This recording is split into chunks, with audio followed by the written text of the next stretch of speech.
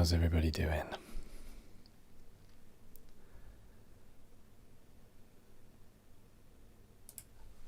All right, I think I'm all set up here.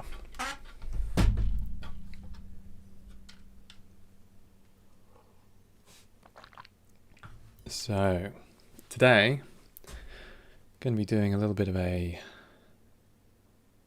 little environment. Going to need to build something to go in it. It's always good to have some sort of pavilion or structure, something like that. Quite good to do something that was sort of ruinous. That can just sort of sit in amongst a bit of woodland. I've got some really good tree assets that I found that are CC0 as well. So I will find, let me just find a link for those actually. They're by Midge, who's also goes by Mantisa. See if I can find these Mantisa fir trees. They're beautiful. He made them with speed tree. I'll just share the whole list.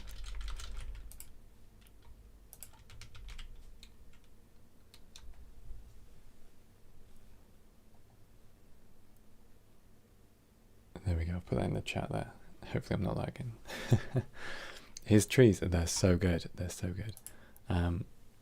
And they're, yeah, he made them with speed tree, so they're quite heavy, quite high resolution. If you've been using Botanic before, which is what I always use, you will find these are a lot higher resolution.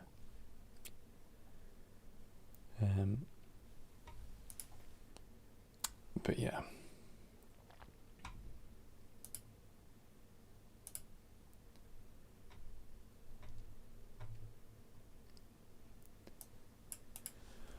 Oh, wow! I just turned. Okay, so in the, let me just show you a thing. So in the YouTube studio, you've got this live chat thing on the side, and by default it was set to top chat, and there were no chat visible. There's no chat. All right, here we go. I can now actually see people's messages. Hope everybody's doing good. Oh, I thought people were being quiet.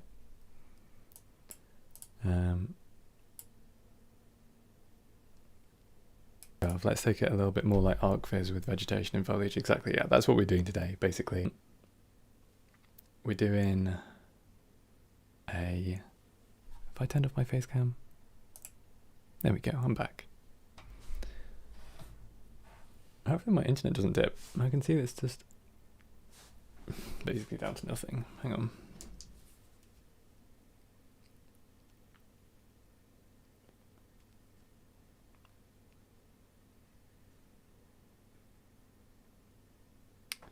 Bear with me here. I think it's my internet.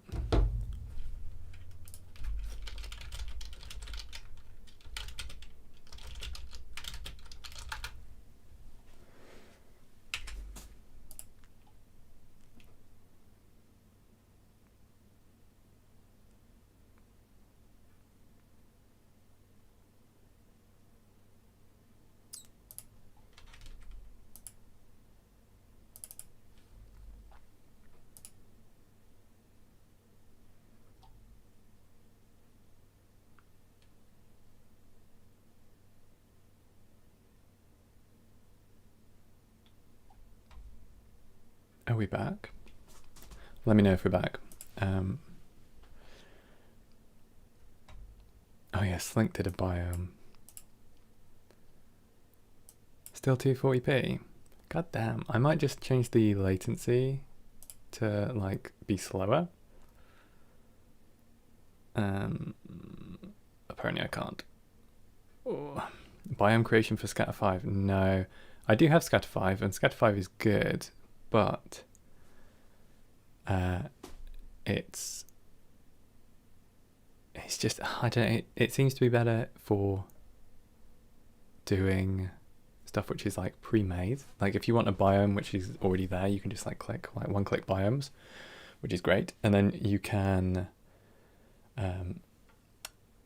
have stuff in the settings which make it a little bit more, you know, in depth. But I think generally for just like vertex painting foliage around. Like if you have a very specific composition, as we will do today, then I think it just makes it better. Mills, don't need the face. Well, I like having a face. I do these tutorials, I mean they're not tutorials, I do these live streams because I want to connect with people. It's not so much about learning, it's just about hanging out, learning about geometry nodes. Darren, how's it going? 1080p, that's good. Okay, I think I must have just had a weird thing. I'll keep an eye on it.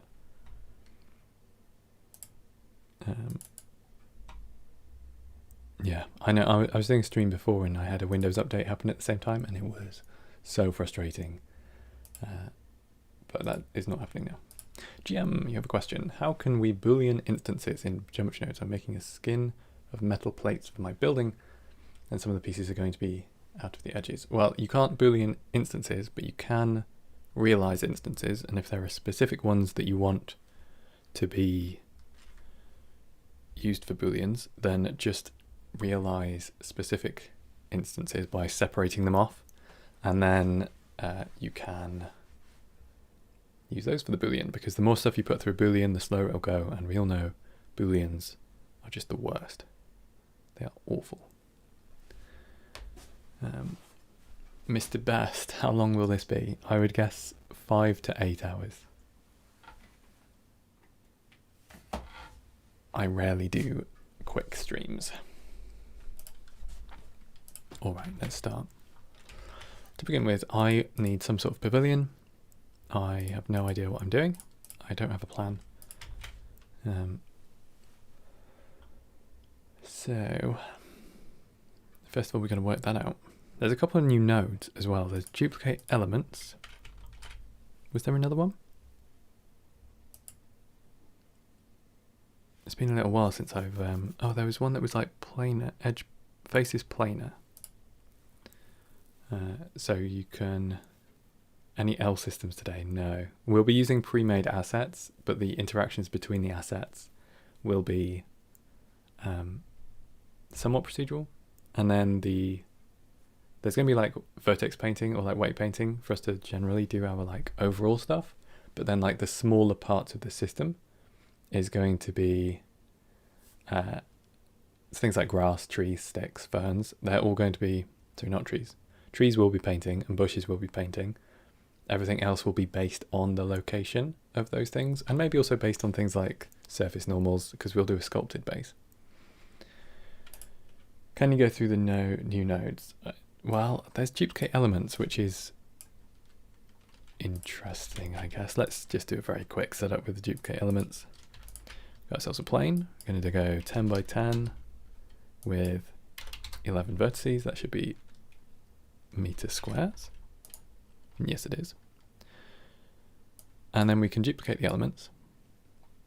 We're going to do a certain number, which we're going to be using a noise texture for, which we will map range 0.3 to 0.7 to be 1 to 5. And then we're going to use the duplicate index as the Z height for a Z offset. And then this is going to come into set position node, offset, and that's not worked. Where are all of these things? So apparently we have 3 points on every single one.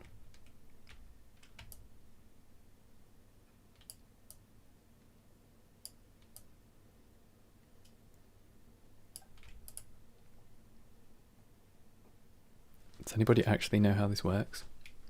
I haven't watched Johnny's video, I just assumed it would be straightforward. The duplicate index, oh, I'm going to have to use the goddamn viewer node. Okay.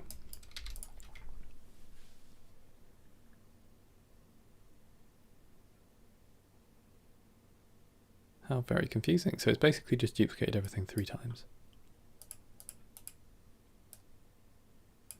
Which means it's not doing anything to do with our noise texture. What? Is it just because this is very... Yes, it is. It's because the size of this was too small. I wonder if this is one of those things where every time it's a whole number, it lines up exactly. It does. Every time your noise texture is a whole number, it lines up exactly with a whole number at meter square points, which is just weird. I've had this happen before. Okay, there we go. Now we can just instance some cubes on it. The Sanctus video today was great with this node. Oh, did he do one? He's always very much on the ball with such things. Cubes, which we're going to make a bit smaller. There we go. Nice and simple. And you could always actually transfer your index to using Lego. Nice. So if we're going to instance on points, we're going to capture the attribute on the instances, which is the integer from our duplicate index. Probably do this before the instances as well, but there we go. Hey Puntura, how's it going? Fields never fail to make it weird. It's so true. I saw it because basically me and Jimmy were saying how great Sverchok was, and then Johnny said the main issue with like the lack of loops, implicit loops and things like that, the main issue is that fields do not support geometry yet. He says yet. We will get there eventually. So seems like loops should be there eventually, which is pretty exciting.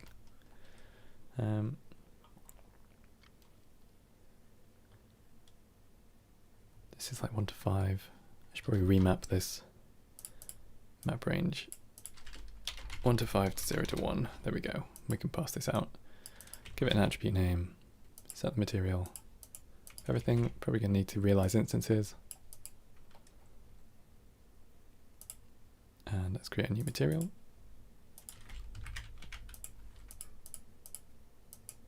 Come on. Get this an output attribute, which I'll just call A. And then you should be able to just use this as an input. There we go. Cool. We've got 2 at 0.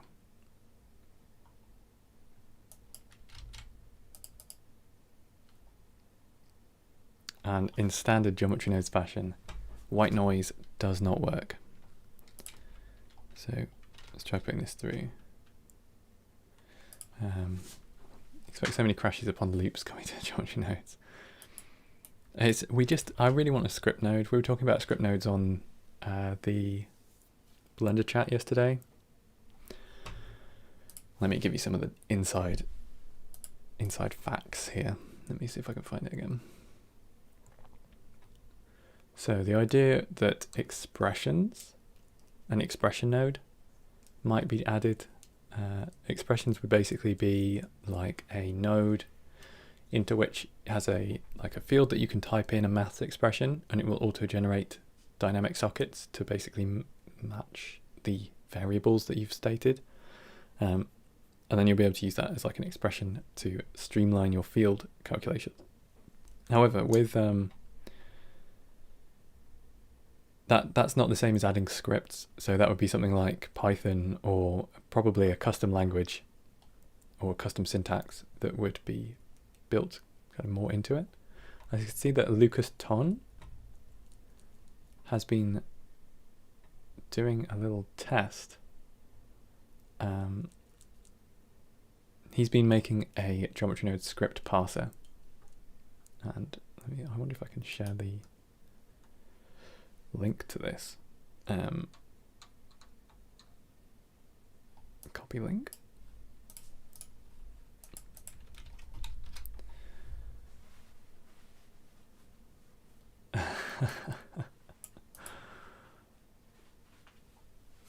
As Per's just got a full house.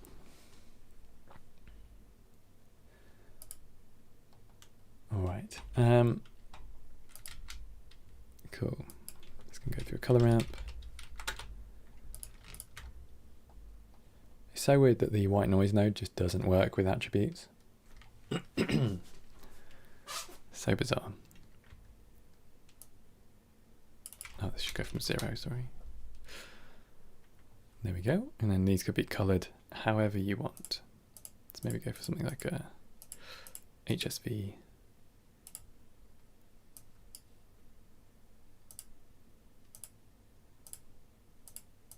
Red to red. There we go. So yeah, you can do some cool stuff with the duplicate elements node, but again, this is just a stand-in for loops as far as I'm aware. I mean, obviously it's a very useful node. I haven't really worked out. I'm sure there's some really cool stuff that you can do with it. I just need to have a few days to like sit down and get my head into this. I've been doing so much freelance recently that I have not sat down once. So cool. I'm excited to see what people get to do. Still don't get the white noise thing. Yeah, it's so weird. It's so weird. Oh yeah, the FXZT, is that his name? Yeah, we shared it on, let me find his Twitter. This guy's insane. Everything he does is basically the best thing I've ever seen. Every single time. FXZT. I mean, just freaking look at this stuff. It's nuts. Quackles. We're not quite onto carrot munching time yet. The fact that this is Geometry Nodes is crazy. I mean, it's not... What he's done is very, like, approachable, technically, in terms of, like, what he's made and how he's done it, but just the whole, like, execution and the shading looks really good. I'm also really interested by what he's using these yellow outputs for, because he's using RGB data in Geometry Nodes. I really need him to break it down. But then if you look at some of his other stuff, it's like, well, let's just make dinosaurs with Geometry Nodes. Why not? It's crazy. This guy's so good. And then if you go back even further, he used to do vector displacement, like shader displacement. I'm just going to share this guy's feed because he's incredible. He's amazing. And then if you go back far enough, you'll find his like painting and illustration. Oh, damn, look at this. Today, I got to get back on the horse. Look at this. It's insane. It's like every few days he posts something just ridiculous. Love it. Yeah, amazingly talented. I don't think his English is very good. I've had a chat with him briefly. And I'm pretty sure we were just Google translating to each other. But that's fine. It's the joy of being able to talk online, isn't it? All right. Twitter's good. There's as long as you use it carefully, and as long as you understand that you're building an echo chamber. Another one that's good to have a look at. Oh, definitely not my emails. Oh my god. Twitter is solo dev. That's a good hashtag. Just really cool to see what people are making on their own. So yeah, have a little search for solo dev as well. Hey, Oswin.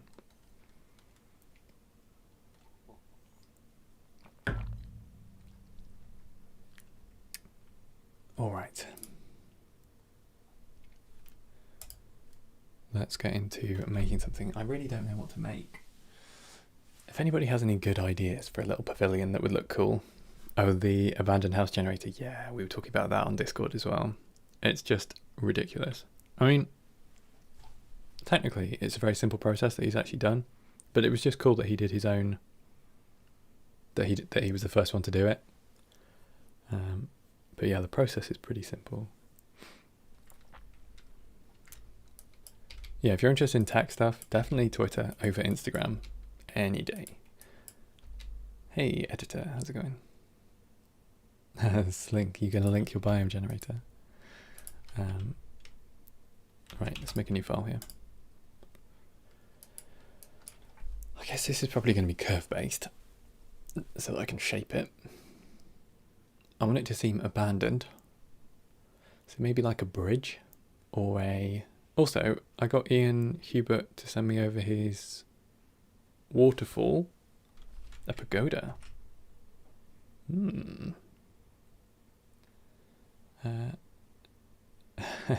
can slink? I think you might have to send it to me on Discord and I'll share it. Or I'll look it up now. Actually. Slink biome.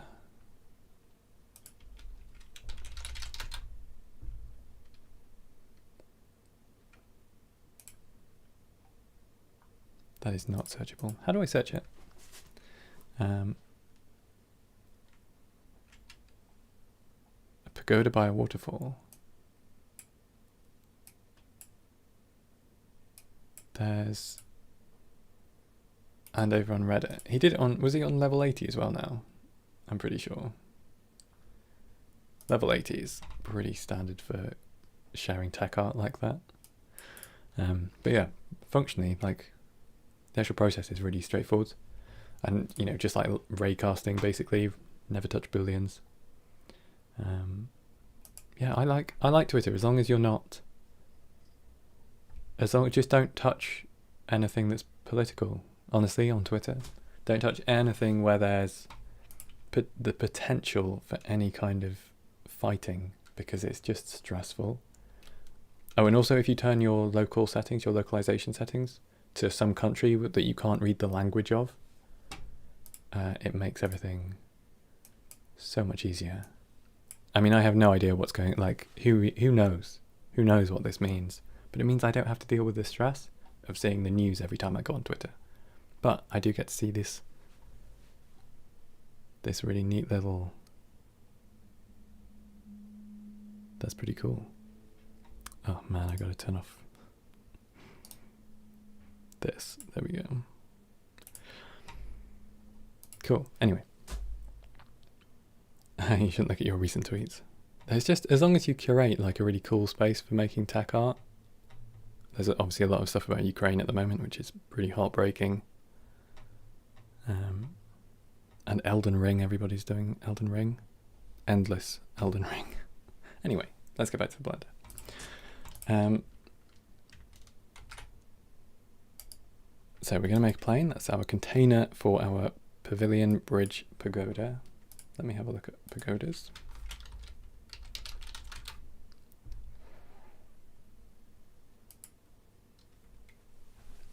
Interesting. Should be fairly straightforward to make.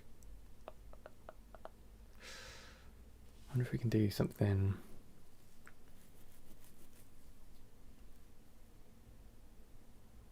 I feel like I kind of want it to be a bit more industrial.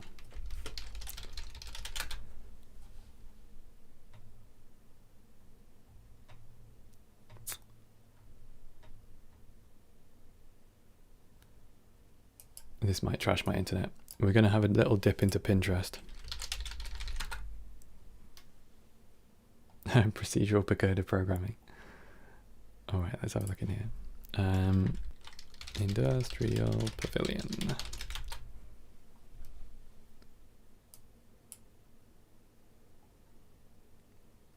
Definitely going to have a little bit of lagging while this is happening.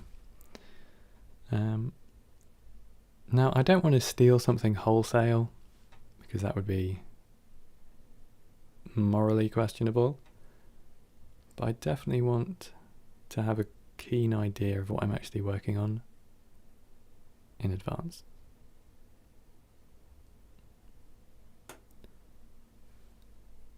Pagoda's on a plane.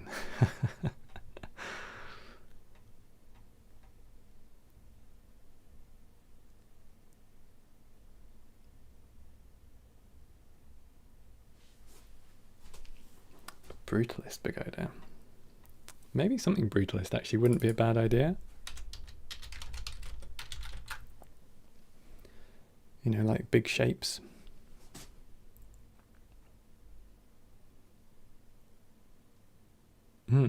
Anybody else seeing Voronoi? Make a cactus in the middle of the ocean. How would you move an array of objects along a curve without them rotating with the curve? Well, they should automatically not rotate, as long as you don't control the rotation. Let's make an escalator real quick here. If I add just a plane, rotate x 90, I think that was 80 actually. And then we're just going to scale in this add. Do a couple cuts and just do something like this. Bevel these edges. And then convert to curve. Now we've got our outside. Oh, I can never remember how this works. Fillet? Fillet is not an option. Okay, well, you get the idea. Let's make something up here, and we'll just instance a cube on it. Oh, how do you make them move along the curve, though?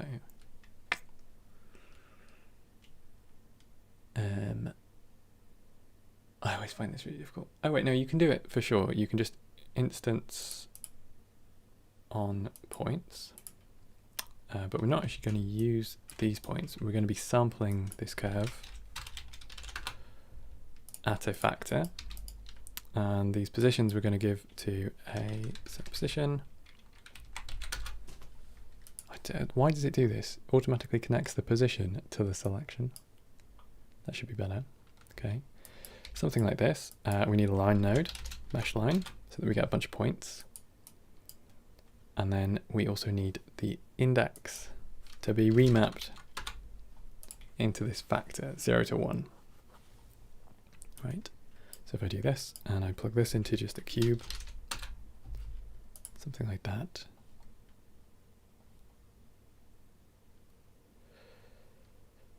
Then the reason that's not working is because our factor is 0 to 1. So we need to map range this to go from 0 to 9, integer 10. Subtract 1, this is our max index. This is going to be our 2 max. There we go, these are now moving around here. And then all we need to do is add to them and modulo by 1 or fraction. So it's going to have an add on here. This is going to make them move around. And then we're also going to add a fraction. And now these move around endlessly for our escalator steps. Pretty straightforward, I guess. Something like this. And maybe we can have a few more in here. Cool.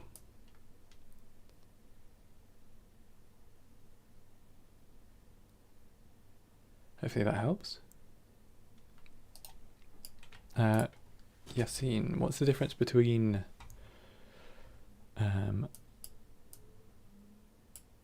distribute points on faces and meshed points? Oh right, yeah. Meshed points just converts whatever mesh element into a point rather than distributing.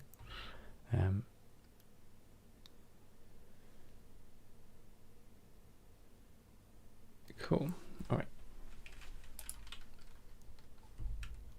I'm gonna make sure I'm saving right from the start here.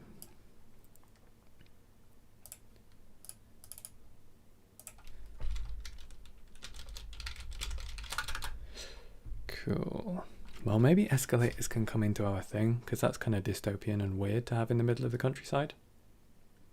I'm a big fan of modeling stuff manually and then feeding it to a procedural system. Can the index be tied to a frame counter, like to animate it? I would plug the time into the offset here. If I just plug in scene time and then divide this by something, or multiply by a small amount.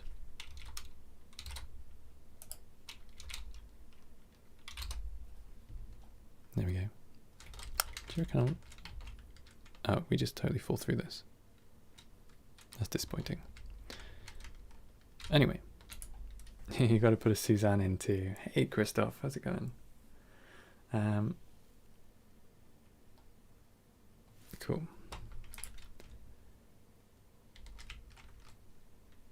You could use a driver. You don't need drivers now because we have a scene time node, so you can do that. Stone escalator to get to the pavilion. It's going to be such a weird scene. Let me show you the assets I've actually got from Ian, because they're not really that long. Hang on, I'll show you a thing I made, and then I'll... Actually, no, I won't. No spoilers. Let's just go straight in here. Textures, miscellaneous. Waterfalls. It's down here. So you can see it's just like this.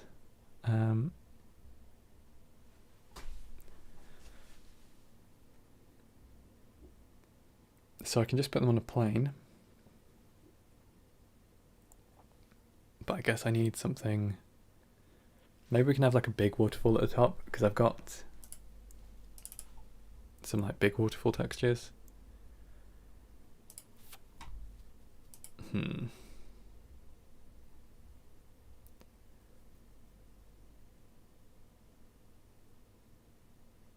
That one frame of nothing. It's not one frame actually. It's VLC being a pain in the ass. So stupid. Oh wait, do you know what? I've just found that there's actually more waterfalls.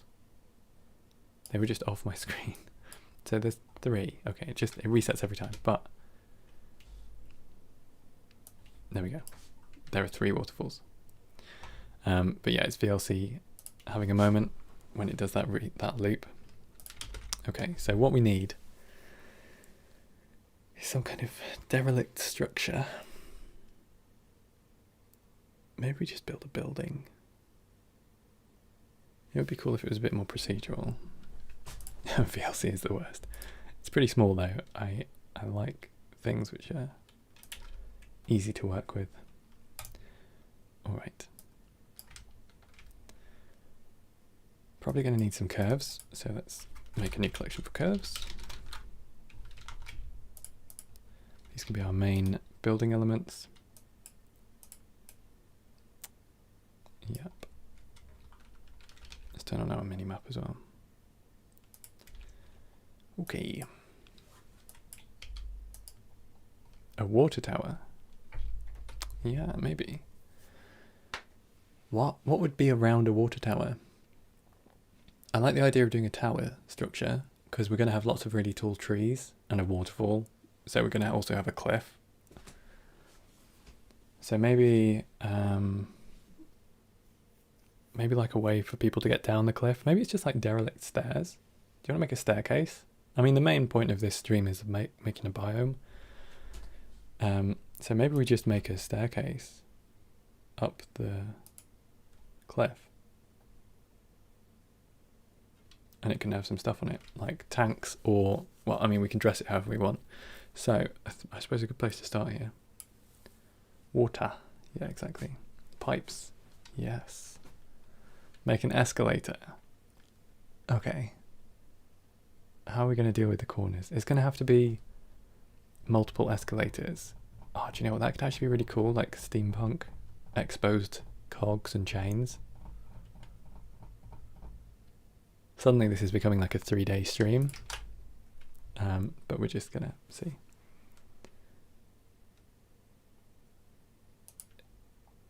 I don't think it's that low contrast, my thing.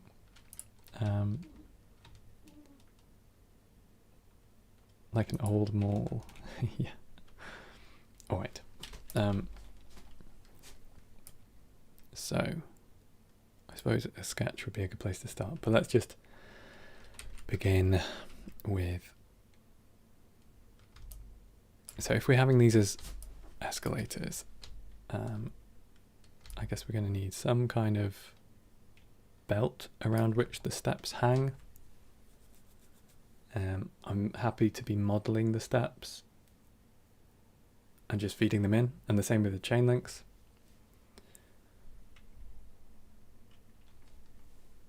Maybe a waterfall that's split or broken. Interesting. Sorry, a water tower. Alright. Or an oversized fountain. Let's do some stairs up a cliff, which we can just punch a bunch of rocks into, and then we can have some kind of tower tank thing next to it on the stairs, I'm just gonna.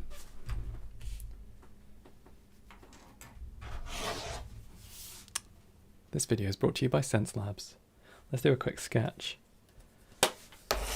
in Critter, everybody's favourite painting package.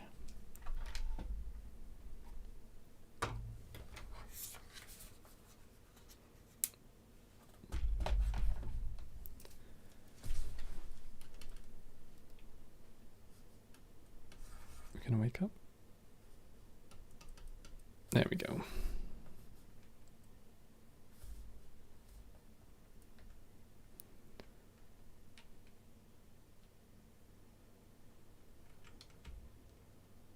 Is this an actual sponsor? Kind of, only because I've not actually made the video that I promised them I would make, which is a bit, there we go, Sense Labs. I didn't promise them I'd make a video, to be fair. They just said, can you share this on your feeds? Which I did. But I think the undertone, the subtext was, can you make a video? Which I didn't.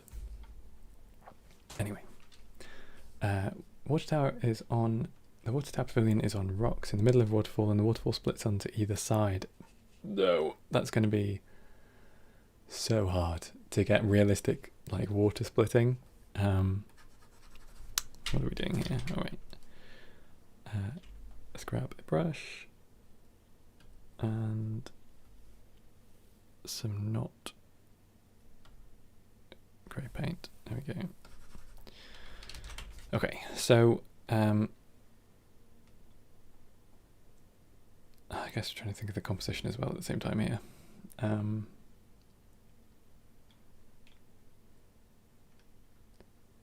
Like a dump. Wait, what? Maybe a recycling area in the pavilion is where.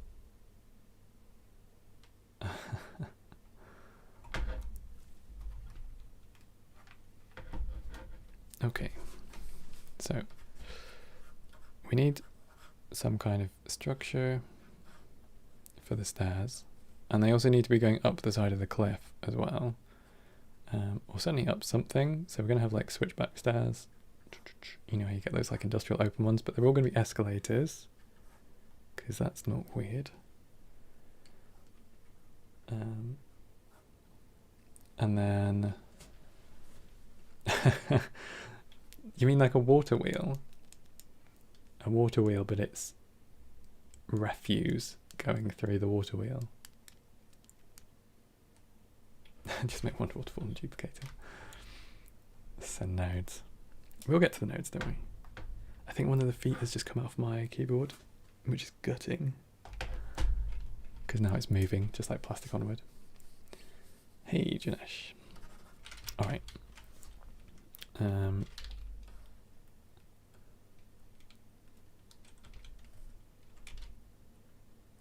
Maybe we should go up 3 layers. I want this to be like a tall structure. And also we can like really exaggerate it with the camera. And then Junesh? Sravan? Alright. Yeah, we can really exaggerate the perspective on here.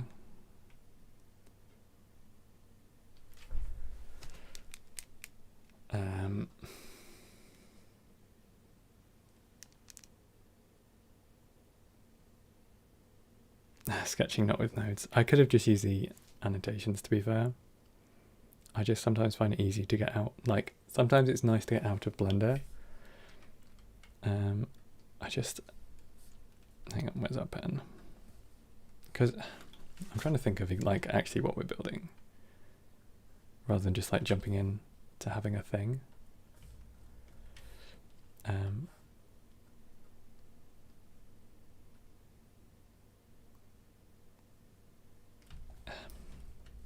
Because if it's a tower, right? Whatever. And maybe it has like a tank on the side of it. I don't know what this would be like. Do water tanks look like that? Like a hopper or something? Horizon Forbidden West. Oh, all of these Horizon games.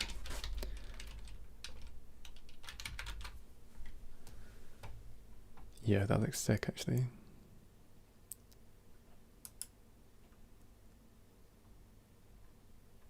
Oh, and this has the protagonist that everybody lost their shit over because apparently people only play this game to look at an unrealistic beauty standard.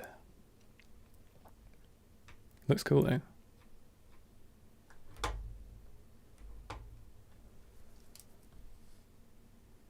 Which brush is the best for sketching? It depends what kind of sketching you want to do. If you want to sketch with paint, use the RGBA paint brushes, because these things are freaking gorgeous. Look at that freaking paint. Looks so good. Or otherwise, Chinese cliff stairs. Yes, that's actually a really good shout. I love those.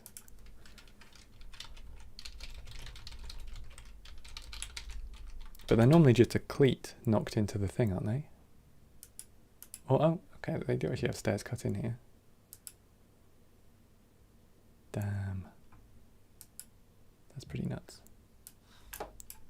Oh, where did that go? There it is. That is not for the faint-hearted. And they are very steep.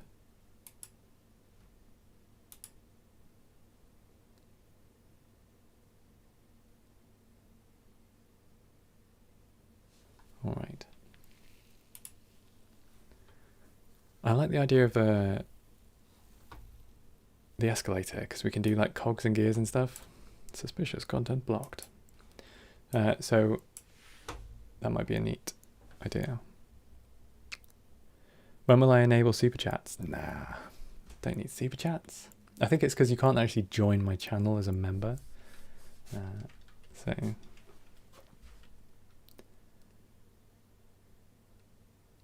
should you give painting a shot? Nah, don't bother. You've got Blender, what's the point? Now, what am I trying to do? I'm just like trying to digest thoughts, basically. Normally I do this before a stream, but not this time, apparently. So maybe we just do a quick 3D bash. And then we can work from there. A water wheel powering the escalator, that would be pretty neat. But we've got to do, hang on, let's just 3D this real quick. So we're gonna have our stairs, which are gonna be at least 2 meters wide, like 1.2 per thing. So we're gonna go 3 meters in the X, 1.5, and then we're also gonna go something like this. No, don't worry, you're not late. It's usually me that's late. I mean, I actually was late, and then I also don't have an idea until, until the hive mind helps me. This is going to be our main tower for stairs, like bounding blocks. So there's going to be a cliff behind us.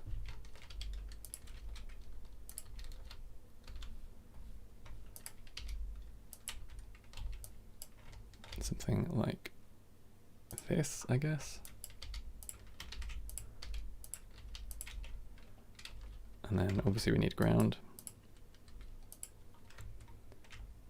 And then we're going to grab some of this. If this is going to be an escalator, then we need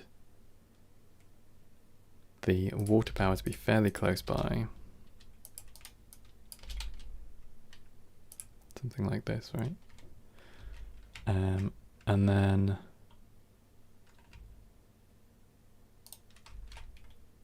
we will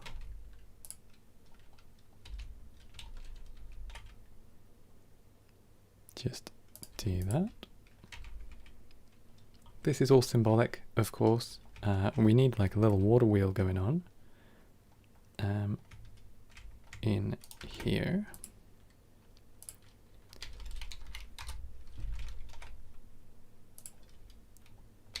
I haven't even had a chocolate break yet. We're out of Christmas chocolates. It finally happened. So I'm chocolate free. To be fair, it's much better for my complexion. It's funny, I always thought like, oh, when I become an adult, I'll stop getting spots. But I never learnt how to eat properly. I just kind of still eat whatever I want. It's not a good habit. Do you know what? This is kind of most of where we're going to go, I think. We could have like a low camera or something down here. Let's fix that camera. So we're going to go square-ish. Or maybe we should go a little bit more portrait. Let's do like a 5:4. What tea are we sipping? Yorkshire. Decaf Yorkshire. Let's go 1600 by 2000. That's fine.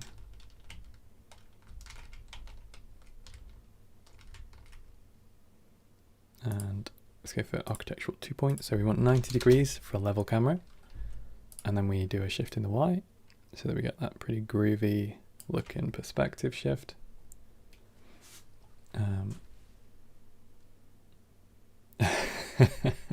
When you buy chocolate and beer in the store, you can be anonymous with your mask. This is true. Okay, something like this. We're going to have ground rising to meet it. Do you know what? That's probably enough because we're going to be filling this with trees. Decaf. I can't have caffeine. It doesn't agree with me. I used to have loads of caffeine and I think I basically broke myself because I was drinking way too much coffee.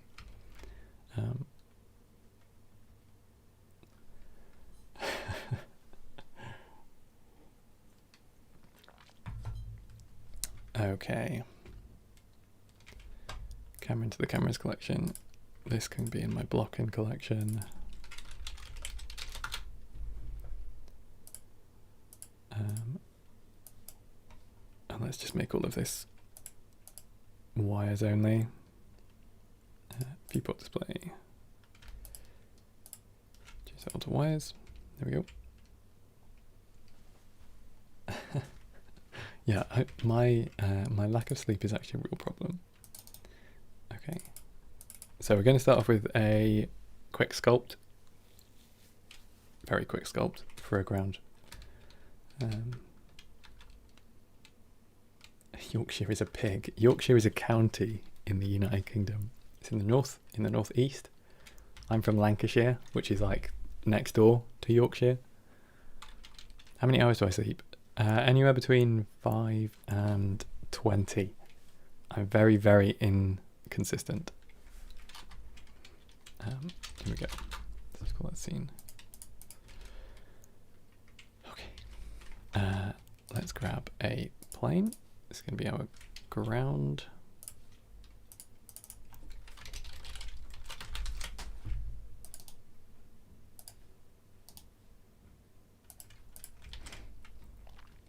Okay. So many shires, yeah.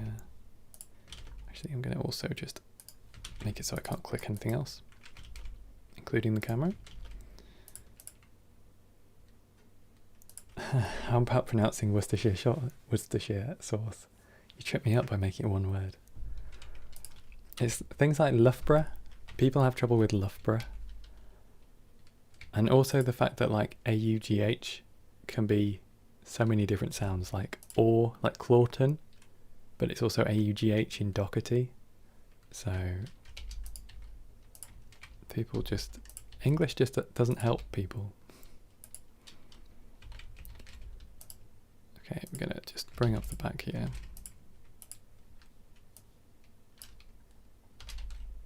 Something like this. Go for a rough grid square. Proportional edit, and then we will subdiv and sculpt very roughly. Called Loughborough, L-O-U-G-H, B-O-U. Wait, how do you even spell Loughborough? L-O-U-G-H, B-O-R-O-U-G-H. There we go. Loughborough.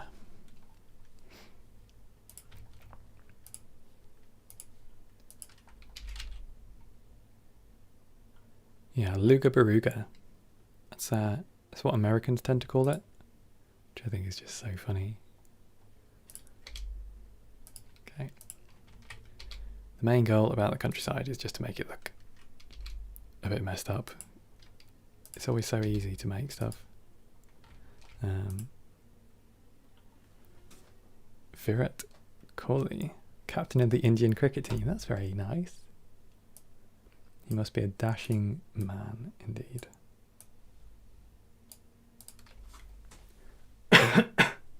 That's pretty funny actually. I do kind of look like him. I think it's the beard. Oh wait.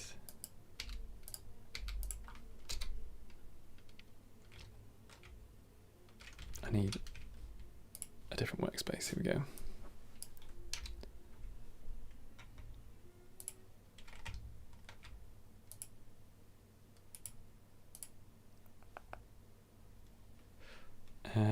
Maybe we need a wider camera, or at least to pull back the camera.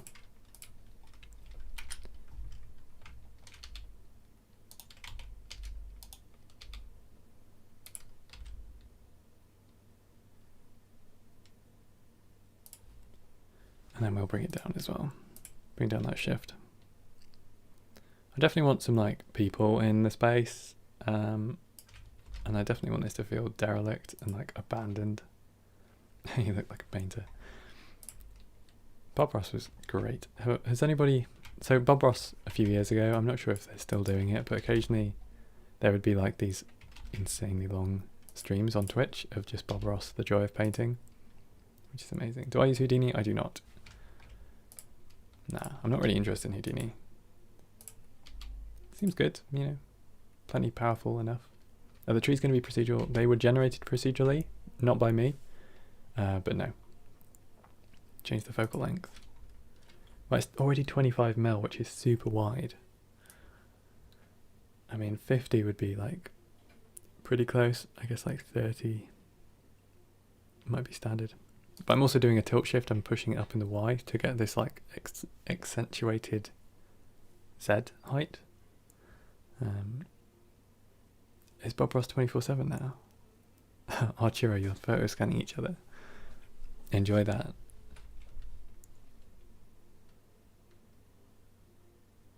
You're the non-Ross of the Bob Ross of 3D.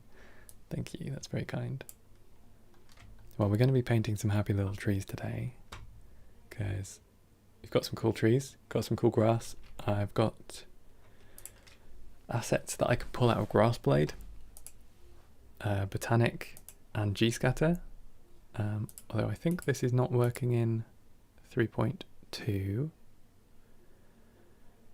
And then I've also got Grassworld. I've got the new Island Reed Forest pack from Grassworld, so I think that's going to be fun because there's a lot of like really great ground cover stuff in there.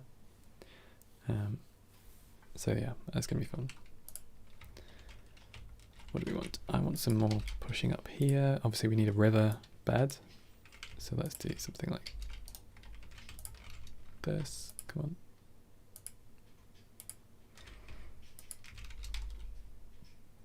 Have that coming down.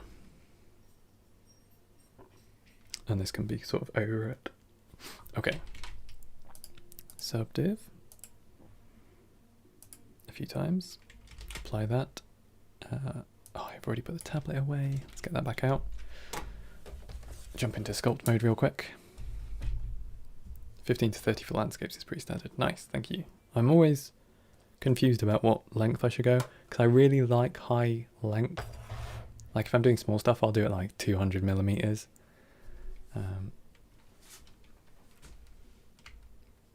Zach, do a Dutch tilt. Is that the same as tilt shifting? Like with the, that's what I am doing at the moment anyway. Let's grab a sculpt. I'm going to grab our clay strips. Does anybody know the shortcut as well for clay strips, by the way? Because I don't know. If you're doing like macro photography, sometimes I find the longer focal length is pretty cool. Okay. Bring this back.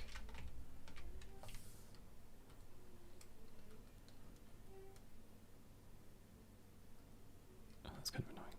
Okay. We need to get the ground. Like the camera, I want the camera to see that there's a river. So I guess we need like falling away ground, and then I want it to rise as well up here where we've got our bridge. Oh, not bridge, sorry, where we've got our stairs cut in. Something like that, maybe. We can put a bunch of rocks around here, make it feel a bit more kind of entrenched in the space. It's gonna be fun. Okay. Put up the cam a little bit. Oh wait, I wonder if it's the crop or if it's actually me. Hang on. It's actually me. Okay, let me just move the camera. Oh, I've got to drop the table.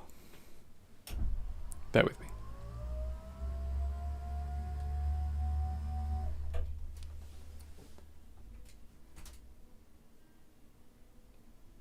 Oh wait, drop the cam, because that way.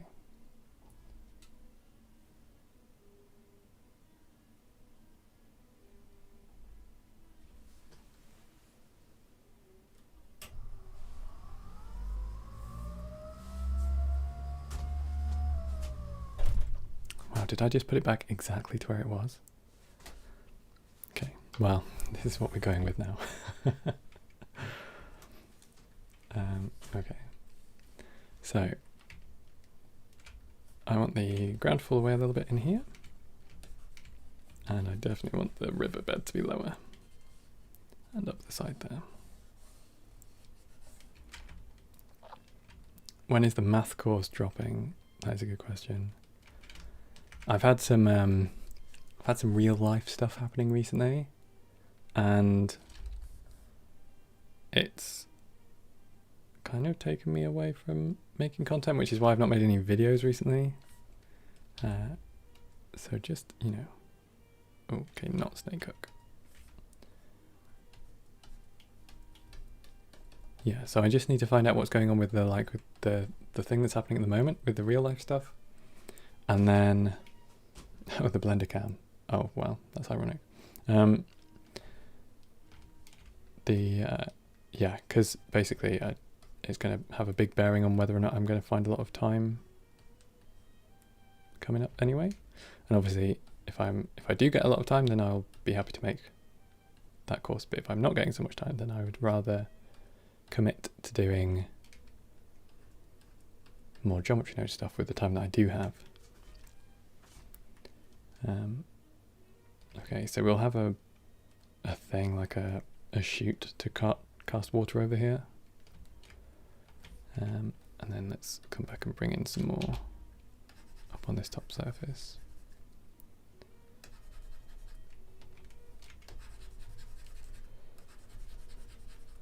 Okay, and I want to drop that down on that side. And we're going to need really to probably pull that out as well, because at the moment this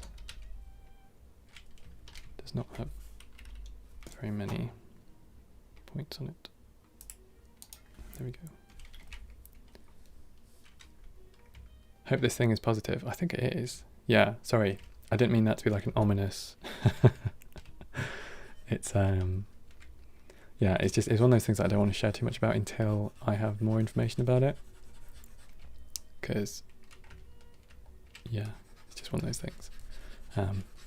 But definitely, hopefully I should know more about it by the end of this week, and then I can start sharing information, or at least sharing news, potentially. Anyway. Oh, Manu, have fun on your flight.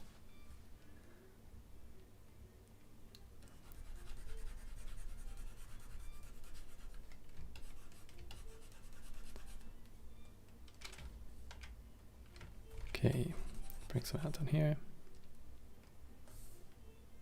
And we can maybe put some stuff in the foreground on that side, just so it's like a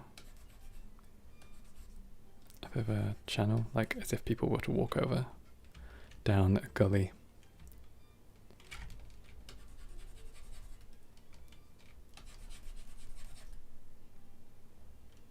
All right. If this is a plunge pool as well, I guess it should be a bit bigger, a bit wider. That should give us a little bit more space to see down as well. Should get the water level coming up. And this will be built up. Okay, and that's probably adequate for now. We can stick some noise textures on it. Something like that. Okay.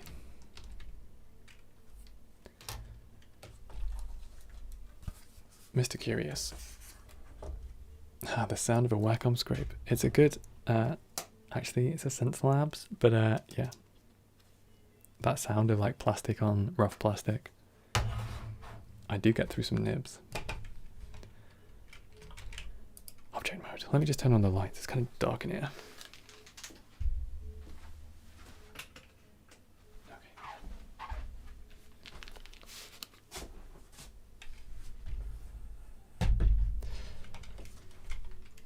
Right. Shade smooth. Let's just stick on a geometry nodes thing on the ground just so that we can get a noise displaced nice and early. Toolkit, utilities, displace noise. Make sure that's scaled, applied scale. I should probably actually. Is there a way to do remeshing on a single plane that won't break it? No.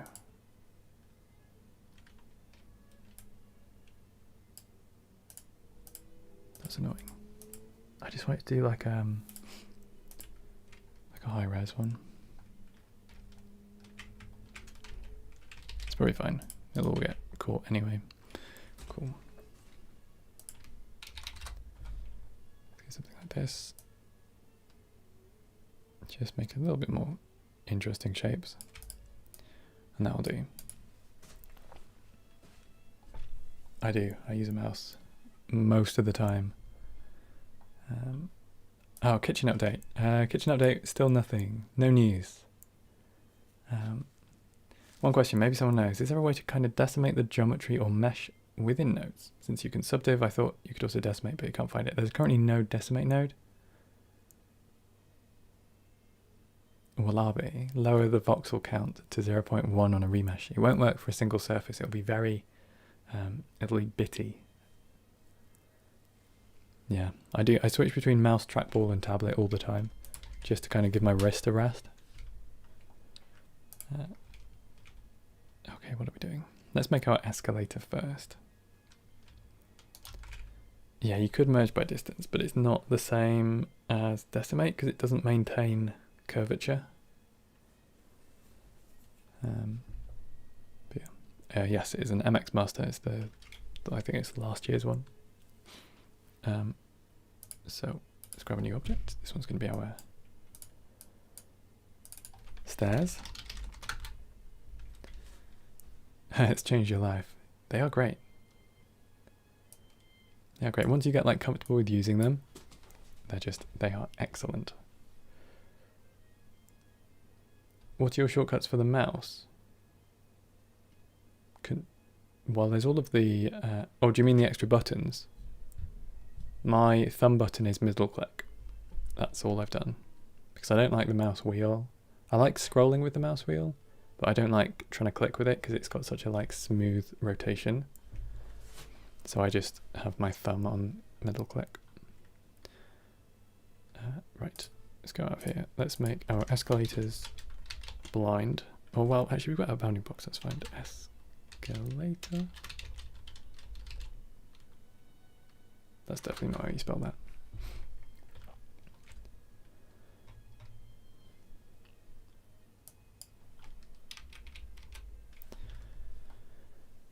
So how are we going to do this? I need points. I need a loop for the escalator steps to go around. And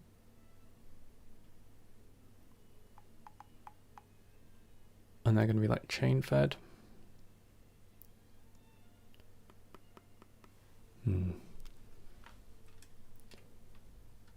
Is your nib really small? Those pen nibs, they go so quickly, and especially if you're using a felt nib. Felt nibs feel amazing, but they wear out so fast. It's crazy.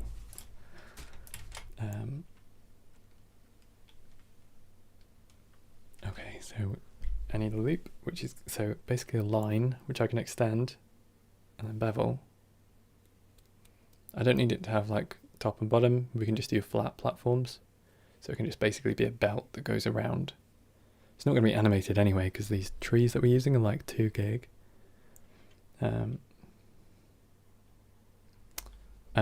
Actually, I have that button too.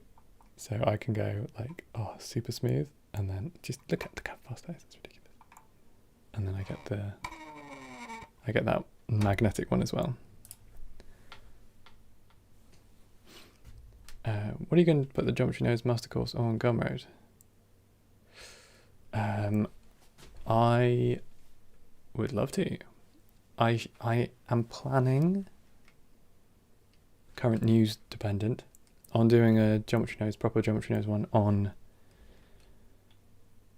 for Blender 3.3, which is the next LTS release, just because I don't really want to release courses for like for a system which is like in super fast development and has no staying power. All right, let's start here. We're going to begin with a mesh line, 2-point mesh line.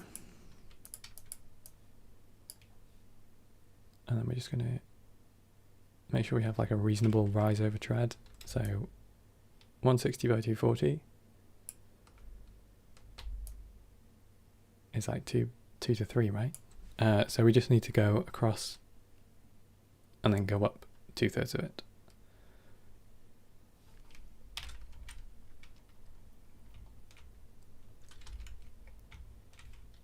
So maybe we can.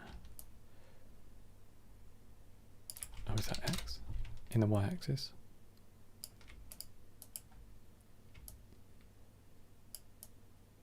Something like this. We're going to need like 1 meter at the top. Actually, if we're doing three platforms, then it's going to be like at both ends. So we're going to come back to here. And then we're going to go across to about here. So that's about like 4.5 meters, 5 meters. In which case we want to go up by, oh my god, my mental arithmetic is going so badly. 5 divided by 3 times 2 is 3 1/3. So 3, because we're down 1/3 at the beginning. So that's about right for our edge there. And then we just want to extrude this upwards. Extrude edge. It's going to go something like that is fine. Maybe a bit less. And then we also want to have meshed curve. And then a fillet curve.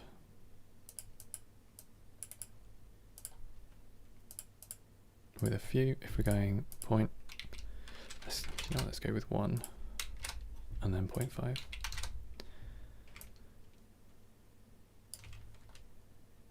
Okay, that'll be fine. So we're just going to make one of our flights to begin with. Oops. And then we're going to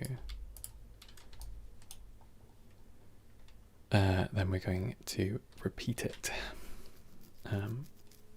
So we can do what we just did before with our sample curve to get our steps onto it. Curve, sample curve, factor. It's going to be map range of the index.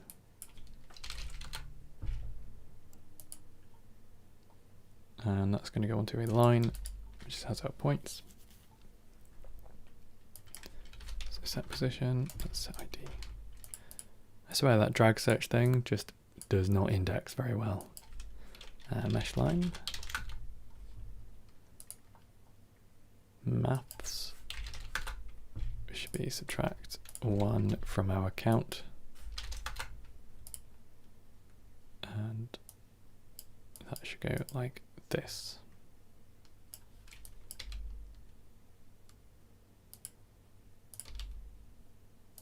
Cool. sample curve. I wonder if we need to resample the curve first to get ourselves even spacing. We'll have to see. Instance on points. A cube for now, but we may want to create something properly later. Doesn't look like we're going to need to resample. We need a y, sorry, an x of 1.2, give or take. Z 0.16, x of 0.24. Okay, I need a few more points.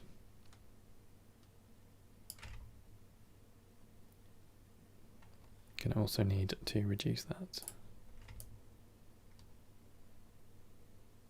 Something like that. There we go.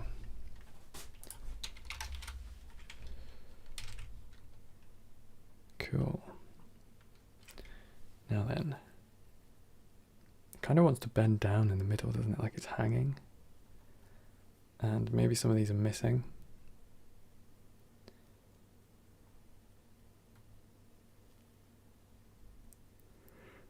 Okay.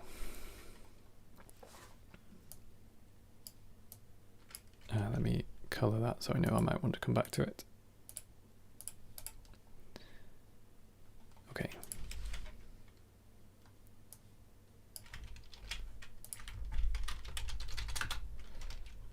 Now we have our curve, and I also want to put a chain along it. I guess maybe on each side. Maybe just on one side. Actually, the camera's on one side. We can just do one side. So we're going to do the same thing. Instance on points. Come on, chain link. Oh, come on. Maybe I will actually start modeling these. So inputs.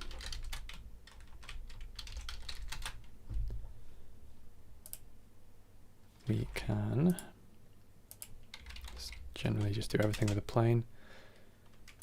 This is going to do something like this.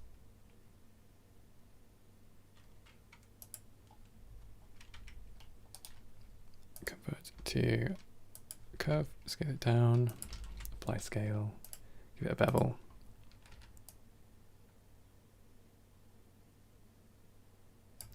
Something like that. That's our chain link. I can't learn to make procedural geometry nodes backgrounds for my animations unless some sort of speed filter can be applied to your rapid knowledge dump. Yeah, that's fair enough. I mean, have a look at my 101 series. Have a look at my previous, like my November live streams if you want to do something like that. I'm going to do an actual Biome tutorial soon. I've got one half made already. I just need to actually sit down and make the rest of it. Because I was using Scatter 5, but I had to actually learn how Scatter 5 worked. So that was a bit of a limiting factor. So 1.2, 0.25.16. The 101 series is about fields. It's literally about fields. Have a look at the Geometry Nodes 101 fields, attribute capture, raycast, transferring attributes. Yeah, there's literally like 5-6 videos specifically on fields.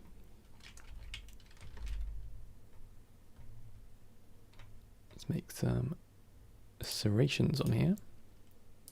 If I grab every other one of these and then I do Control-Shift+ to do a pattern selection. That was surprisingly well guesstimated. And then we're going to do an Alt-E extrude manifold. And we're just going to bring these down a little bit. There we go. We're also going to bring these ones in, G, Y. Maybe I need a loop cut on here. So go to wireframe, K, Z. Is Z for cut through? No, C is for cut through. Do something like this. There we go. And now we can just bring in this bottom corner. Okay, save this one as a tread. And we can also scale the bottom in X. Something like that is probably alright. I know the serration should really come down the front, but we can live with it. Alright. Let's come back in here, get rid of that cube, bring in our tread object.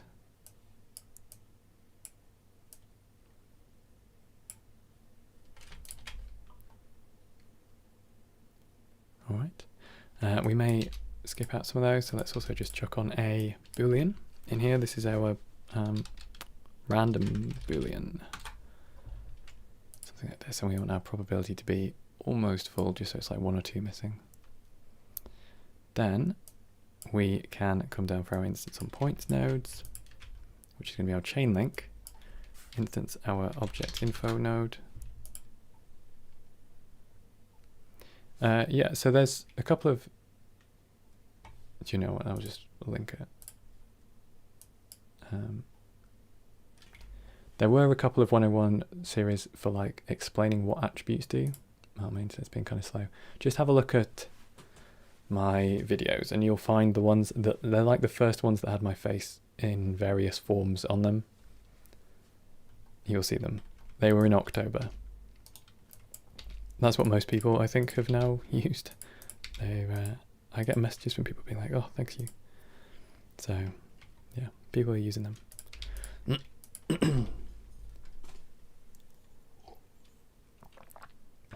Right, we need to align to the spline. So we need to handle the rotation. We also need to resample the spline. So curve, resample curve, length. That's actually pretty good. Like that, and we can do align Euler to vector, and I think we need no, just one. So we're going to align this to the tangent and we're going to randomize the other axis.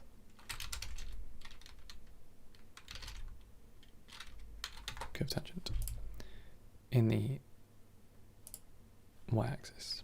There we go. Something like this, and now I can do a rotate Euler along the local y. So utilities, rotate Euler, local axis angle is going to be y, and that should rotate that way. Perfect. Now we can stick a random value in here. It's going to be random for each point. I'm just going to make that big so that it looks like it's under tension. And now we need some kind of toothed gears at the top.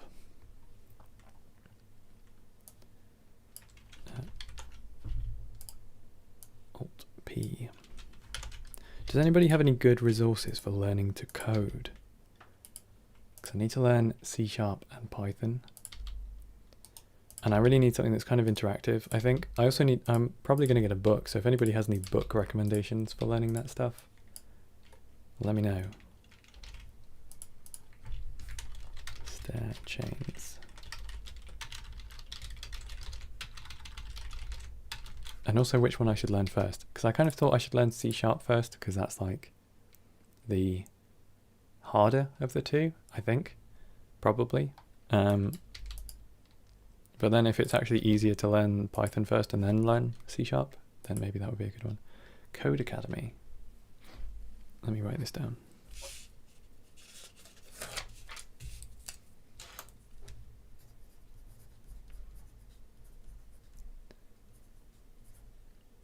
I'm just like, I'm done with not being able to code. It's so inconvenient. Academy. There we go. Yeah.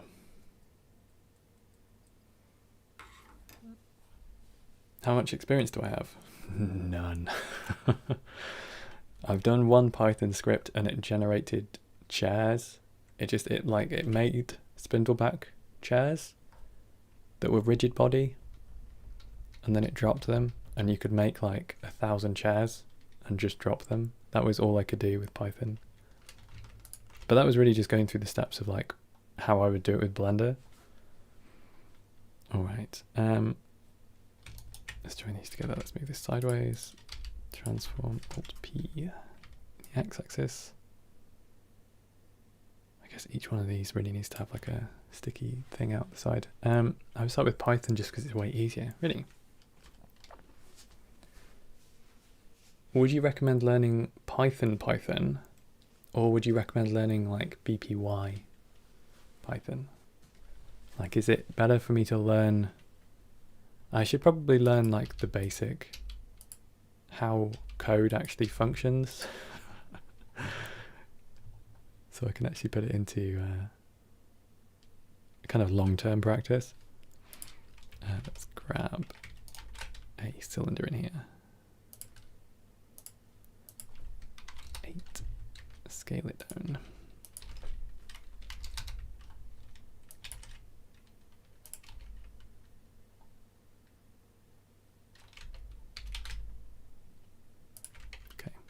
I know that's very approximate, but I think it's all right.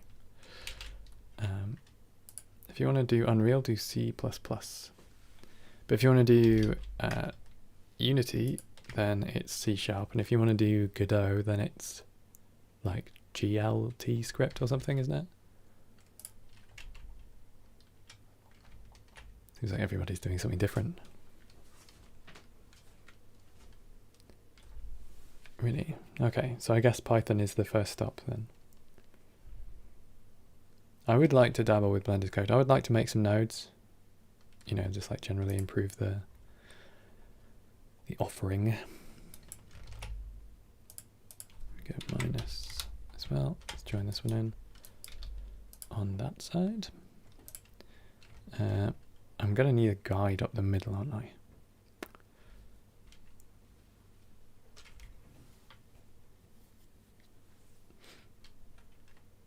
Not C#. Let's grab.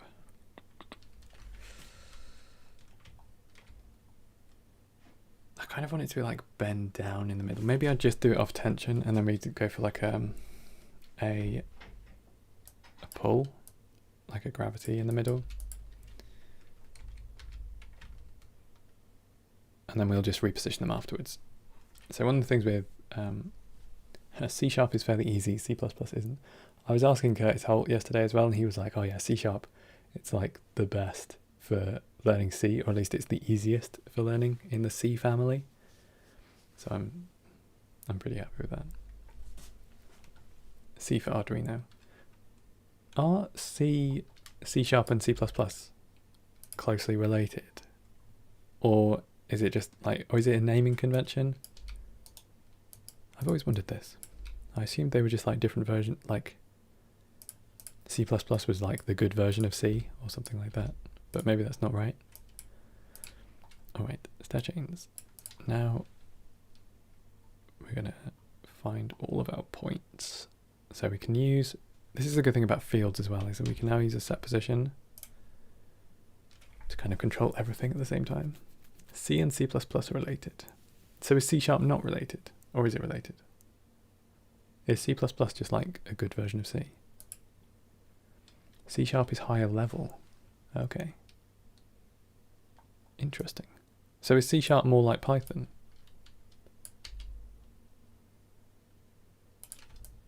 This needs to go after the resample. And we need one for this one as well.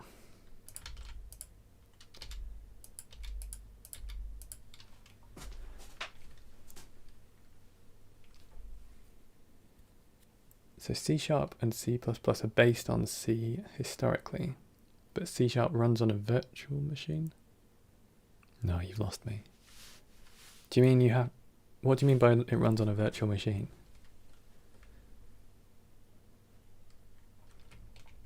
I wish I was more technical. I really need to learn more. I'm so dumb when it comes to this stuff. Right, let's use our position to... selecting the frames is actually kind of annoying. Okay, so we're going to grab our input position. We're going to be going in the y-axis.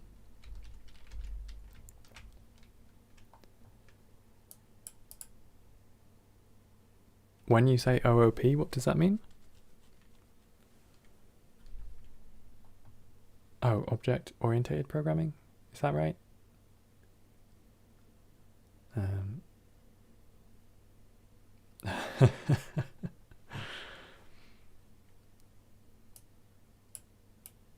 Just learn Python for Blender, yeah. That sounds like a good place to start. At least then I can make like my own tools and streamline scripts and things. Oh, virtual machine like Java? Oh, okay.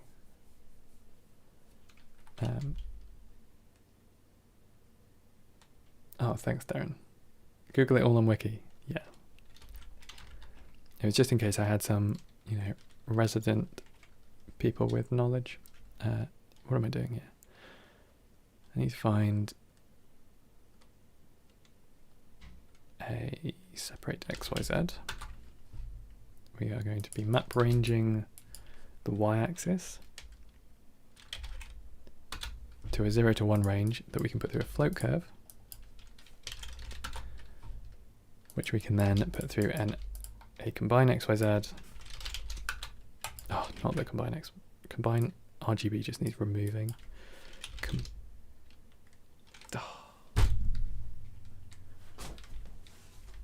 Okay.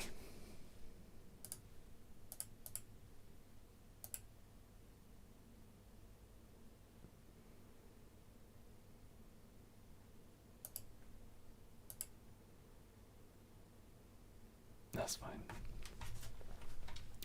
Just a few steps back.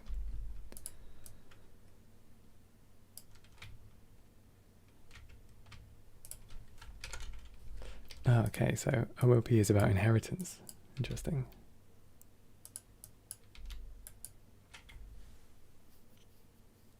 Ah, machine learning researcher. Interesting. And you use Python for everything, Frederick. Set position in here.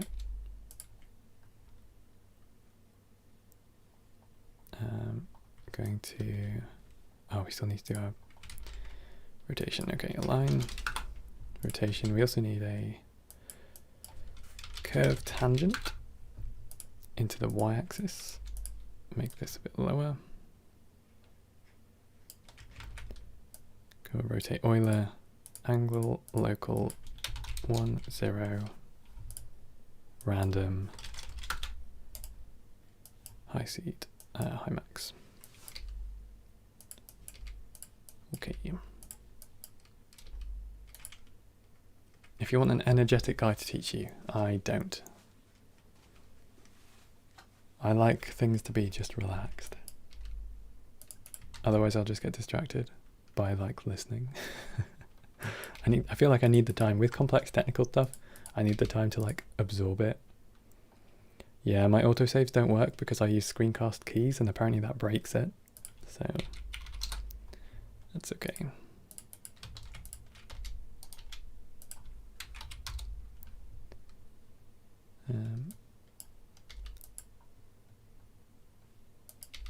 Resample.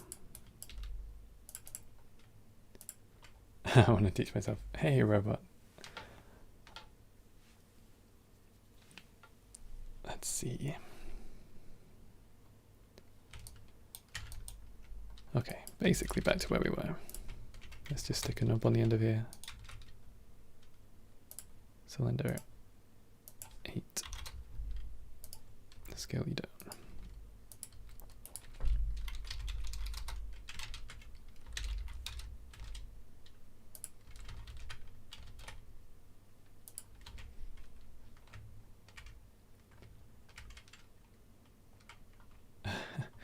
Every time I've talked about learning code, people are like, oh, you'll find it so easy. You'll find it so easy because you already code with nodes. And it's like, will I find it easy? Because I've never once found language stuff easy in the past. It just seems very complex. Okay, like saving frantically now. Could you create the Marine Throne Room?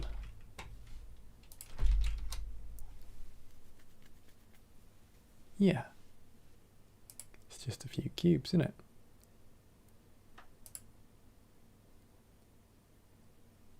I mean, it would be so much easier to model it manually. That's what I would recommend if you're actually modeling it. Yeah. It's all just loop cuts and extruding. And it's the same process that you would do as well, I think. So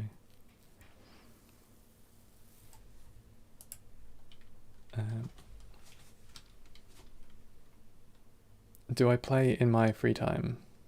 I used to play loads of games, and I don't have free time anymore. So I definitely would if I had free time. I love games. I just need to find some good ones. I was playing some Monster Hunter Rise the other day, but I just finished it really quickly. So chains. What was the next thing? Right, we were doing the slump. So let's get this back in here. Input position. So what we're going to be doing is we're going to be taking the y-axis like this. We're going to remapping this to a 0 to 1 so that we can put it into a float curve. Make the float curve that shape, and then add this basically to our Z positions. Something like that. So separate. And then y-axis, we're going to map range. That's definitely not what I said. Map range. We'll find out what these values are. Then we can float curve, multiply so that we know what's going on. Set the size.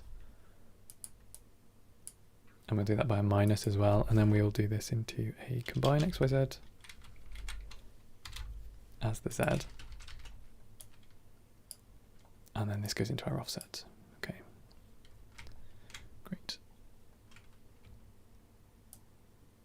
So we can bring this back to the beginning and to the end. Like that. Pull these all down to 0. We'll just make them kind of bendy. Something like that. We'll make this minus value like that. And then we'll also plug this into another subposition up here. Same field should do the same job. And now it all follows. Great.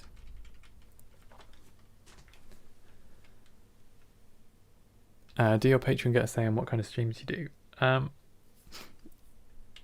If anybody was to request a stream, then that would probably be the stream I did, because I have to come up with these ideas myself, and I don't often have a lot of time. I'm not super regular with it. My Patreon currently is really just for people to donate. There's not a lot of benefits other than getting my scene files. So if you want to look at my node trees, that's one thing. This is the SAG.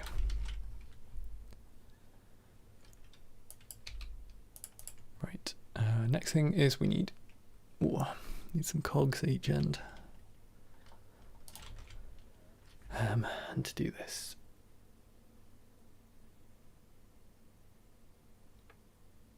actually, do you know what? We've got a star node, haven't we? Make a star, and then we can fillet it.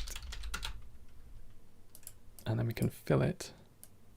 Oh wait, and then we need to. Okay, that's kind of like a cog, and then we need a circle in the middle. Or do we?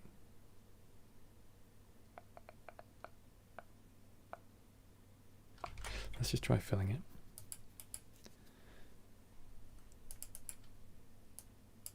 N-gons and subdivide.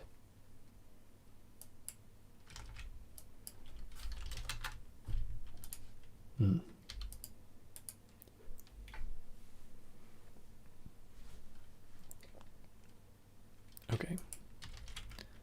Let's just extrude in that case. And then we can stick a just thing in the middle.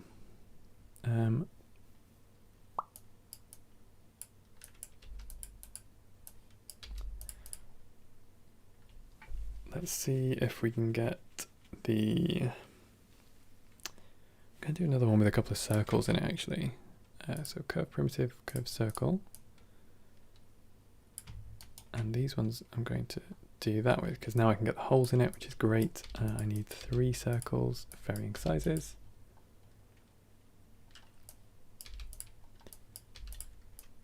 Let's do 1, 2, 3. I know this is quite a manual, ugly process, but you'll just have to bear with me. This one's now smaller, and this one's a bit smaller. There we go. Cool.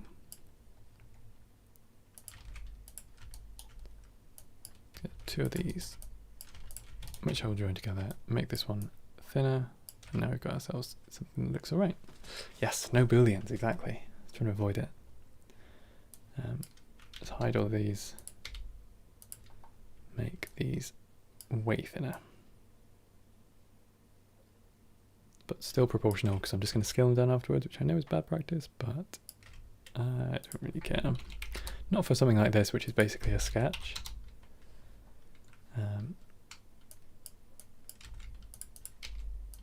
Do you guys watch sketching in Blender? It's like one of the only YouTube channels I watch. So good. Let's go 90, and this needs to be way smaller.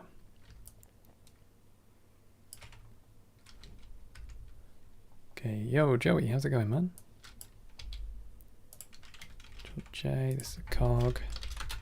Probably gonna need to instance these instead of manually positioning them. Let's see what's going on with this. That's too big. Yeah, sketching in Blender, because he does the just insane, because he's a concept artist and he just makes amazing, amazing videos. I said I wasn't going to hand position, but now I am. And I'll do another one, which is going to come over here and up.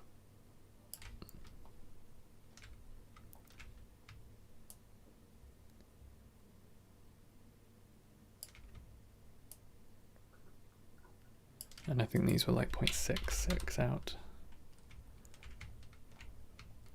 That needs to be a bit narrower.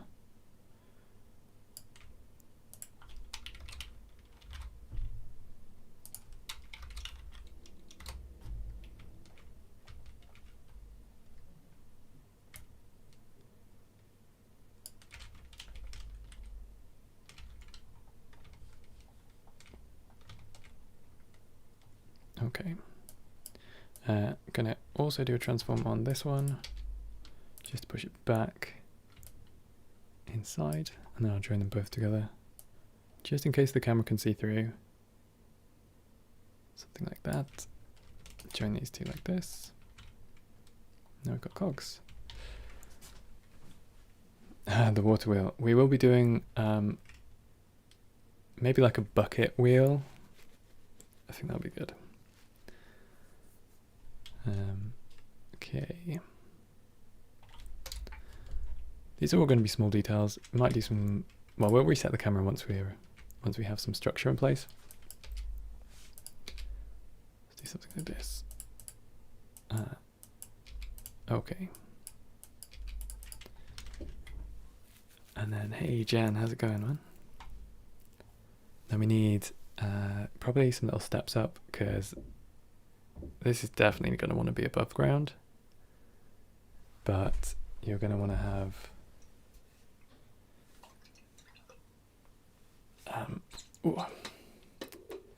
do you find this easier or more fun than if you were to not use geometry nodes? I think it's a combination of parts. I mean, I could make this a lot faster traditionally, and I still model traditionally, but I don't know, yeah, I think it's certainly, for a lot of the stuff, it's kind of like a mental agility test, which I enjoy, because it's like a, you know, you're doing a thing, and it's not always easy.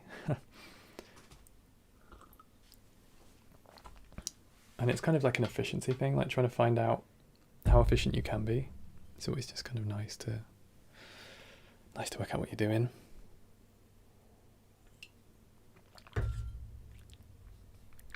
But could I animate it traditionally? No. Especially not for something like this. Often procedural animation is much easier just because you've already built a system which builds something, so changing a parameter that affects like where something sits. Especially if you build it with the intention of animatability.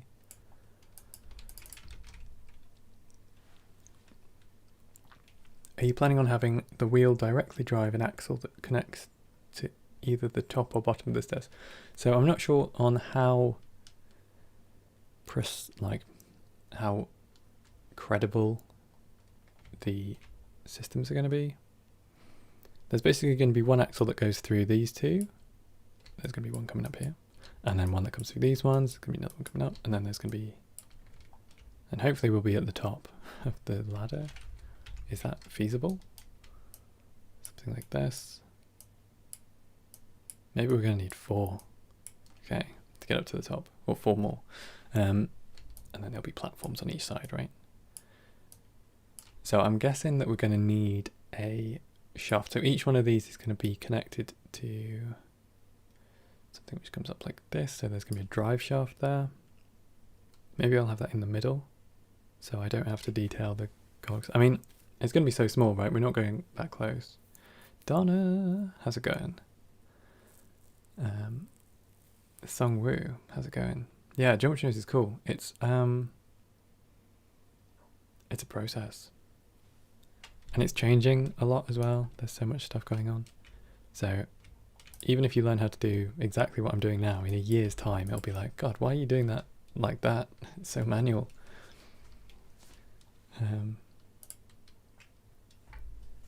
You're simulating an 18 interlinked dovetail sliders for your shoulder joint. That sounds like a hell of a challenge. Now, see, because I don't want these all to have the same holes in them. Maybe we'll get around with it.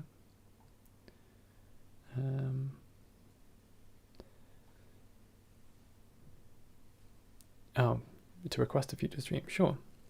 I think at the moment I'm doing a stream every other week, every other weekend, so like, I guess the next one will be the 12th, unless I get some free time next Saturday. Yeah, I will only need 1 shaft for it. Joey, we won't get loops until at least 3.3, and that's only a maybe. So we need, how would I make this so it just makes all of the escalators instead of just one?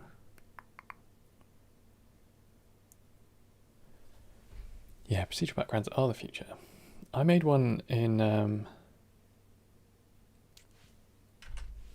Sverchok ages ago.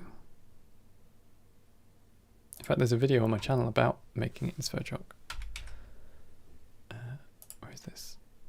It should be under Blender. It's under G. Grimgar. Apparently I don't have any Grimgar renders in here.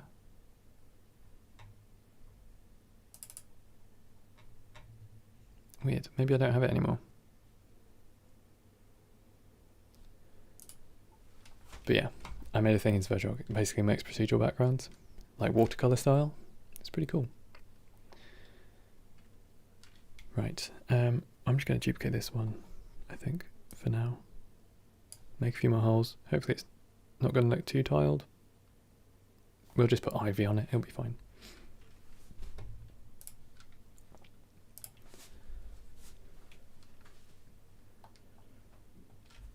The elevator with this shaft can drive all the other ones. You don't have to model that. Oh, okay. If the axle had enough torque. The thing is, because these don't have like axles between them, they're entirely chain fed. So I think I'll probably just do like one vertical drive shaft in the middle. It's not, I mean, it's all kind of symbolic. It's not actually going to be connected, and it's not actually going to be animated. Array the escalator. I'll probably just hand position it. Or we could array it actually.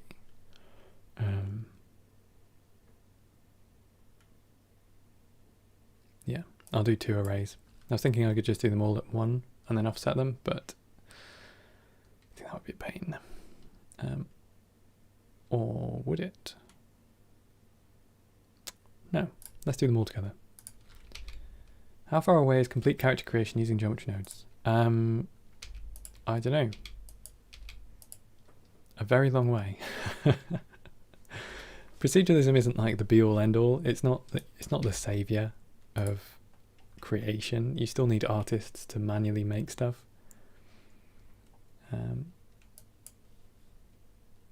Yeah. 5, there we go.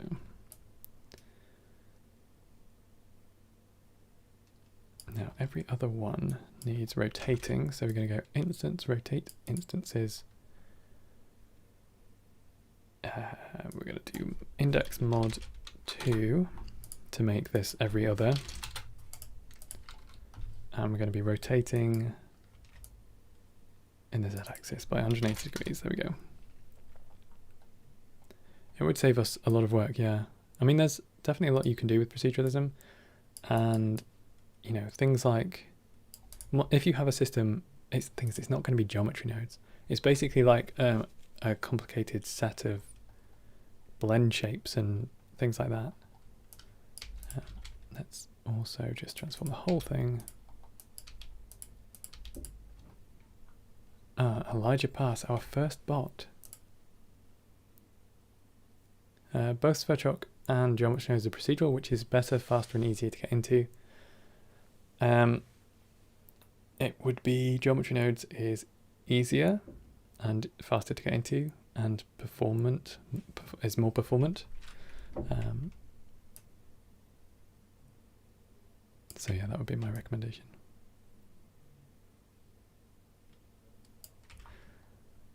And then we need to offset these in the y-axis, so the x-axis. Cool. Wow, that's like almost perfectly up to the top. It's obviously repeating. No, I think with our camera angle we're not going to notice it too much.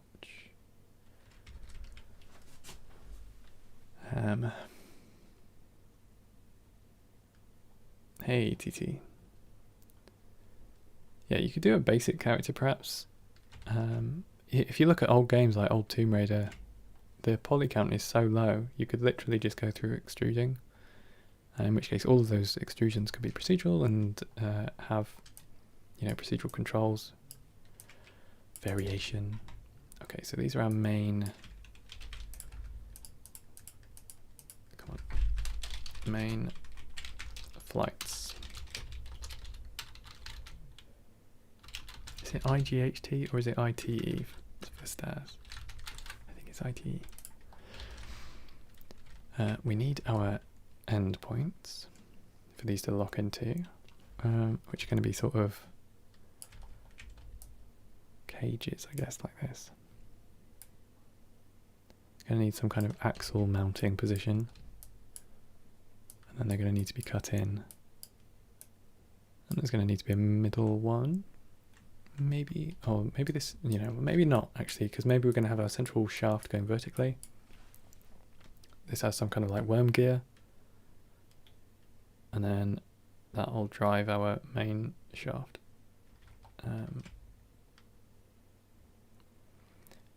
Do we have Sverchok for Blender 3.0? Yeah, I'm in 3.2 now and I have Sverchok right here. And this is Sverchok.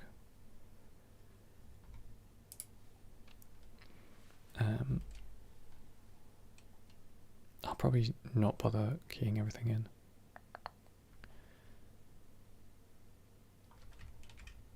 I don't know how to make it look like it's coming off the water wheel as well, because this is just going to have loads of water coming over it. It's going to be the main shaft coming up like this, which I guess really we want to be dealing with at the height of the axle, which is actually about the bottom stage. So we've got something coming up here.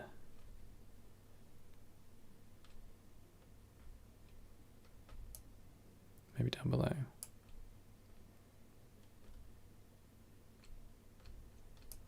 Yeah, I don't know, maybe we just put some sort of box or something in here.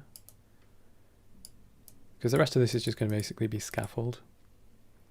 Be something like this. I do want to have handrails at the side, but they're going to be free floating ones, and then there's just going to be end platforms.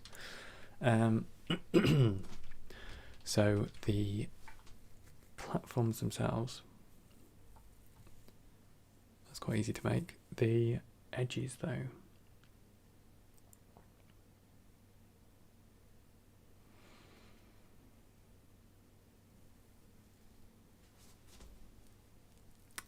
yeah, I don't think I need to do the screw thread. I mean, I could like symbolically put one on, that's not a problem, but yeah. All right, I'm just trying to work out the system for building a handrail, which comes basically up as far as I want, because I want it to be close in the middle. But then on the outside, we want it to come out and around the edge of a platform, and then go up the next flight, and then around the edge of a platform. So I just need to use my brain. So I need like spare vertices. Only needs one, yeah.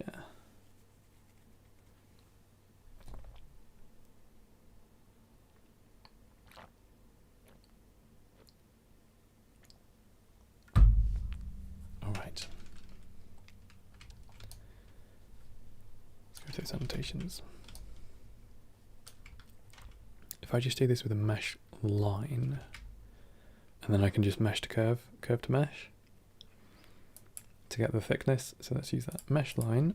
We have one, so one at the bottom, 2, 3, 4, 5, 9, 10, 11, 12, 13, 14, 15, 16, 17, 18, 19, 20 points.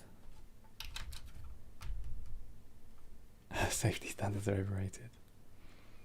Could I give you a cool color combination? Just go on Pinterest and search interior design or swatches or palettes or something. You can literally put any color with any color. It's just how you manage it.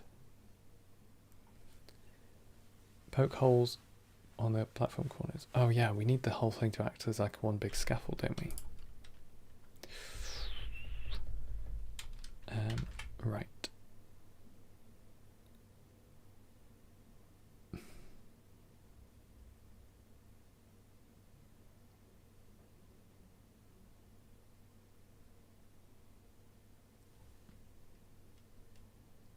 Man, sometimes I just feel so like completely like incapable of thinking. Like, what am I doing?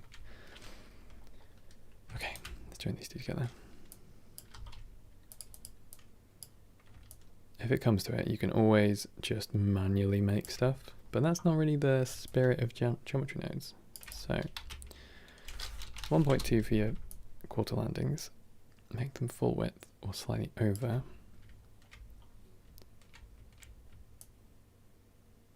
Bring them out a bit further. Head empty, no thoughts. That's honestly, I think I'm not like burning out this week, but I'm definitely pushing towards a limit that I don't really want to reach. Let's make this about here. It's just been like, it's because I'm doing like loads of late nights for my work. What did I think of Game of Thrones season 8? I dropped Game of Thrones in season 5, and I probably should have dropped it at like season 2. I didn't find it very good. I know people really love it, but it was not really, I don't know, it just I didn't find it interesting. I thought it was pretty, it was just too reliant on tropes. And just everything that I've heard about the end of it is so lazy. But I guess that's what happens when you get ahead of the books. Let's do an extrude. Oh, I guess we're going up, aren't we? So we're going to go up 0.2. I love how this was going to be a stream about biomes, and now it's just like, let's make some stairs. Kind of feel like they should be boarded instead. So rather than doing what I'm doing, I should actually use a line and instance some boards on it. So forgettable. Do I think the Amazon Lord of the Rings will be any good? I think it'll be very expensive. Like, the amount they're investing. I'll definitely watch at least the first season. I'll see if it comes out good.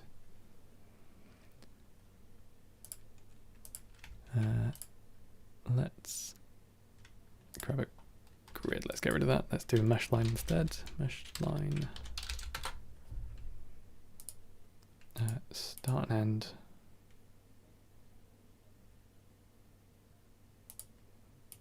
Let's do an offset actually.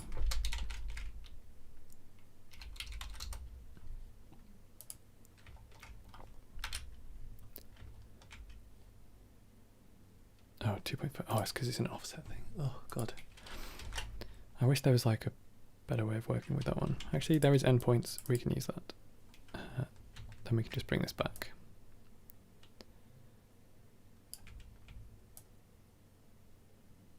Something like that. All right. Different biome on each escalator. The altitude shifts. And then we want to instance on points some cubes. Cubes are going to be narrow boards. 15. Need more. Need to randomize the rotation. Oh, definitely need to set the height as well. It's like 0.2. Minus 0.05 to 0.1. Minus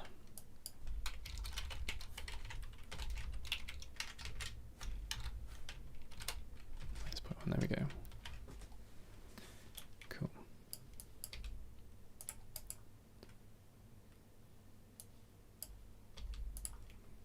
And don't need that extrude. We just need to array this a few times. So let's use another array node. And rotate, index, modulo. Oh, actually, I can just use both of these and plug that one in. So this can come down here. This can join in to our selection so that I can flip every other landing. This can be our points. There we go, that's basically set up perfectly already. What IPs will there be left to wreck after Lord of the Rings? There are so many IPs that haven't been touched yet. I mean, we've still got that Blue People film, the Avatar ones. We've still got those to come out. That's going to be interesting.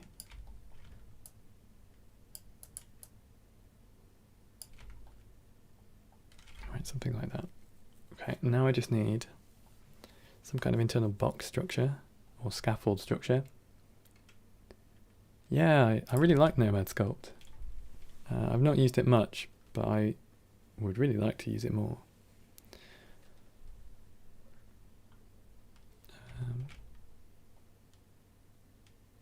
Thanks, Rowan. Hey, Rowan, were you on my Sverchok stream before?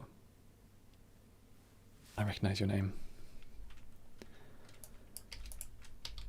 Let's bring in some boxes. But I want... I'm just like trying to work out what's going on here. Let's add a cube. So what I'm going to do is I'm going to do a cube, remove the top edge, and just mesh to curve, curve to mesh. That'll do me. Just trying to keep this as easy. Nice. Well, thanks for tuning in again. Glad you weren't bored of my voice yet. Let's do this.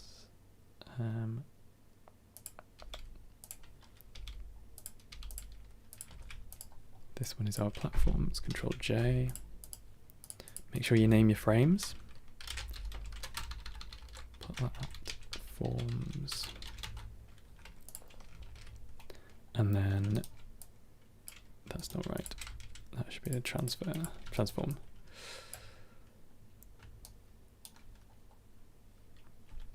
Back into top view. I'm going to move this one in the y-axis. Make it bigger in the x-axis, bigger in the y-axis, just so it goes around everything. And we need to move it up in the Z. Something like this should be fine.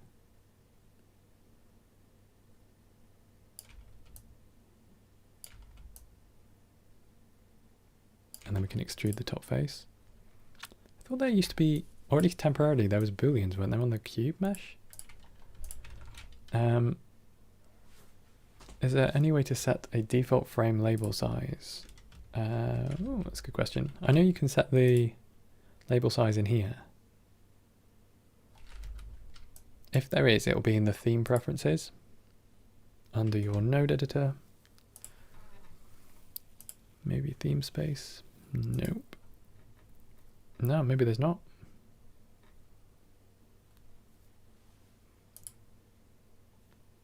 No, it doesn't look like it.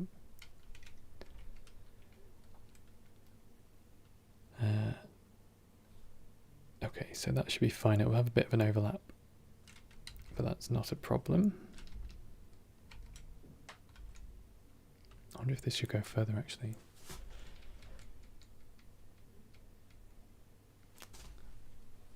What's the node to set a different image for different normals? What, triplanar mapping?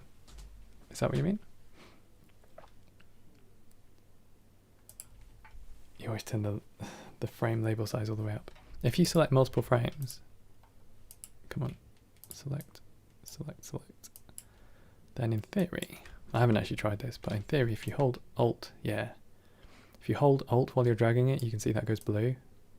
And now I'm changing the size of all of them at the same time.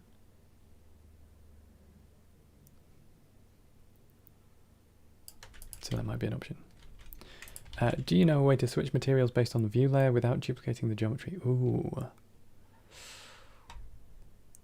Tricky. Depending on the view layer though. That I do not know. Normally I mean I've been doing that on the gig I've been doing this week, but I've been manually changing them. So like when I jump into my other view layer, I just like go through and I quickly turn off all of the specific type of shader.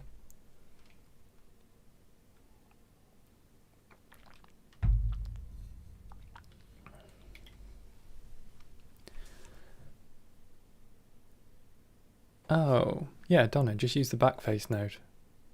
If I go into procedural texturing and I add a plane, and I add a new material, and I add the geometry input node, backface is white on one side and black on the other. So you can just like stick that onto like a mix RGB factor, and now you've got whatever textures you want. Easy, easy.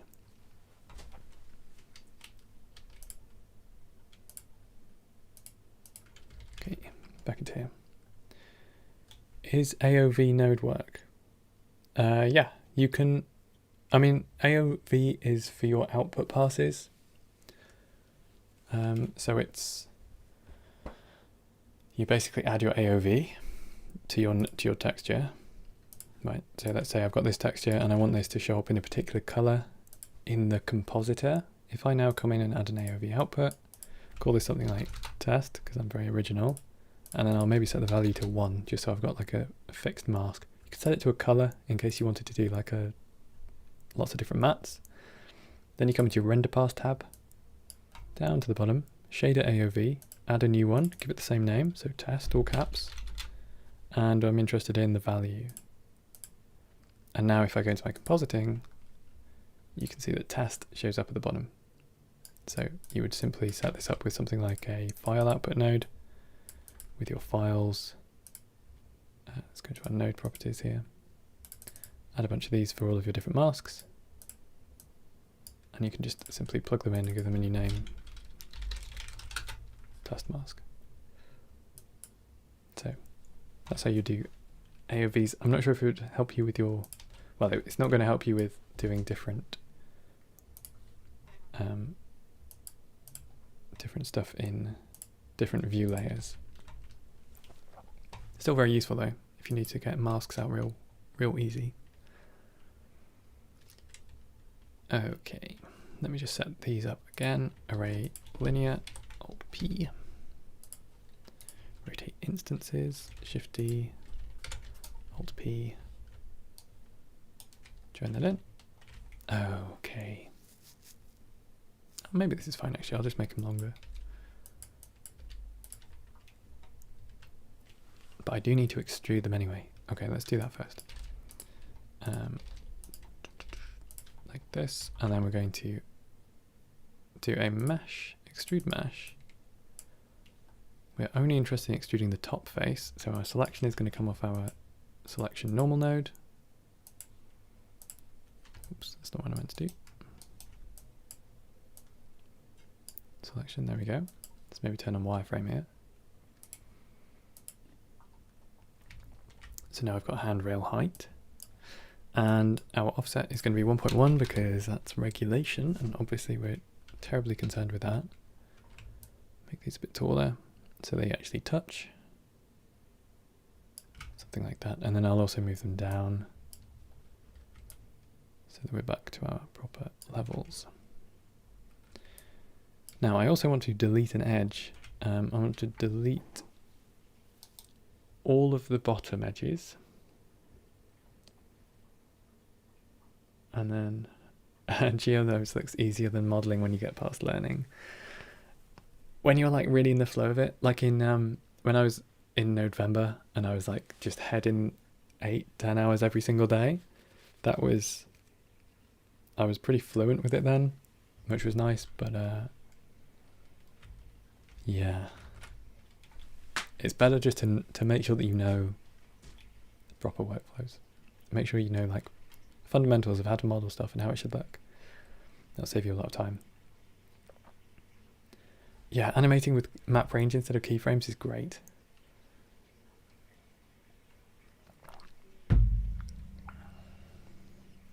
Right, so I need to delete edges. So let's go geometry, delete geometry. Going to be deleting edges. And we're going to do two selections. I need the bottom ones, which are going to be position. Where the Z is less than, oh that's not right, so separate X, Y, Z is compare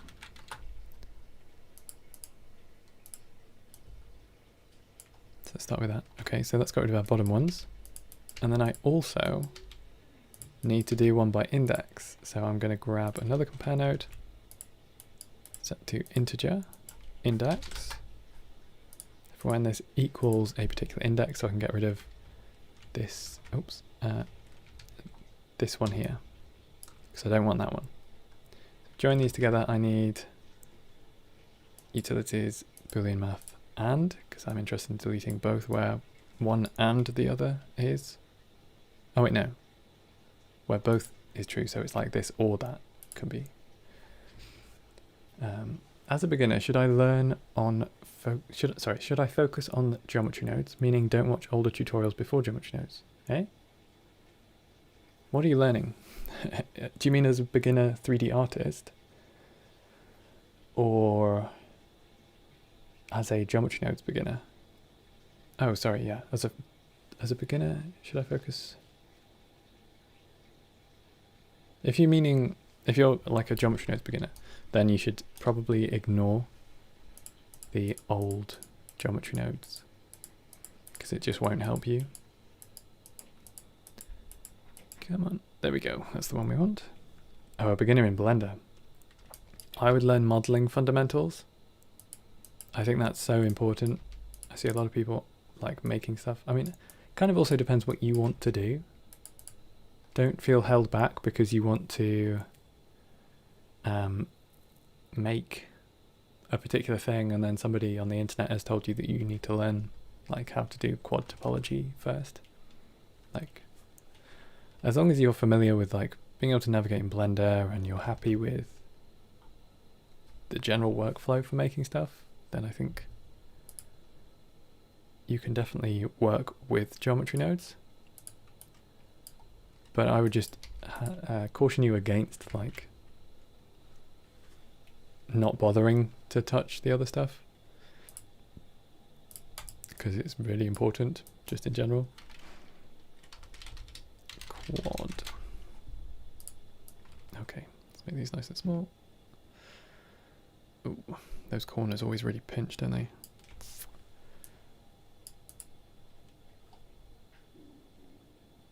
Well, it's probably fine.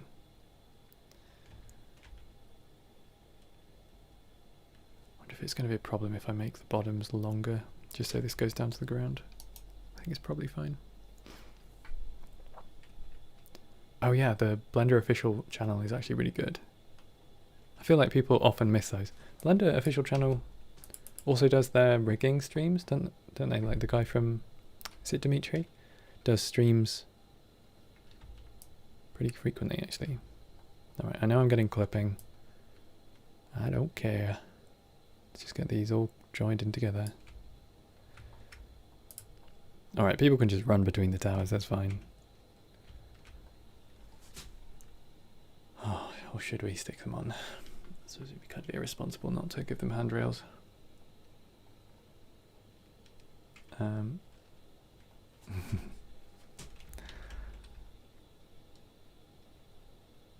but then there's this top one. Okay, we're going to do the curved mesh after we stick everything together so that I can realize instances, and then I also need to delete this here, and maybe this one. I can delete these two. So realize instances.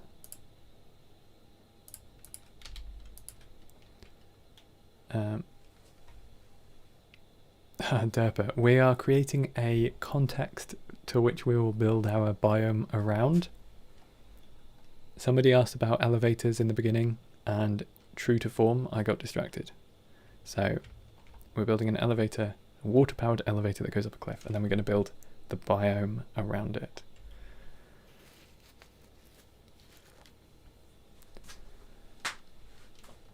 Okay, realize instances. Now we can delete some stuff.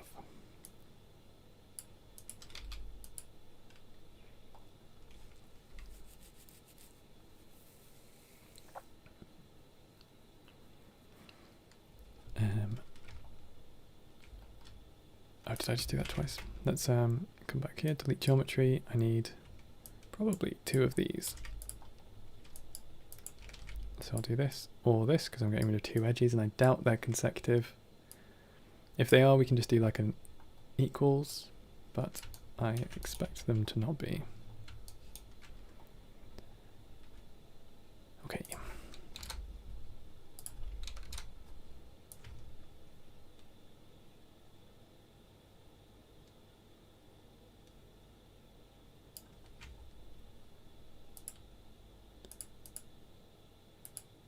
Yeah, it's not. Okay, so 68, 65. Come on.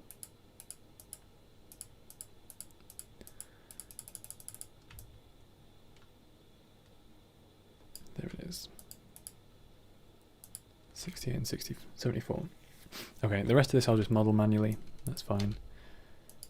And that's actually another reason why we are talking about it being important to do, like, to understand your modeling to begin with. Because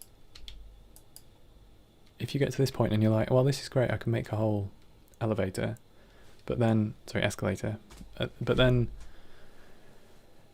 what are you going to do with being able to make the rest of the scene?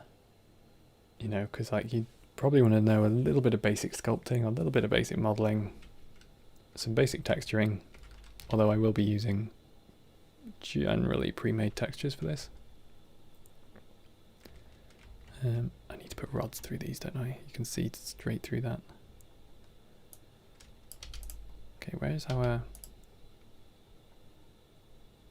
cog? Here it is. Let's put this on.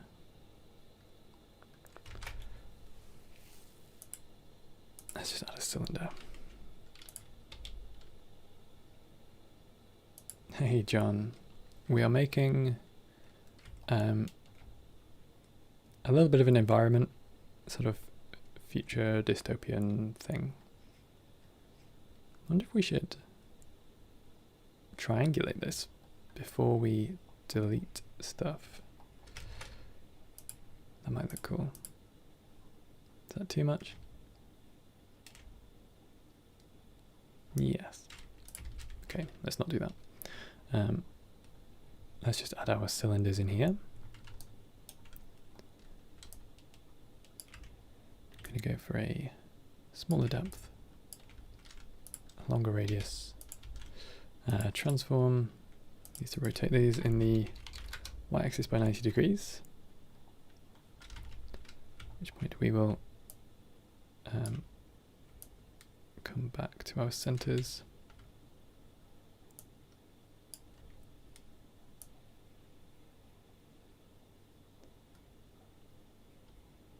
Something like this.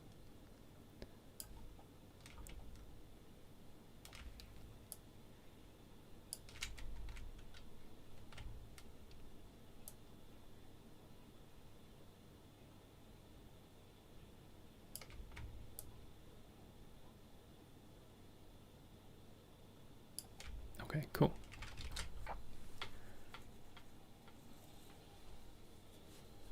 Donna, you've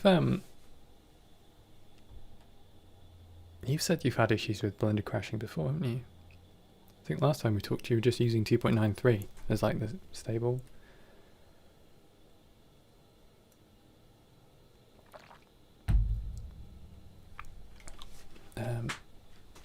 Hey Peter. And yeah, don't worry, Riaz, that's fine. Yeah, Joey, YouTube streaming's great because making content on YouTube is fine. It's nice, you know, it's nice to teach people stuff, but you don't really connect with people. And then when you do YouTube streaming, it's just really nice because you get to hang out and you get to know people and you get to recognize faces and names, and it actually, you know, it makes a bit more sense when you're chatting to somebody who they are and you get a sense of what they do, where they're from and what kind of person they are.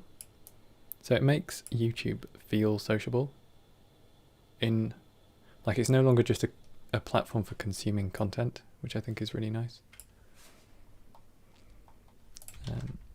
Anyway, I'd recommend it if you are interested in doing stuff. It just feels like a bit of a healthy thing to do. That's weird, like just making content, but yeah, it's nice. If the cooling is sufficient. If it's just Blender that crashes, then there might be more of a trouble. Zach, hey, I've been meaning to ask, did your YouTube community grow within YouTube, or did a lot of it come from external traffic? YouTube is what drove my community building. Yeah, YouTube is great. It's an amazing audience building platform. And then I also used Discord as well. When I first started using, when I was first on YouTube, my internet was not good enough for me to actually stream on YouTube. So now I use 4G, which is a bit faster than my broadband, so it's fine for me to do this. But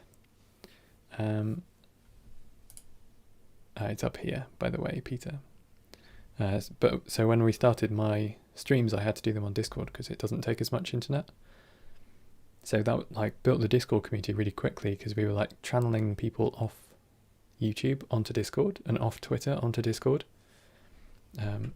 which is great because it's been like this really symbiotic relationship, and also just having that relationship with people on Discord and having access to a hive mind has been huge. Like I know a lot of people have progressed very quickly because of the Discord, which is an amazing feeling. So I'm really glad people get to do it. Oh, Donna, what GPU do you have?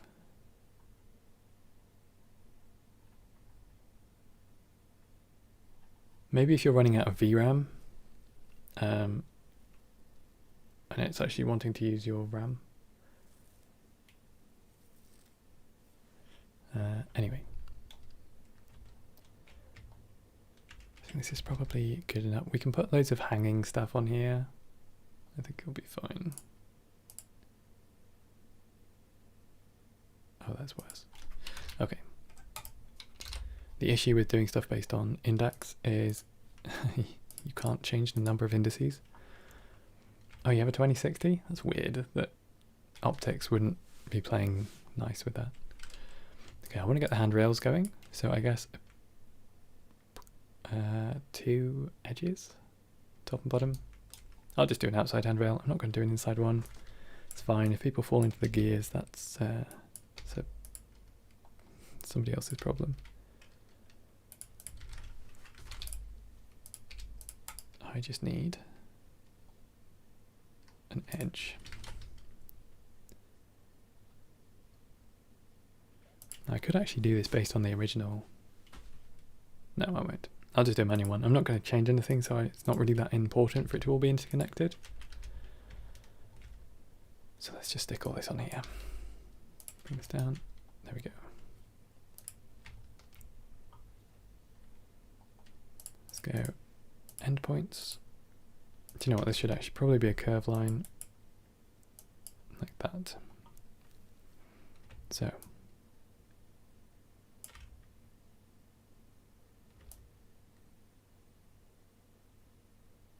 let's go across to that one and across to this one and then up to the base.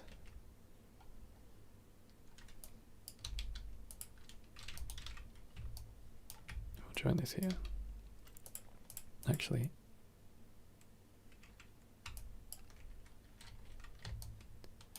join it there. There we go. If they fall into the case, I'm just, you know, I'm guaranteeing my future career in like events management. There we go. So that's one. We're gonna transform it up as well. That should be fine for the other one. Let's join these both together.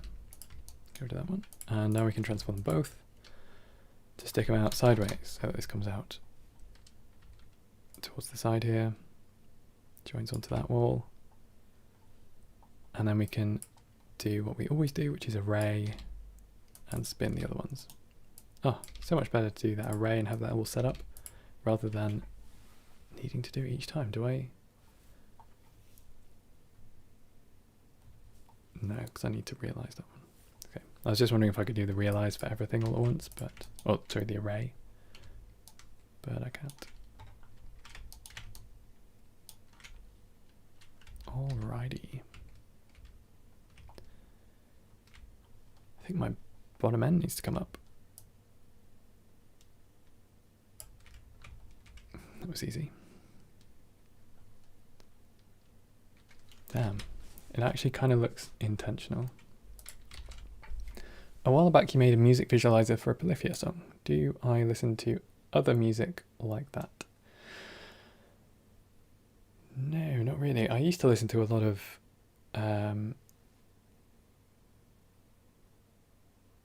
things like Crown the Empire and Black Veil Brides when I was like a kid. When I was at school.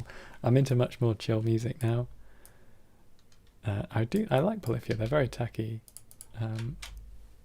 Like their drumming is insane, and the way that he plays is so good because it like makes room for the guitarists, and the guitarists are definitely younger. So it's really cool how he like holds them all together, even like as the drummer. So I think that's cool. Can you make it cross over the gear hubs as a mount point? Well, the difficulty is this bottom gear hub is a bit lower.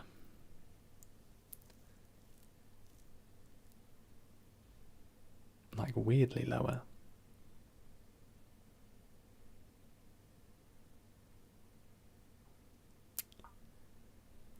We definitely need something. Maybe I'm just gonna. I'll just build. I'll make a thing. I'll make a thing and I'll stick it on. These are Control J. These are handrails.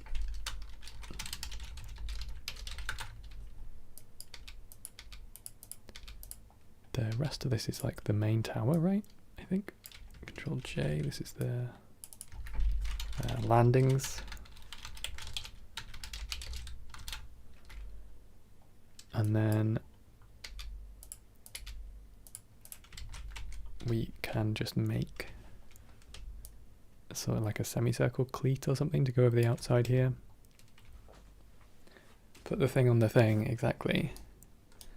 I mean, that's going to be basically for each. I can put this on the stairs at this point. And that will be fine, because that's going to get repeated each time. But I can attach it to the cog section.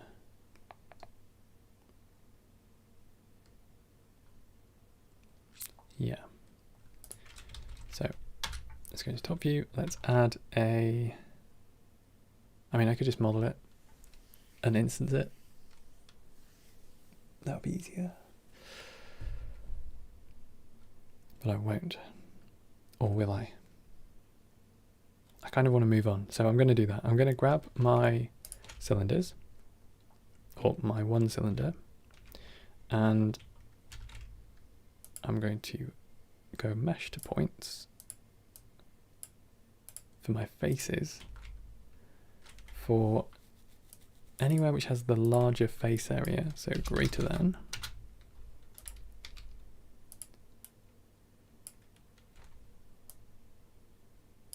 I guess we're doing the opposite. Less than. So that's my ends. And onto these I can now instance on points.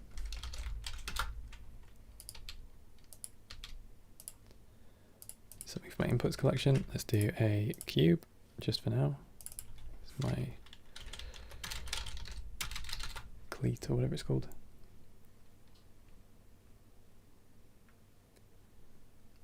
I'm used to doing basic instancing and abstract designs with geometry nodes. Thanks.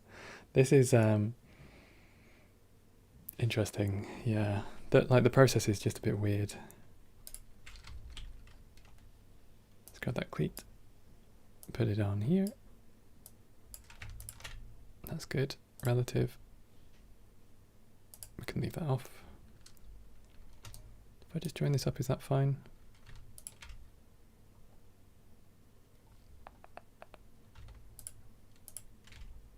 Yeah, awesome. Okay, so now I just need to model the cleat.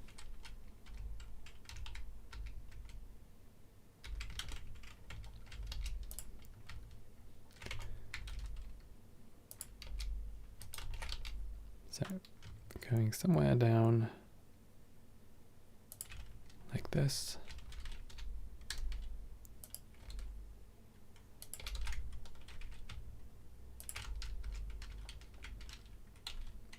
And I'll just grab these two edges, top and bottom, and bevel those.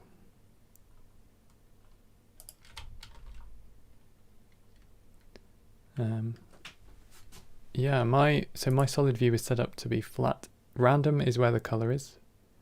Yeah, I use flat instead of matte caps because I think it's clearer, but it also does strain your eyes after a while, so sometimes I do go for the matte cap to get the shading. But yeah, flat, random, and then I also set cavity because if you have flat you have no shading, so cavity, and that just makes it a little bit easier to look at, you know.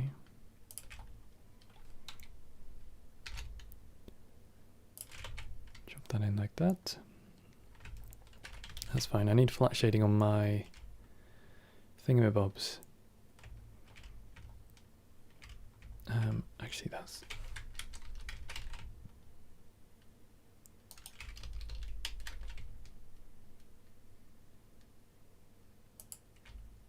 I see.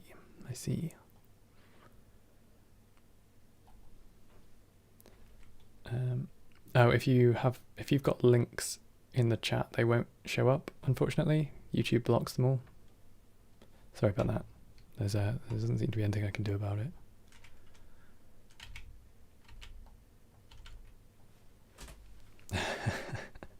Just drop it in pieces. Let's pull these in a little bit.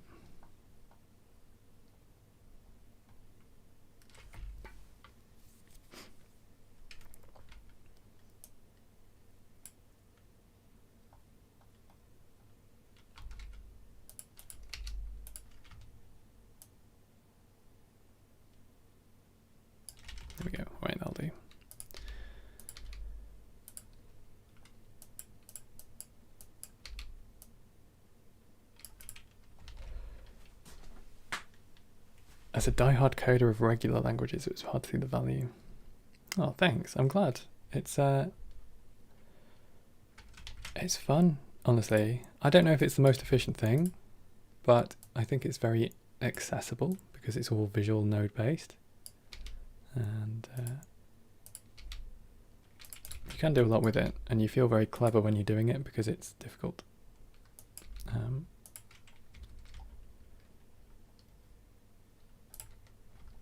Okay. All right, that's our geometry nodes structure. I think the rest of this I might just do with regular nodes or regular modeling, and then we're going to come back to geometry nodes for our actual biome, which we will set up. Okay, let me just have a drink.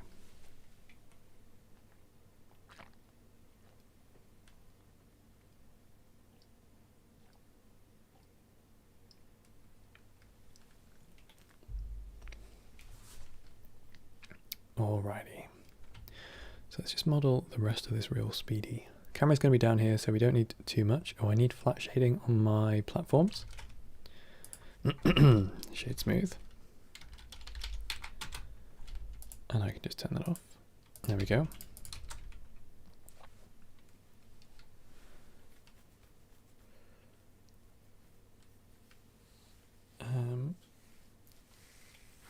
Yeah, we can do something with the wheel with geometry nodes. It's going to make the water so much more difficult to make. Having that wheel there. That's fine though. We'll make it work. Okay, let's get our ground back. This needs a few more subdivisions.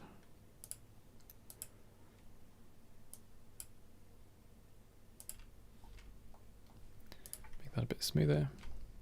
Might need to get rid of some of this side. It's impinging slightly, isn't it? Maybe just move this out manually. Oh no, definitely not that. Okay.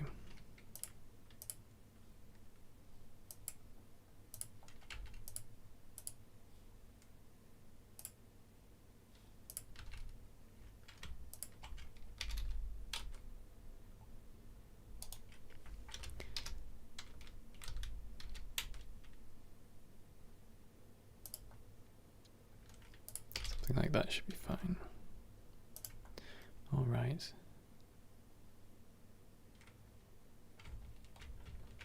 And then I also need to move the base down.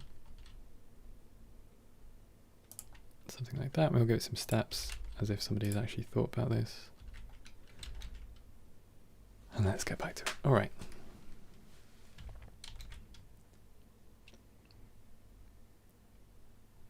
I feel clever while making things, don't feel so clever while going back to them. Yeah, these node trees, it is difficult because we need a way to comment things. I think that's the main problem. Like, we really need a way to comment stuff. I'm going to get rid of my blocking in collection now.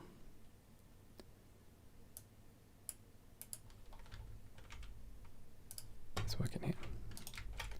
Because adding frame titles is just, I'm sorry, it's not good enough. We need someone in the community. This is very much like a community project. Somebody needs to basically come up with a way to comment stuff natively inside Blender. Yeah, naming nodes is good, but then sometimes you're like, oh, I'm really confident about what I'm doing, which is great. And then when you come back to it, you're like, oh, I have no idea what's going on. Okay, let's make these. I'm just gonna do that, that's fine. I know this is very approximate.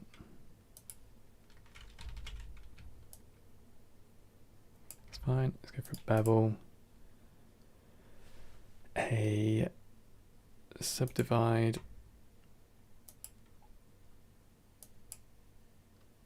Simple. And actually, do you know what? Let's just do this with the geometry nodes modifier. So I can set something up here to do something like a noise displace,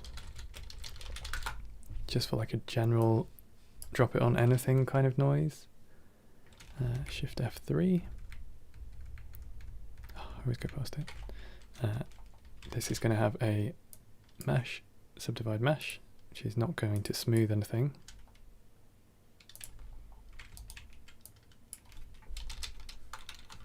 And then a displaced noise, which is just going to give us a bit of variation. Apparently a lot of variation. I'm going to set this to vector, going to set the size a lot lower, and we're going to reduce the strength a lot. Adequate. That's what we like to hear. Maybe I set the strength on the front, just so that we can pull, and maybe also the levels. There we go. It's helpful to just come up with little tools like that, just like quickly do stuff. Hey bro, am I able to render high quality animations with my GTX 770? Yes.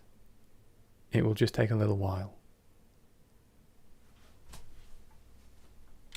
I mean, what kind of animation? Are you thinking like AAA Hollywood blockbuster animations? Yeah, and probably not in real time though. You know, I doubt it's going to be Eevee, frankly.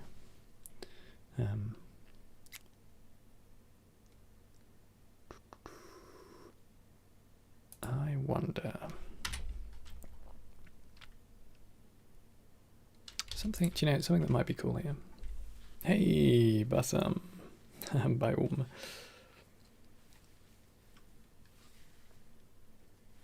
Some cute animations. Yeah, you'll be fine with cute stuff from cartoons. Absolutely.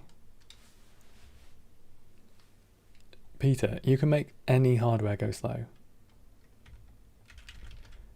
There's no limit, especially as soon as we start getting into scattering geometry. I also have a 3080 and you'll see how slow it goes. What is that in Arabic? Alright, so I'm just gonna make a quick tool to make walkways because I think this might be pretty cool. Let's go back to geometry nodes. So the idea is that you can have a plane, whatever. Let's isolate this. Maybe we can do things like extruding it or, you know, whatever. These are definitely too wide. Or maybe we do it with a curve. Let's do it with a curve. That'll make it a little bit more direct for us here. So this one is going to be called Walkways. And it's going to give us a few little boardwalks. So first of all, we're going to set our walkway to Z up. It's going to save us a lot of headaches. I already have a walkway from the bridges demo. I do, but I think I've got an idea for this one that's going to be neat. I hope anyway.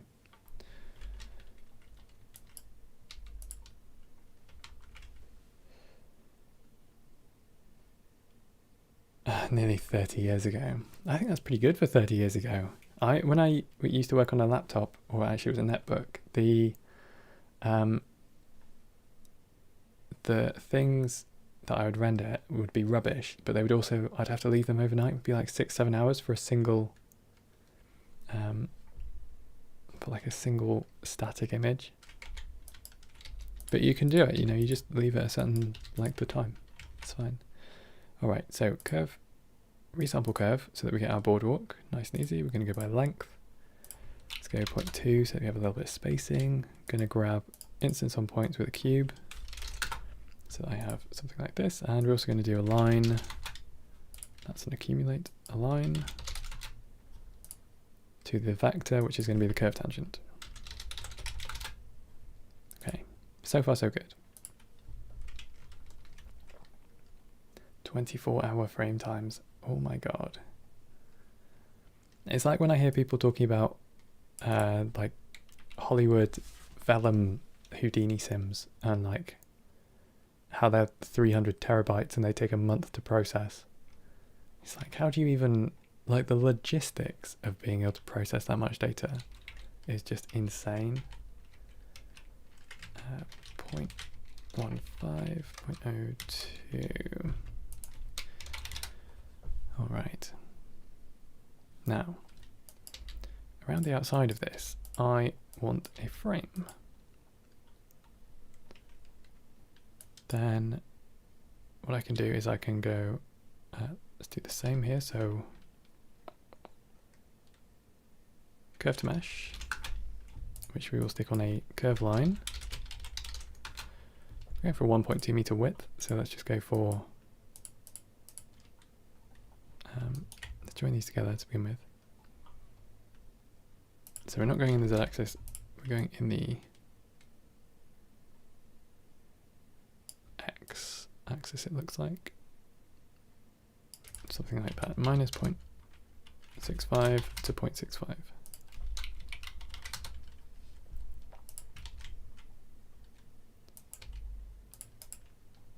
And then we need to avoid the endpoints for our instancing, because otherwise we're overhanging our frame. So let's grab an endpoint selection node, which is going to give us our endpoints, and then we're going to invert that node with a Boolean math set to not. And now we are not doing the endpoints. Now I can do a mesh to curve, but I don't want all of these inner ones, I just want the outside. So we're going to find our boundary loop by deleting edges which have more than one face attached to them, because a boundary only has one face attached to each edge. So geometry, delete geometry, edges. Compare when it is greater than, and we're interested in edge neighbors, I believe. Face count, so greater than 1. There we have it.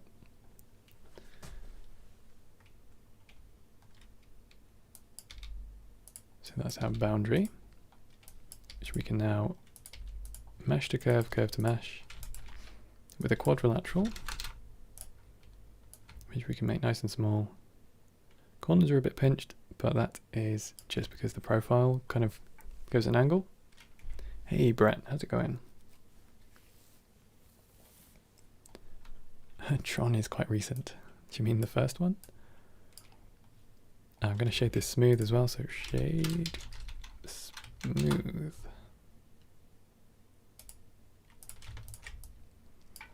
Now I also want to get a few points where we have down, like feet. Maybe I do this randomly. That's probably fine to do it randomly.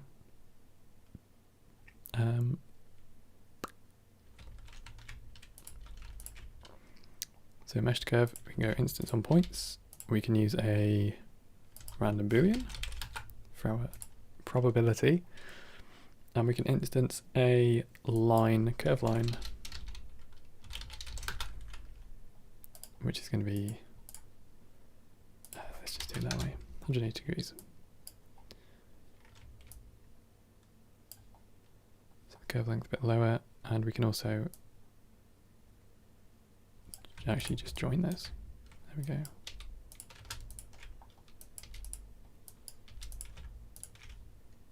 Cool.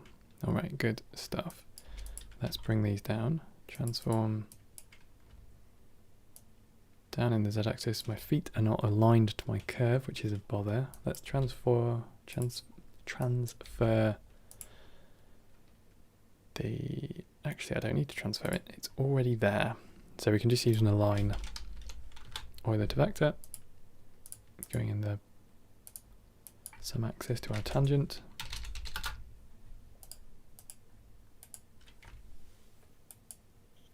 That's definitely not worked, has it? In which case, instead of a curve line, let's use cubes. Thanks, Peter. See you later. Cube, there we go. Can align our cube to its top face with my align mesh by mesh node, like so. And now we can just make these smaller. Should still, oh, did I mess up? Curve tangent. Well, it's fine. I've got this now. Cool. Wait, was the Neutron 2002? Surely not.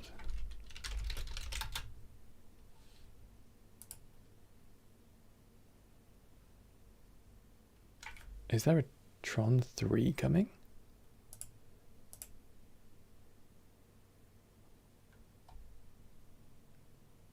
Wow. Looks like there's a lot of Tron stuff. Okay, my nodes are getting out of grid, causing me stress. So these are the legs. Control J. Legs. And that does not need to go into there. This can just go on there. That's fine.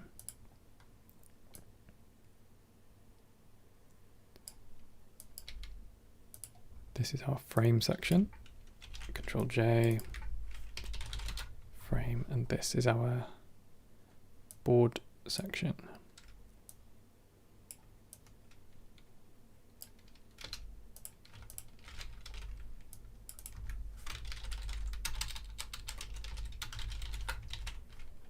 Okay.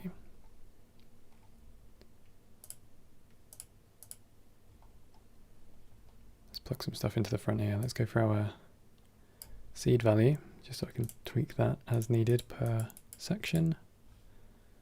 And cool, that should all be good. Right. Let's come up here. Now what we can do is I can move this around until we find something. Let's actually remove that one. Scale Y0, extrude X, something like that.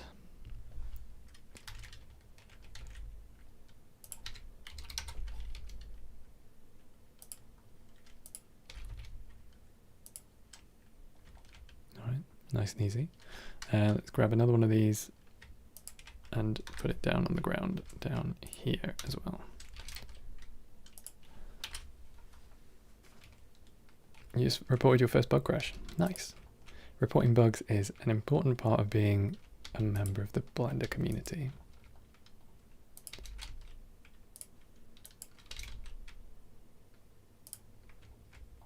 Well, these end pieces really don't like those legs.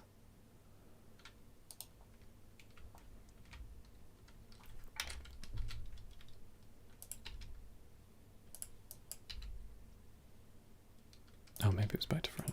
That's my bad. In which case, this one is back to front as well.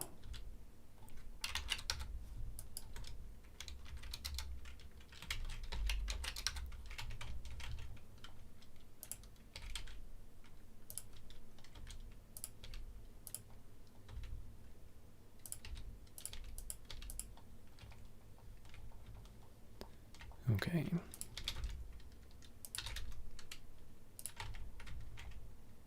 How dreamy. Just need to work out actually what's going on with the composition downstairs. So much for this being a Z-up curve.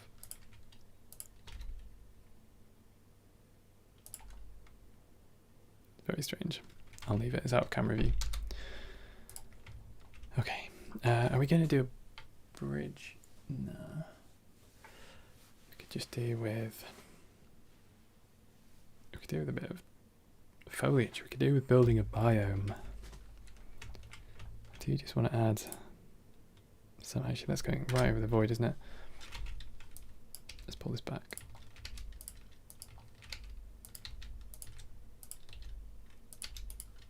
Grab this one. Sorry, I know this is taking me just a minute to do. This setup curve is really not enjoying itself. I wonder if it's because there's multiple parts. Oh well.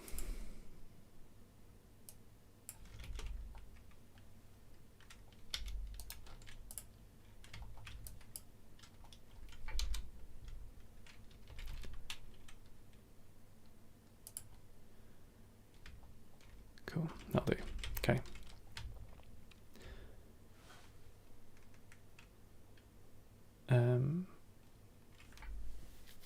Currently working on a custom rail mesh tool.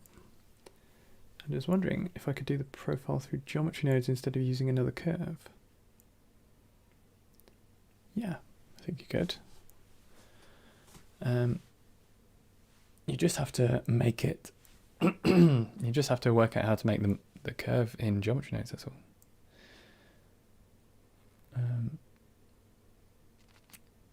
Might be a bit tricky. It's difficult to get precise control with geometry nodes. That's the current issue, I think. Or at least that I have with it. I find it just a bit tricky to manipulate. All right. We need a waterfall and a water wheel. Do we need a water wheel? It would be cool.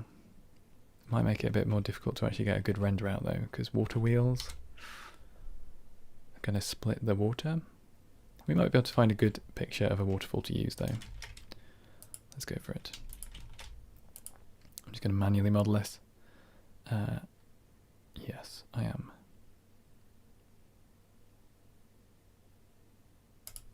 With a circle.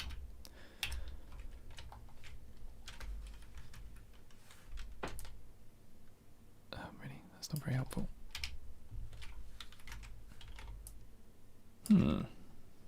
Interesting.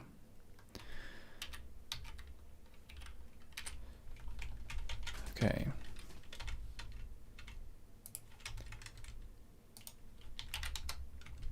I'm going to need some buckets, and let's just insert this, or extrude, I guess. Model, yeah, I know, I'm sorry. Let's do this subdivide. I'm going to dissolve that edge because I didn't mean to do, oops, didn't need that one. And then I need this one, and I continue that pattern, and then I'm going to bevel these. And then I'm going to grab these edges, continue that pattern. I'll extrude towards the middle, and I will make these kind of rectangle. Something like that. And that'll do us nicely. Let's extrude the whole thing a little bit. And then I can take these.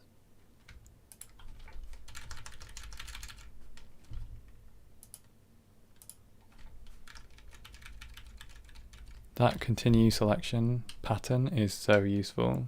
If you don't know how to do that, Control Shift plus. It's also when you'll select more or less. It says next active and next previous active, but I don't think that's true because it's pattern selection. It's continuing what you're doing. I'm using the extrude mesh. It's not that I don't want to, but I don't want to. It would just be so much work. You can do things, this is the thing, like, as much as I love working procedurally, let's do that, Control Shift plus plus plus. Oh, is this not working now? Yeah, as much as I love working procedurally, it's, oh, I just like working fast sometimes.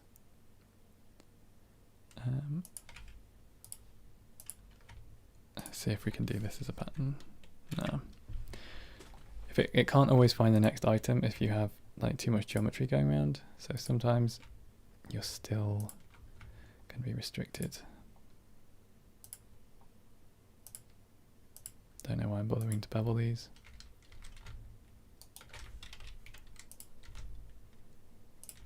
but there we go. All right. Just the right tool for the right job, exactly. Let's go and mirror this in the x-axis.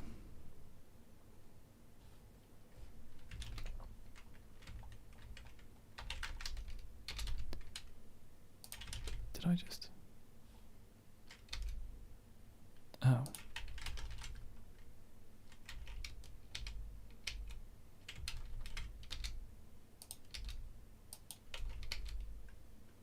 That's definitely in the y-axis. Okay. Something like that, and then we can just make ourselves some little buckets. So I need this whole ring, and let's just do it with these.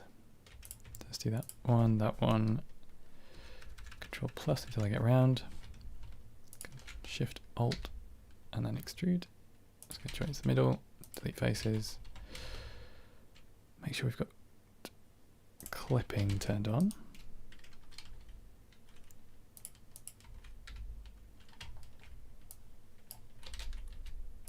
And there we have it. That is an all right wheel. Shouldn't really see the middle. I should probably put a cowling on it anyway. Hey, workflow. Stick a cylinder in here.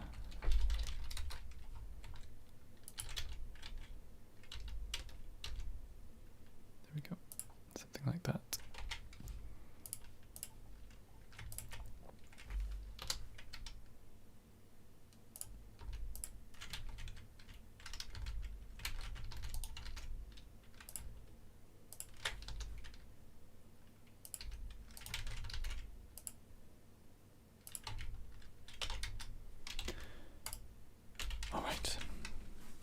Next part is done.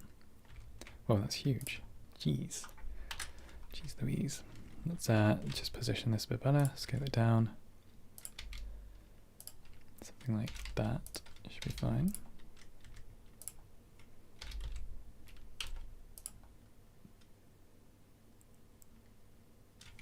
This should all be covered anyway, but I might just put a block on each side. Cubes. Scale them, grab them down.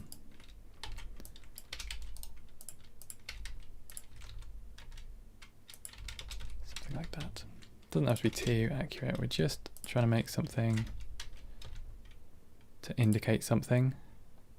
And it's going to be covered, and it's going to be underwater, and it's going to be fine. Alright, wireframe off. Now then. We need to start thinking about biomes, I think. Or do we need we need a water chute first, and then we can start thinking about biomes.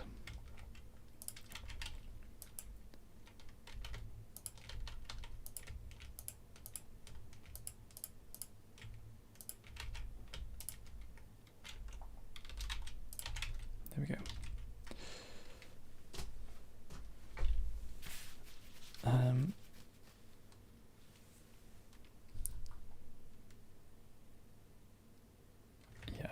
Water chute first. Nice and easy. We can just take a plane, rotate it, scale it down at the bottom,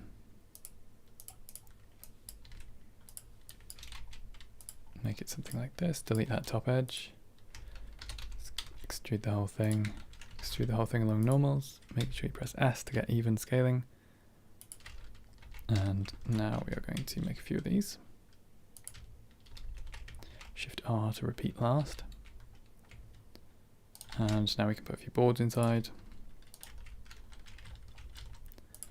We'll go something like this.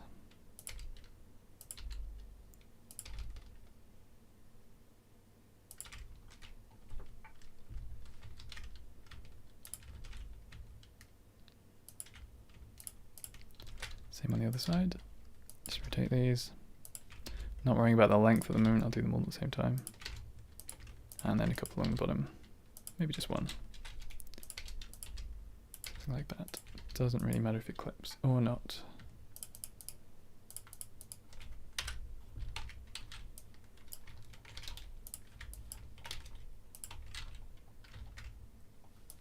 Cool. Control J, Tab T. They should already be more or less unwrapped, and I'll probably actually just use box mapping for everything.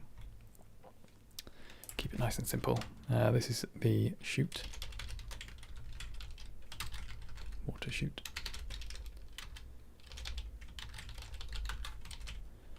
There we go.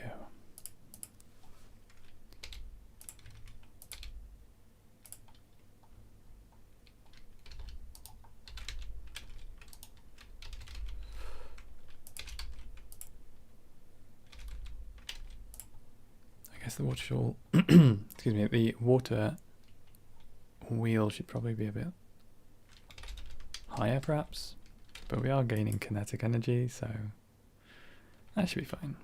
There's a huge water wheel.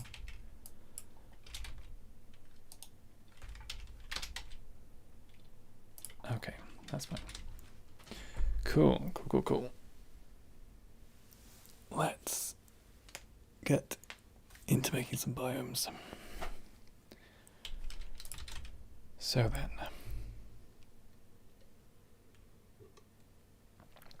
a rename from the viewport. If you have something selected and you press F2, you can rename it. So if I rename that as water wheel,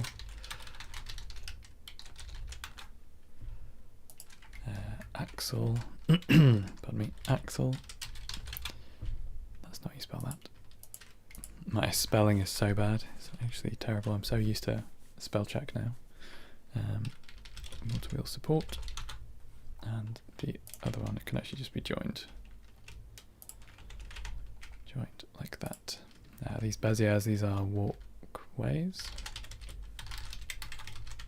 Hey, play space. Yeah, F2 is a standard thing. You can use it in, like, if I was to open a file browser, it goes to my downloads. Like if I want to select something and then rename it, I can just press F2 and it goes straight to rename. So very useful.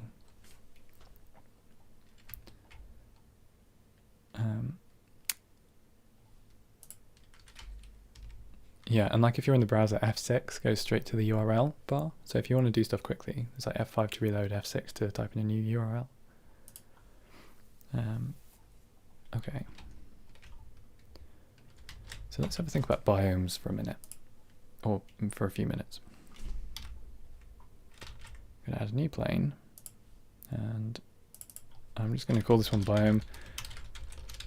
We will be doing this properly on our actual ground plane, but just to begin with, I want to kind of do everything without the clutter of the rest of the scene that we've just made. So let's do that. And we're going to need a few things. We're going to need some actual objects to scatter. We're going to need some trees. And we need to have a think about our interactions between stuff.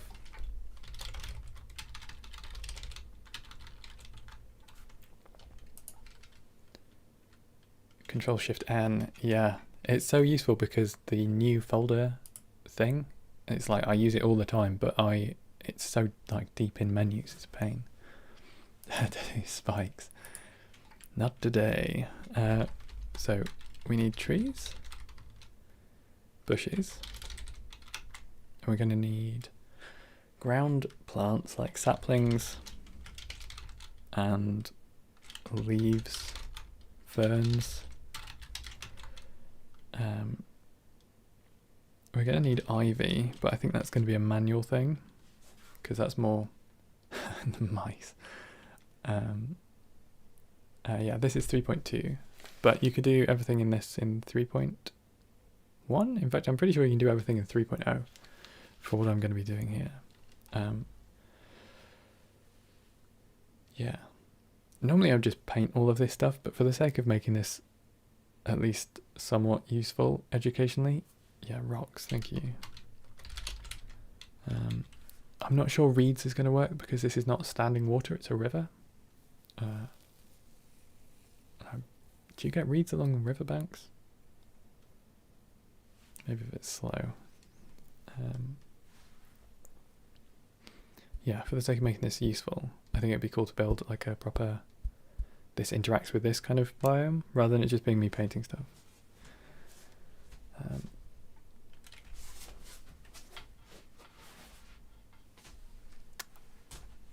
Trying to stick to the official downloads to avoid learning things which end up changing, which is ironic because it means that if you're using 3.0 to do things like transferring attributes to instances, that's a process which has changed.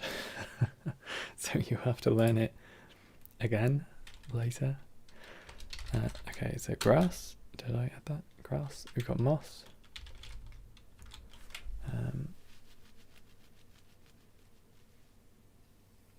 Fallen logs. Good shout.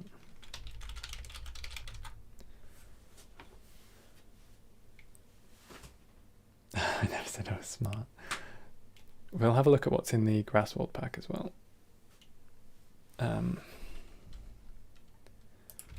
Which I'm going to need to copy across from 3.0 because I don't have convenient access to it. So let's come in here. Let's maybe open another version of 3.0. I have so many different versions for like teaching different courses. Let's go to X, Blender Launcher, stable, 3.0. Here we go. Suzanne's. The first stream you joined, oh really? Where is Killen today? He normally jumps in.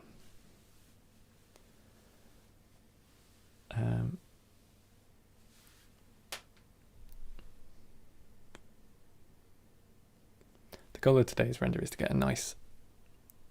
the goal of today's stream is to end up with a nice render, because I've not posted anything on Instagram for a while.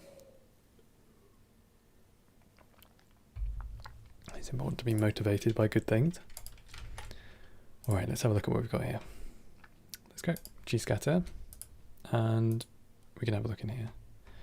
So I do have G-scatter Pro and Island Read, so if you're using the free G-scatter you won't have as many pages, but they are really good packs. So if you're interested in doing like nature renders, you get a lot of stuff. Do you know what, this doesn't even look like it has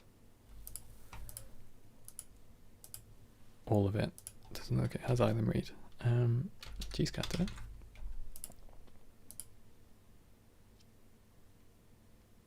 How do I install a new pack?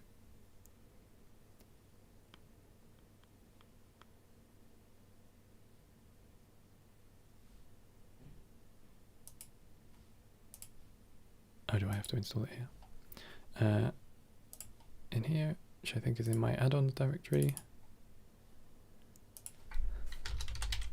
Hey, there we go. Install assets. This might take a moment. Yeah, the hostile environment. So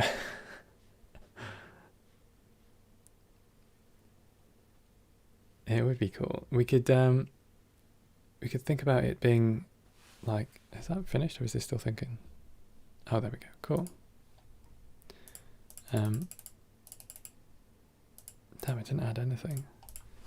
Anyway, yeah, we could always think about like all of our work being sort of in the same universe, the Arendelle cinematic universe. Is that the sticks? I think I'm going to add the dead grass from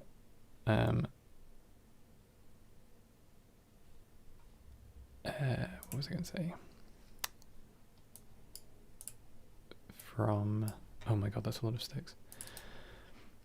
Delete hierarchy. From Grassblade. They make it difficult to poach their assets. So I apologize to the developer, but they're so good, they're so useful, and I'm not selling this, so it's fine. Actually, I should probably save. I'm going to save this file. Maybe before we start. Maybe I'll make a biome generic first. and then I'll save it so that I can give it away. And then I'll do the one with all of the actual assets, because I'm feeling like we're going to be using a lot of proprietary assets. At least in mine I am. So let's see what else we've got in here. I could do some moss. Oak leaves. Let's add some of these. We've got curly docks. We've got big branches. Interesting. I'm also going to steal a bunch of assets from gscatter. No, sorry, from scatter 5. Because again, I can just like poach it off a biome and they're really good. Like all of the rocks and everything. Did I add this? Maybe. Oh, here we go. All of the island reed stuff's gone through now. All of this moss. Woody debris. It's just so good. I definitely need needles because we've got pine trees. So,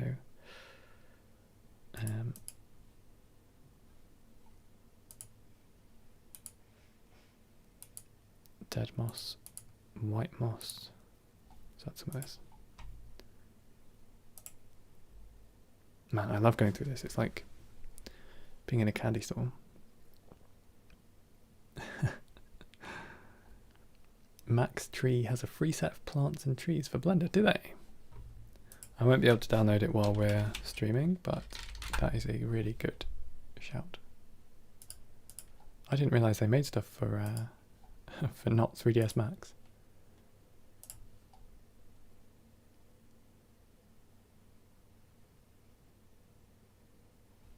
Interesting.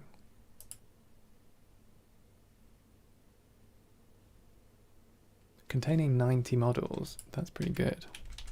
Let me share that in the chat. Link Max Tree's in there. Not a fan then. I mean, these look pretty good. At least for set dressing and like backdrop stuff. Grass, lavender, there's some nice stuff in here. Some good grasses. Talking of grasses, we should add some grass. Going to the hard drive store, the candy store.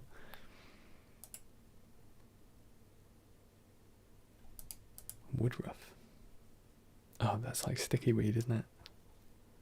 Stinging nettles. Everybody loves stinging nettles. They always look so good for filler. Okay, I'm going to add these to the scene. Come on. And then we're going to find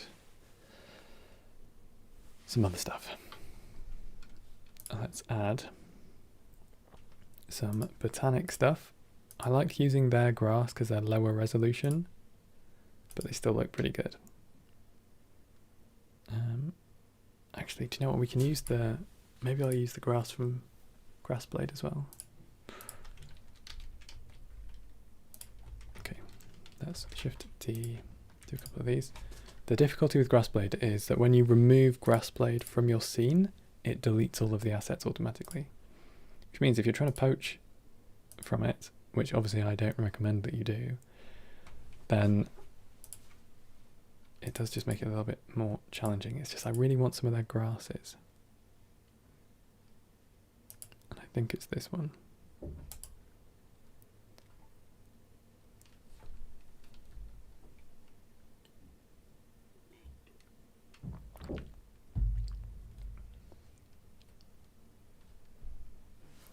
Oliver, yeah. One curve object, and I just duplicate the spline points. Okay, and then in here, have we got scatter 5? Yes, we do. Let's select this one. Scatter a biome. Let's find a nice biome on here. These look great, but I want a forest floor one, I think. We're going to go with forest 8, I think.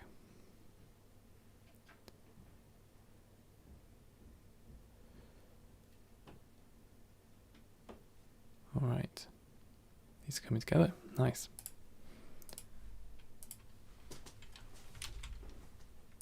This is what's so good about scatter and grass blade is, oh please don't crash now, I've got everything,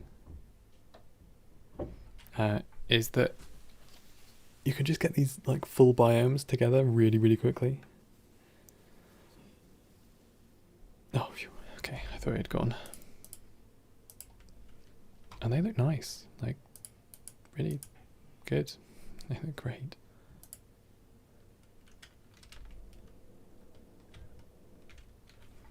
It's just how you take the. He promised a free version of Scatter 5. There is one. You can get the beta still. I'm pretty sure that's still free. Yeah. Cool. So this is going to be basically all of my ground cover. Got a load of green stuff from Grasswold. A load of dead stuff from the other two. Now we just need to copy and paste. So get rid of that.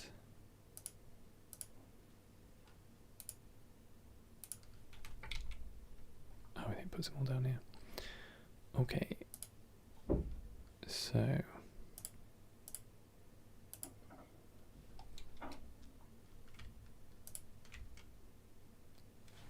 I feel dead cheeky doing this.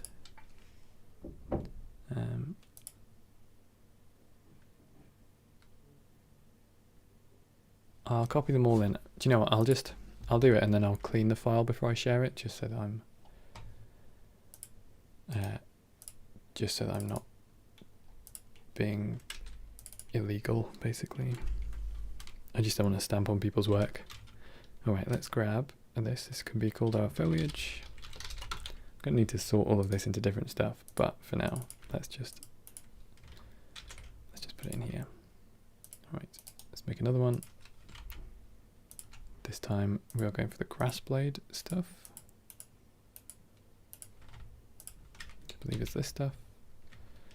There are rocks and our grass. See, this I really like because the grass is like proper bunches. So it fills the space very quickly. And you don't need such a crazy high density.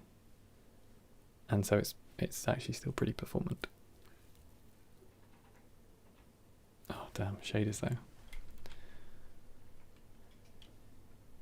So Eevee is just the worst. I'm really looking forward to the refactor. There should be an Eevee update this year, and I believe with that should come the real-time viewport compositor, which is going to be great. Zach, yeah, the 2-hour exploration is over. It always takes me so long before I actually like find my stride. I should do more stuff like the November work, where it was like consistent. Every few days, every day. Something where I actually have a plan. Okay, Blender, come on.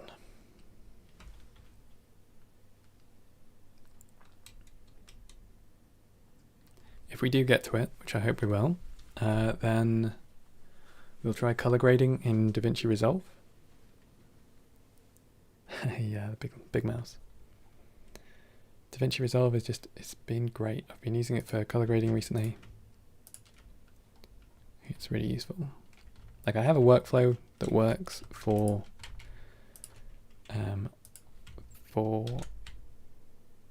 Affinity, but it is just nice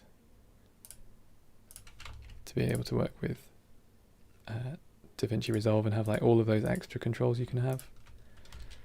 Okay, I'm gonna. God, these have been brought in collections, which I want them in. Maybe I can just select them like this, that's fine. I'll put them in collections myself. Paste these.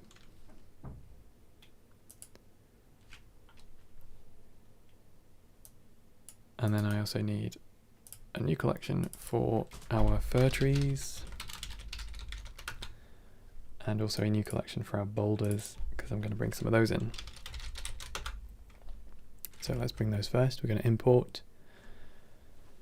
No, we're going to append from. Let me just grab it from a file I've been using.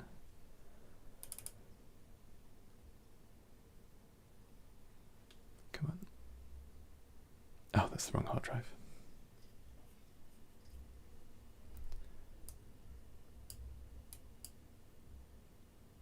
I need the other one. There we go. CC0. I need collections. I'm going with that. Okay, here's a bunch of trees and a bunch of photo scanned rocks. These are what we're going to be using.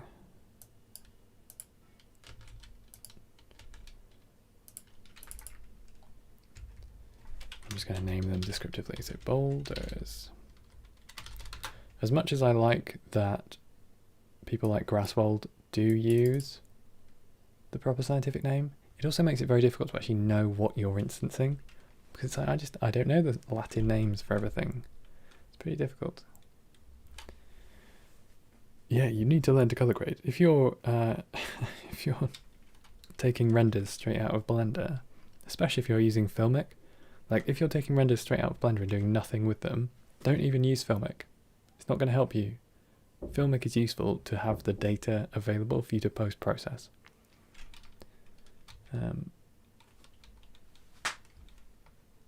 Yeah, DaVinci Resolve does loads of stuff. It's really useful.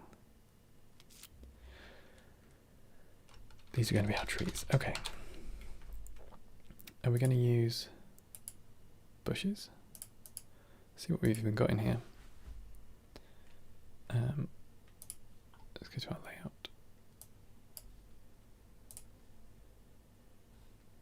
Thick. Here we go.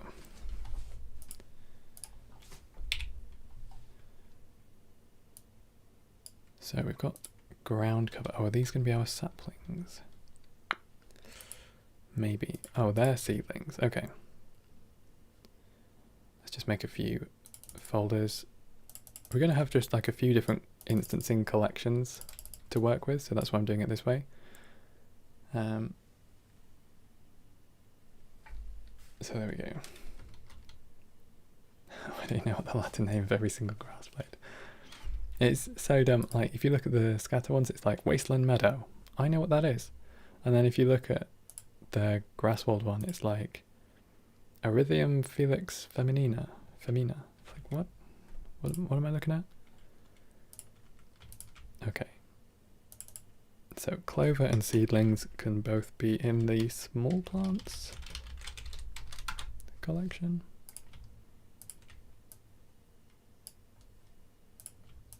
I think, yes, for sure. What do we have for the young? Oh, these are kind of like shrubby. Let's go for shrubs then.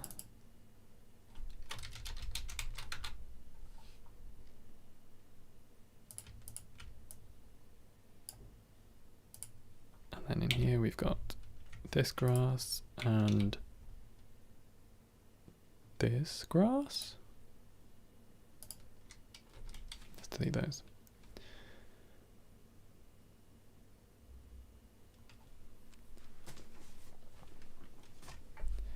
Blackmagic wants you to buy their hardware. To be fair, I have I've got the speed editor from Resolve, from Fusion. Wait. From Blackmagic. And it's actually really good. I got it free with my DaVinci Resolve license because I wanted to have GPU encoding, and then they were just like, yeah, have this for free. So alright. And then it's turned out to be like the most useful thing in my workflow, like the most useful hardware in my workflow. This is useless. Don't want this. Okay, no grass. Dead leaves. Leaves we will keep. So this is going to be our ground cover. We'll have a little collection in here. New collection for just literally ground cover.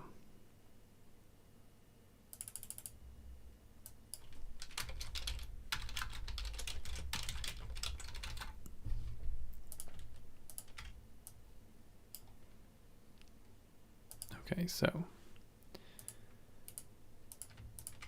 these two can come in here and we can go to that folder.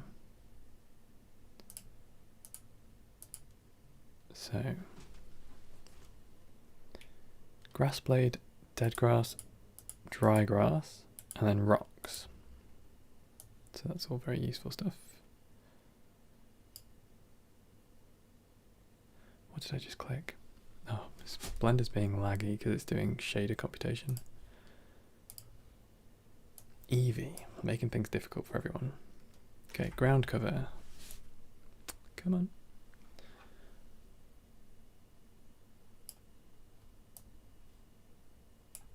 There we go. Just going to rename this one to rocks. Leave the rocks in here and we can just move out our dead grass. Rocks, there we go.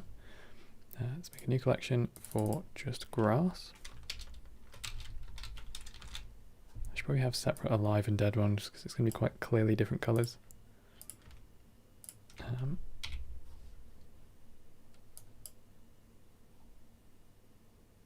Some of it was green, I'm pretty sure.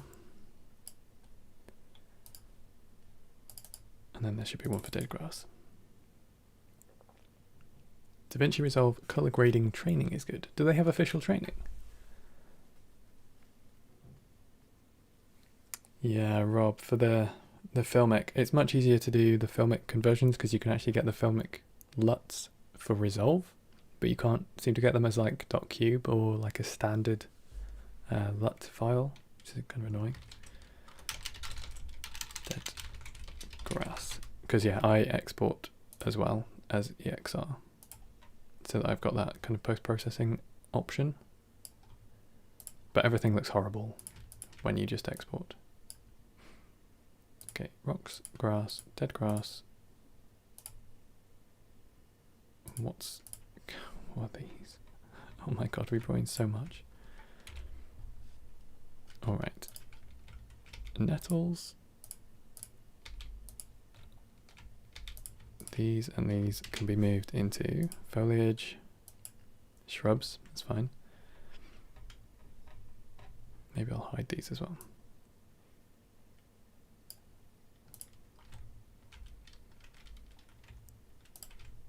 What is all of this? Oh, these are ferns.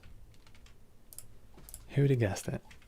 Let's maybe make another one for ferns, a separate group, because I feel like ferns is one of those things, you know, that you want to be able to just manually paint a few patches.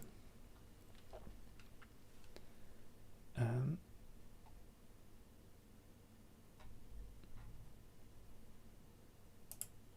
rid of that. Alright, branches. Oh, I've got loads of branches as well, which is good. Got a lot of ground cover stuff. These are just kind of twigs though.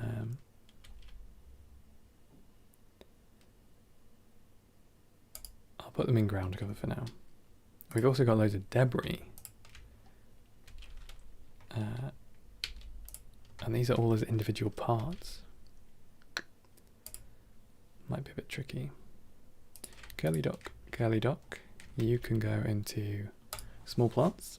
Moss can go into ground cover, I think. And then we have a bunch of stuff. Oh, these are various leaves as individual objects. Ground cover, and the pine needles can go into ground cover as well. I might have to split pine ground cover into like individual and multiples.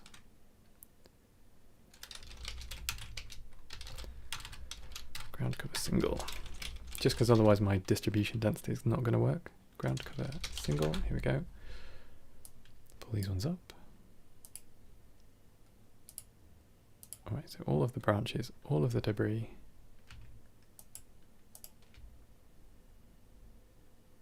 And all of the leaves. Hey Eli, how's it going? Move these into single. And move all of the leaves as well into single.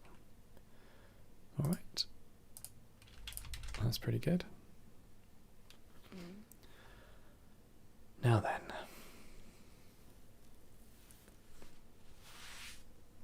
Let's have a little think about how biomes work here. First of all, we need a bit of a bigger plane to work with, and we need some subdivisions as well. Bless me. In fact, we can subdivide in geometry nodes, so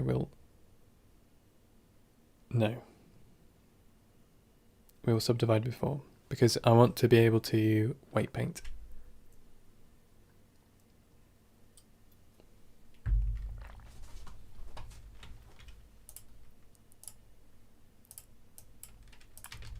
Okay. There's a few faces. Let's jump back into geometry nodes here. And we can have a think about how this works. So first things first, we need a biome node tree. Thanks.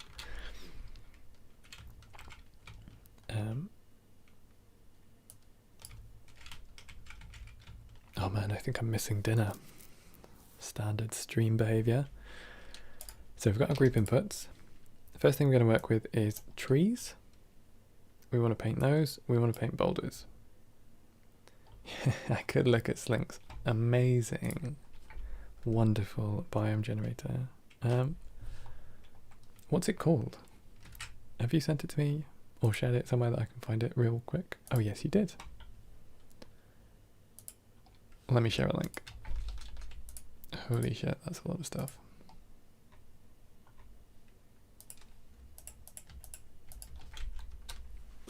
Have a look at Slink's biome generator as well, because in all likelihood you don't want to have to make a biome every single time. So there we go. Time for something crunchy. Yes, I actually might find a carrot later. However, we'll just see how this is going. Shed, how's it going? Oh, that's very kind of you to say. I hope you're enjoying your Blender journey. I love learning Blender. I always feel jealous when people are like, oh, I've just started learning Blender. It's like, yes, you're going to make so many things. You have so much joy and discovery ahead of you. Okay, so first things first. Let's do the simple stuff. I'm just going to use the default node. So if you've got my toolkit, you can just go ahead and use the foliage node. Kind of does everything. In this case, we're just going to do it with points and painting. So we distribute points on faces. I'm actually going to do everything with a Poisson disk. Come on. Wow, I'm having some difficulty getting Blender to behave. I wonder if it's because of these trees. I expect it probably is. So, I'm going to set this to Poisson disk. I'm going to use the density factor now for our weight painting. We're going to be able to set our distance min and density max to, excuse me. We will also set our seed separately, and we're going to basically start putting this into we're going to make a node group as a tool, right? And then we're going to reuse it to paint things around and make things behave correctly. That's the goal. So to make things behave correctly, we need to be able to pass out the original points so that we can do stuff with proximity. And we can also maybe just plug in a camera cull just so it doesn't go crazy on stream, but that's completely optional, and I'm not going to show you how to make camera cull. At least not in this video. I'll do that in another. I'll do a tutorial on that. I've had that requested so many times. All right, so just to start off with, I'm going to group this. So we're starting off with a tool. And I'm also going to make sure I'm selecting a collection on the outside, which was trees.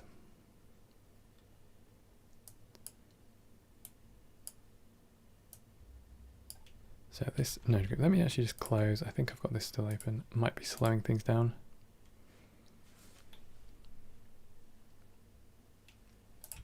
Wonderful. Now this file's getting pretty big because of it's definitely those trees. It's like 3 gig of trees now in the file. I wonder how big it actually is.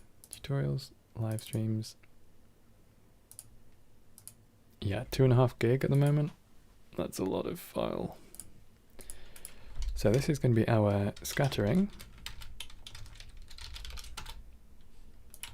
And what we will want to output is points and our scattered objects as 2 separate things. And what we want as inputs is our base mesh, the collection onto which of which we will be scattering. We need to make sure this is set to separate and reset so that we're positioning everything back to 0, and we're also taking 1 level down. This is important. So my trees collection is actually a collection of collections. So if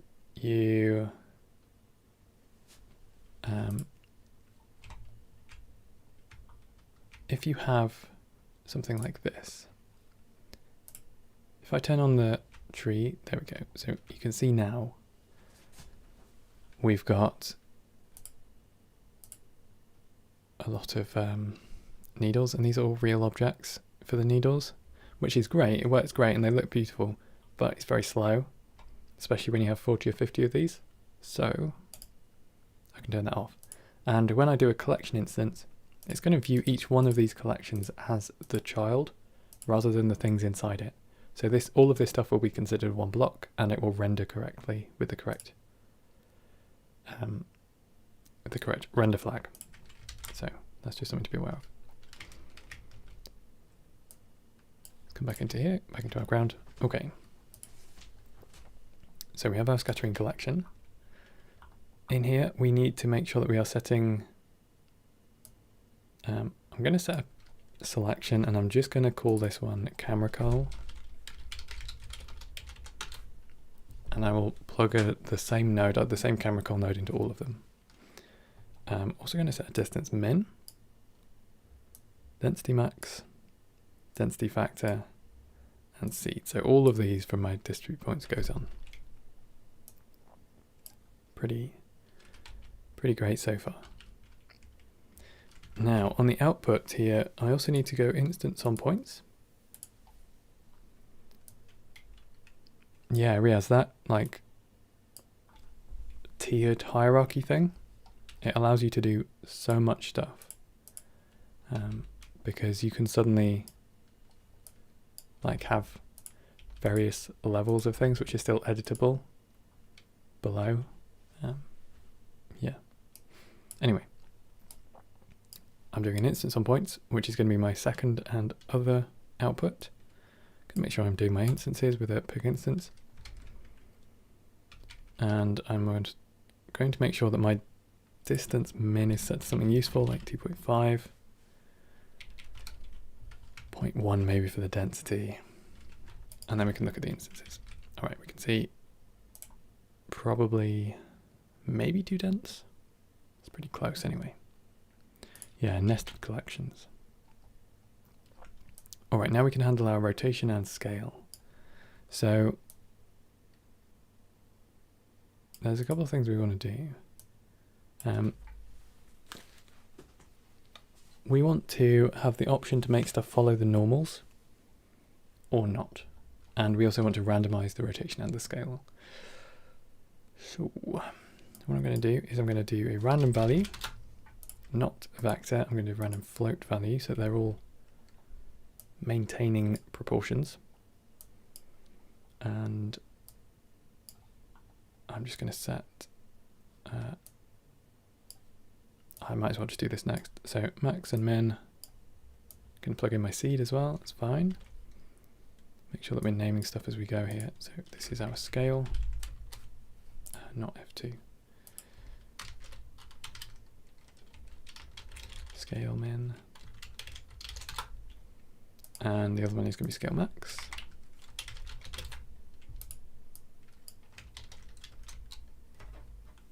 And then we can have that controlled on the outside. And then I want to do basically the same controls for the rotation, but I also need a slider for following normals.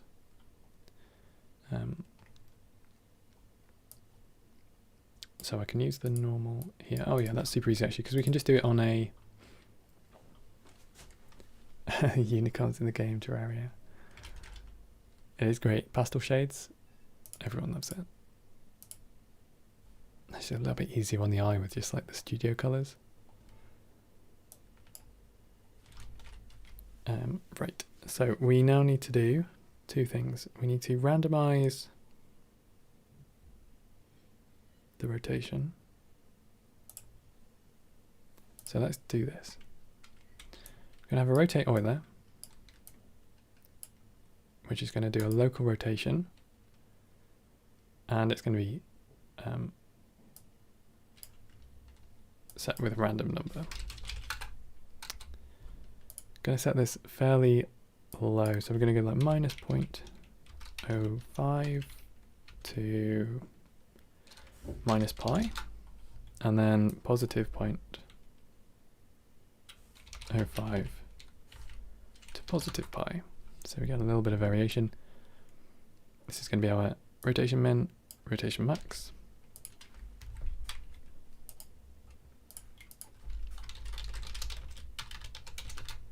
Rotation min, rotation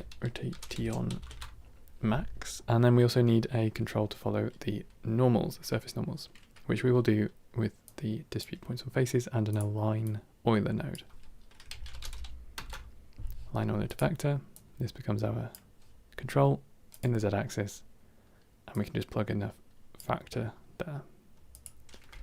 So this will be our align to normals. That's not what I meant to do. Group input, there we go. Align to normals. Now is that everything?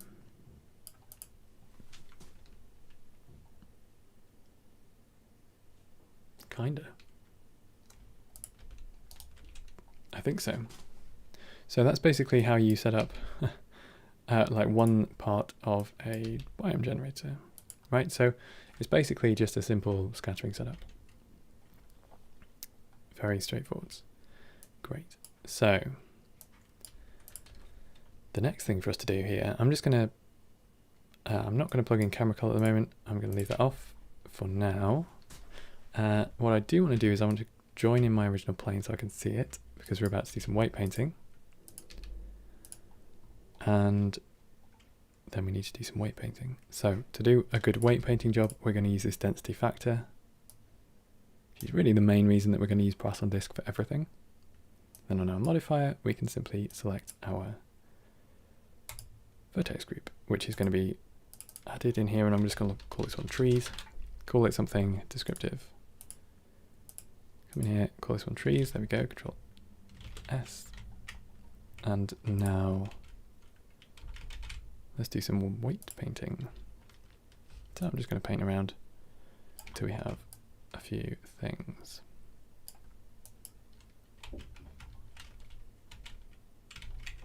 Okay. So that's pretty straightforward. Now I need to just make sure that I've got sensible things in here, 0.8 to 1.2.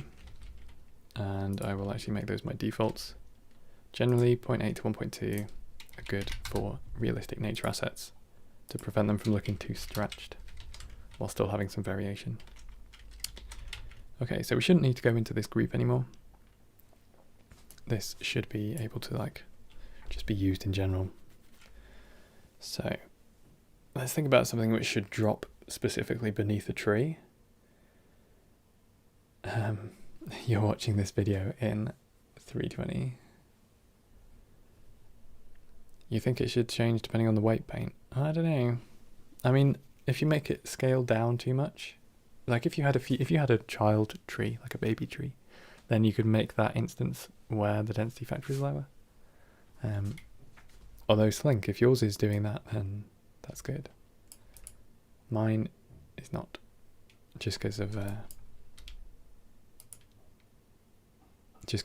I only really do small dioramas. I don't do big landscapes, so it's actually often fine for me to just do like a small section. Like this is normally as big as I would go with a nature scene, because the density required for nature scenes is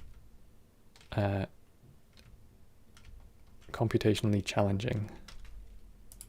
All right, make sure you're naming your modifier inputs here as well. So this is the tree density.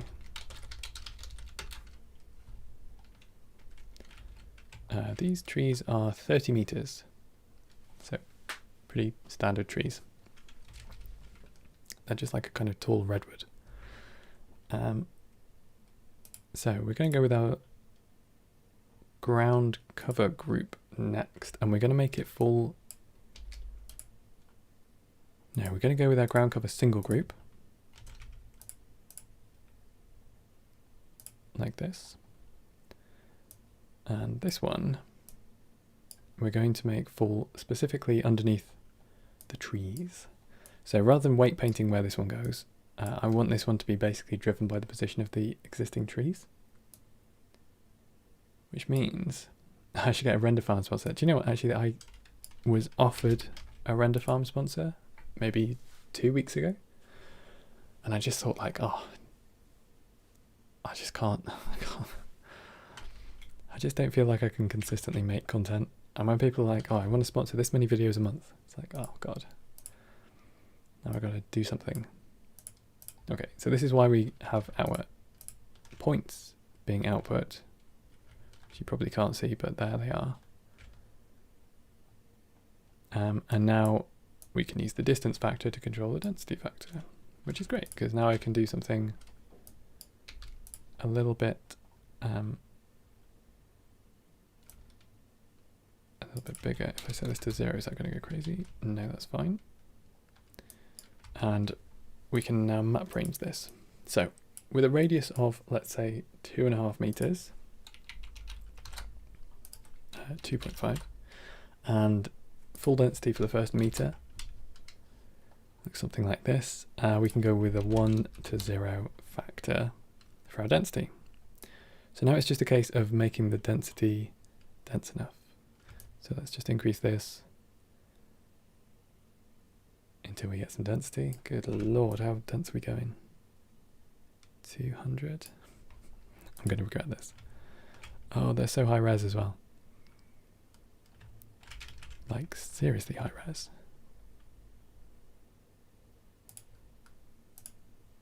What were they thinking? I'm sure they look lovely, but this is ridiculous. Okay, well in that case, what we're going to do is we're also going to make a render versus viewport visibility thing. We're going to do like a double switch, so we can set our density max. Yeah. In fact, let's do it inside the scattering group. So what we want to do is we want to be able to control our density. Utilities with a switch. Here we go. We'll set this to float. So we have a density max. And I also want another density max. So this is going to be our density render. The first one that we have is the render one.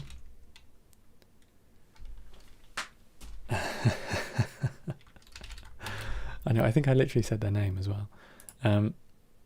They're beautiful assets, but I need a low res version for the viewport. I mean, all I can see is the wireframe. I can't even see the mesh.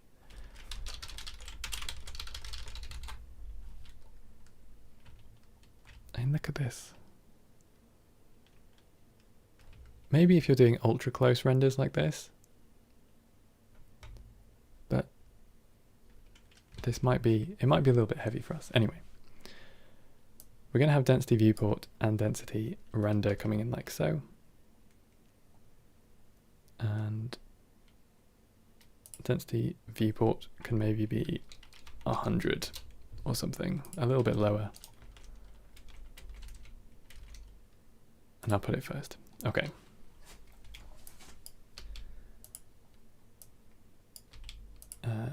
Then we need a switch, so we need to be able to toggle between this, and we want that to be automatic.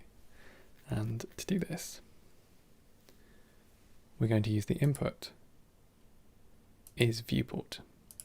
So if it is the viewport, it will be true and it will give us the density viewport. And if it's a render, it will be false and it will give us the density render. If you want to override this and have a look at what the render density will be, then you're going to need another switch in front, like this.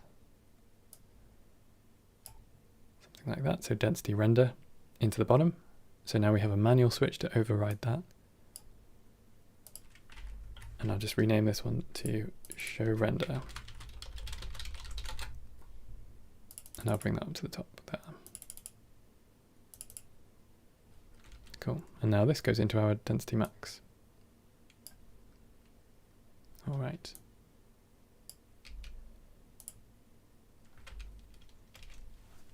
Did I just plug that in wrong? No. What am I doing?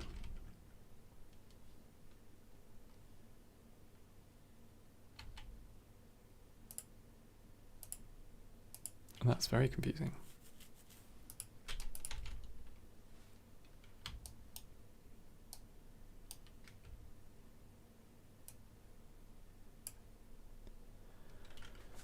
Why, when I plug this in, is it overriding the density factor?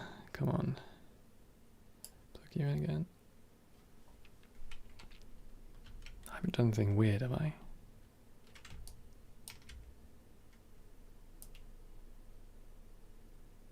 Do the global switch thing. Hang on, let me just, if I set this to 0, okay. But now geometry proximity isn't working? No.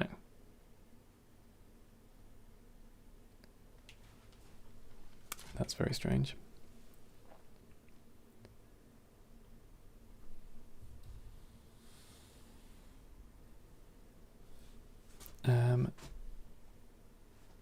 Yeah, that's what skipping dinner will do for you.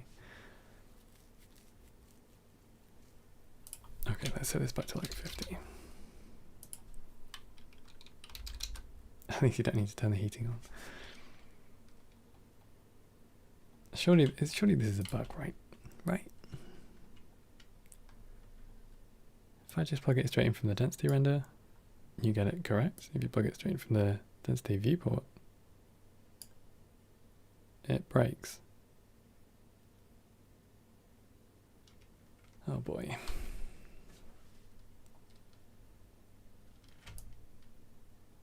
So for some reason this socket doesn't work.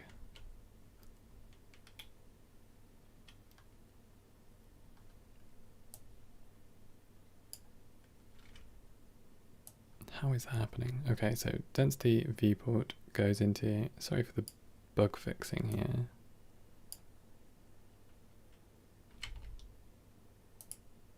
Okay, weird. So it's just like that random socket was broken. How bizarre. Viewport. There we go. Let's bring this up to the top. And then we have it. Right. So let me just frame this up. The socket is not a field for some reason. The socket should automatically change. And it shouldn't be a field because it's plugging into the density max, which is not a field. Yeah, so yeah, that's what I did. If you have anything instantly in your node trees and you have ETK, my add-on, then you can use, if you call something show render, under options in here, you can override show render, and you can make everything like as a global toggle, in case you just want to look at everything really quickly. So that's the reason why I call it show render in this one, so that I can have stuff lower res, have a bunch of these different things, and then actually have a look at what it's going to look like pre-render without having to go in and change everything. So that's all I was doing there. All right, so this is how we can kind of get around making stuff a bit lower res. Maybe we just try this with a regular ground cover one. It's just so much more efficient.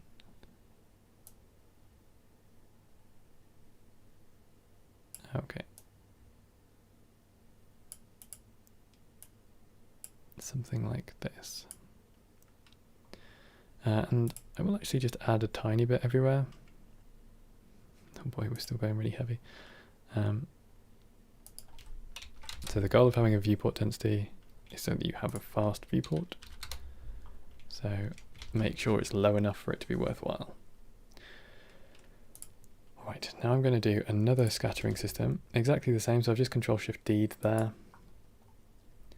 I don't, because I've got all this set up, I don't need to change anything like my distance, or like my rotation or my scaling. That should all be fine.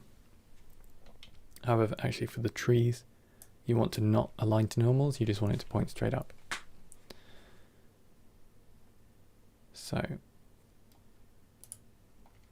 I will do this one with the single ground cover, but I will maybe make it a little bit less dense. Less dense than we had it. It's just to really add like a bit of extra stuff. And also maybe I'll do it a little bit more kind of everywhere. And I'll keep it nice and low for now. Okay. Yeah, wireframe is pretty heavy to draw, but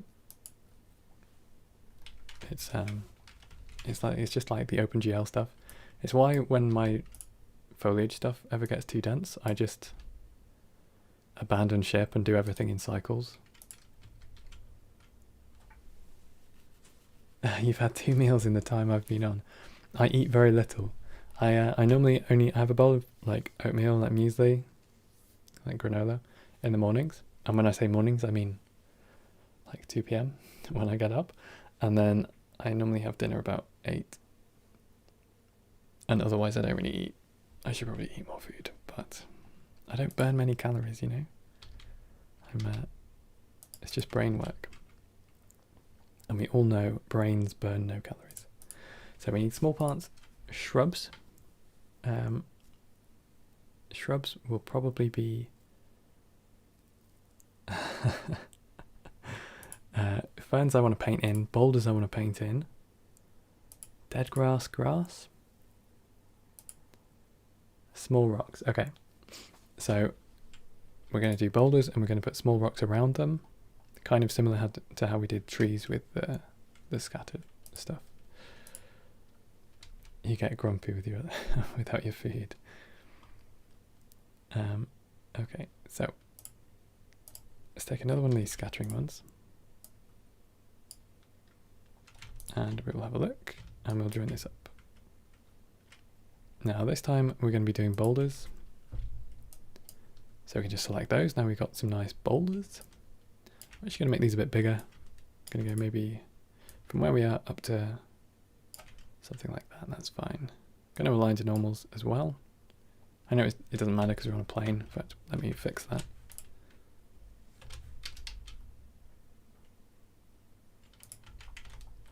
So if I was to go and look at the trees, the reason you don't align trees to the normals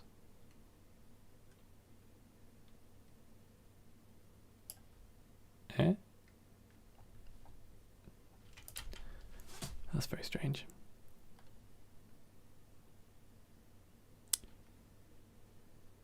Oh, I see. So my slider was going back to front, so I'm just going to put a subtract from 1 on here. So if you do like 1 minus factor, then it will like invert it. There we go. Trees should point straight up. Ah. Do you think your GPU worries when you reach for F12? I think it wants me to press it just so it can like tap out. I think it takes pleasure in knowing that it won't be able to do it. Alright, something like this. We're going to paint this, so I need my rock density to come off a density factor. Make sure you rename your density factors on the groups. This one's going to be, oh, not node label. This one's going to be rock density, which I'm going to give a new weight to rocks. Here we go.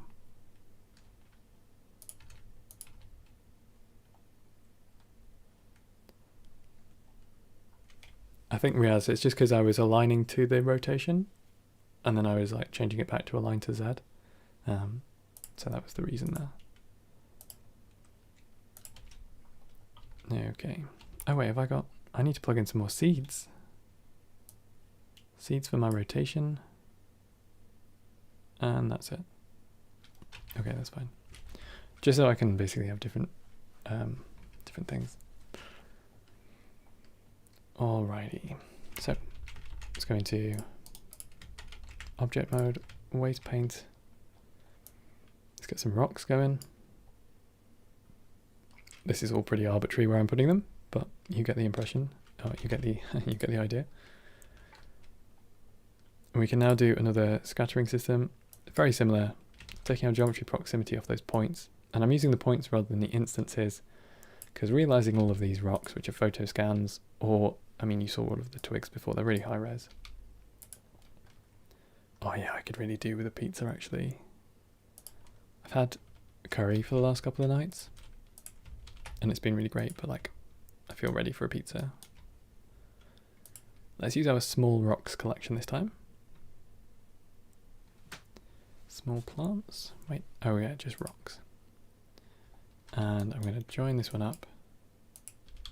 Right now you can see that everywhere. Plug in our density factor.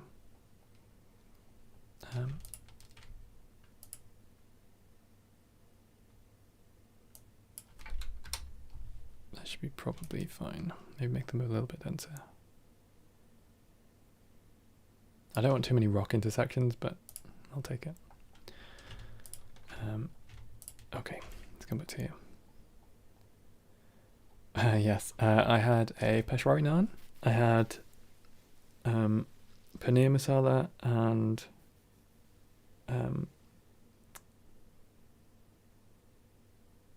sag pasala, paneer, sorry. Peshwari naans, boiled rice. I'm down with the rice. I like rice. Hey, excuse me, sorry. I'm afraid you haven't seen my question. I have not. I apologise. Is there any plan on repeating the Game Jam experience? Yes, absolutely. We're going to try and do one every 6 months. So the goal is, once schools are out for the summer, we're going to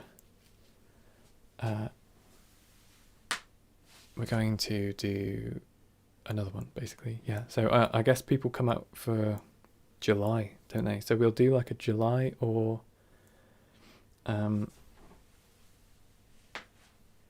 yes, our paneer is great. I just really love paneer. Anyway, we're going to do a game jam in July or August, either. But yeah, we'll definitely do one in the summer, and then we'll do another one next December. They're just great fun.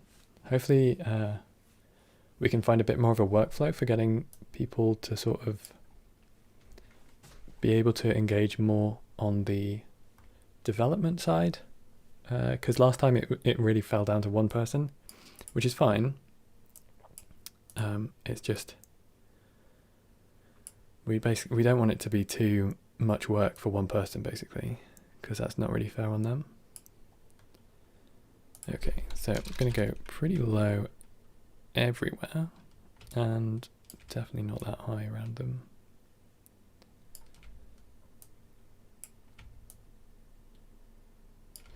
Do something like this.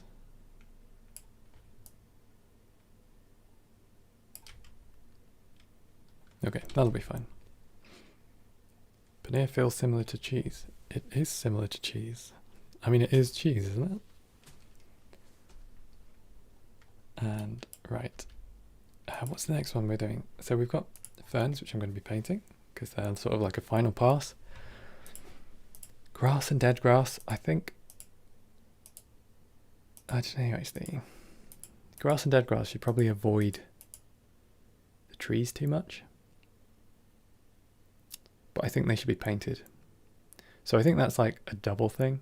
I want them to not go directly under the trees, even if I paint that.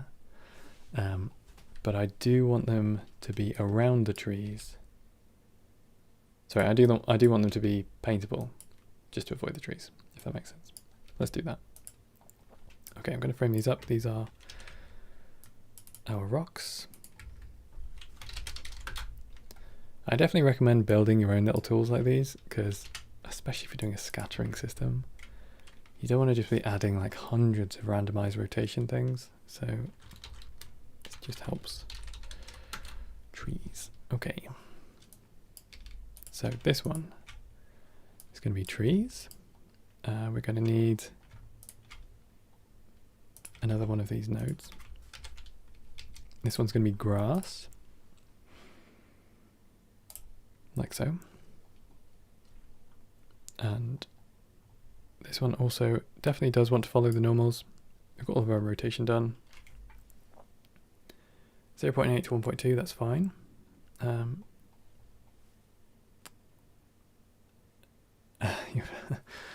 mean, it depends. Well, on the development side, it depends if we actually need any programming. It's quite likely that we'll do it in. I don't want to say what we'll use, but certainly last time we used Unreal Engine, and so there was a lot of like blueprint work. So if you're able to use Unreal blueprints, then that's one thing. I suppose like what we're really interested in is how can we set up something like a Git to share the load and have it as a collaborative thing without the risk of individual people overwriting other people's work, because that was a real problem. Like, to avoid somebody saving the scene having added their one asset when somebody else was like in the middle of editing game mechanics or something like that. So it all fell down to Brian, who did a huge job of putting everything in the game and making it all work. So props to him. All right, let me show density. We're going to go something like this, I guess. Full coverage of grass. I love Unreal blueprints. They do seem pretty great. Okay, let's go for 20. Still pretty fast, good. So, we need two things. I'm going to need to paint my grass density factor. And I'm going to do both dead and live grass from the same density factor. And I will mask between them with like a Musgrave texture. So this one is going to be grass density. So it's fun because once you've built a system like this, it's like, okay, 50% of this is procedural, 50% of it is down to me having artistic control and like being able to manage the composition. So it just really helps speed things up. It's great. Let's come in here, grass, make a new node, a new vertex group, call it what you want. It's going to be grass. Here we go. I need to make sure I'm actually viewing my thing. There we go. Weight paint. And I'm just going to paint it around kind of randomly. Let's put it in loads of places.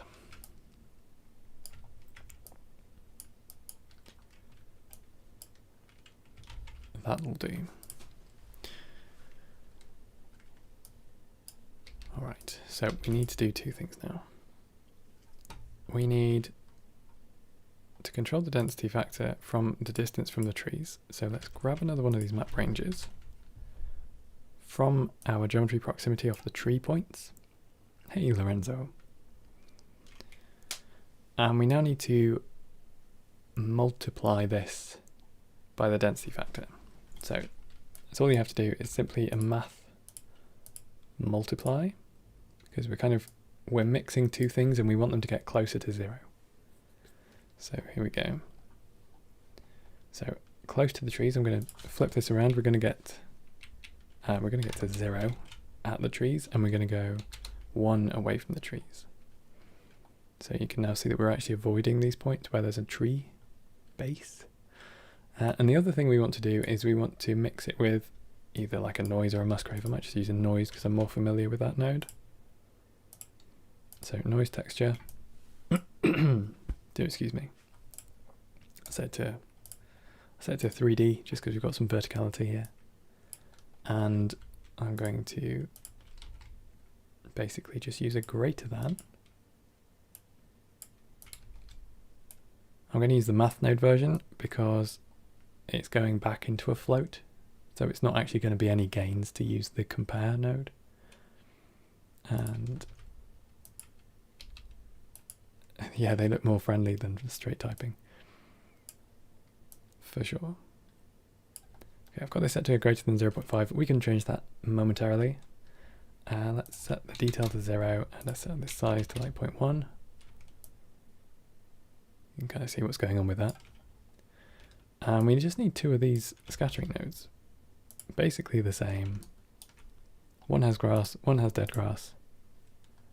The only difference is that one is using a less than and one's using a greater than.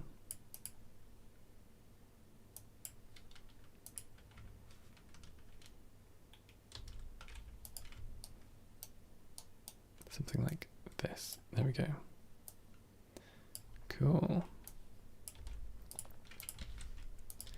And let's just make sure that we can see what's going on. I'll go into rendered.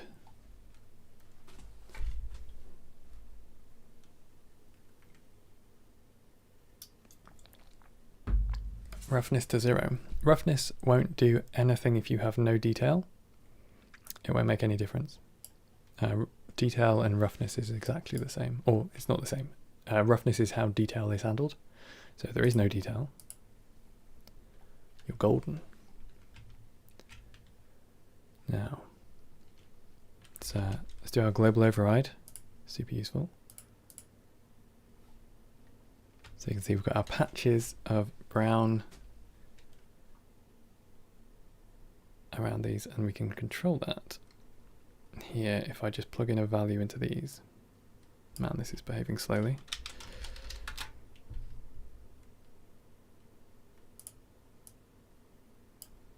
Plug this in like this, so now it's all green. And we can just add a few bits of brown, like so. Alrighty.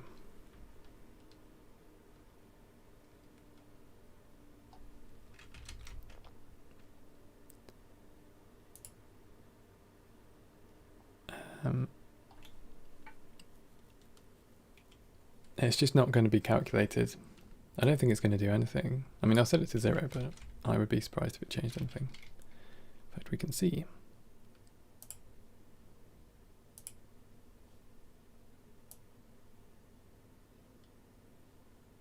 Do you know what, actually it does seem to marginally increase by a couple of milliseconds. That's crazy. Wait, let's turn this up loads. Let's go up to like 500. Ooh, did I regret that? No.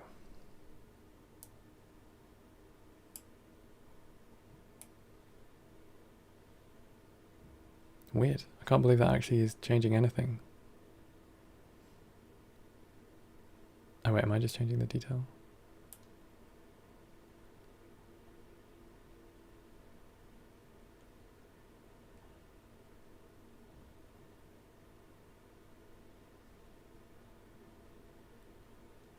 It's about the same. You can probably hear my PC in the background. It's not enjoying this. It's a lot of grass. Let's go down to 150 again.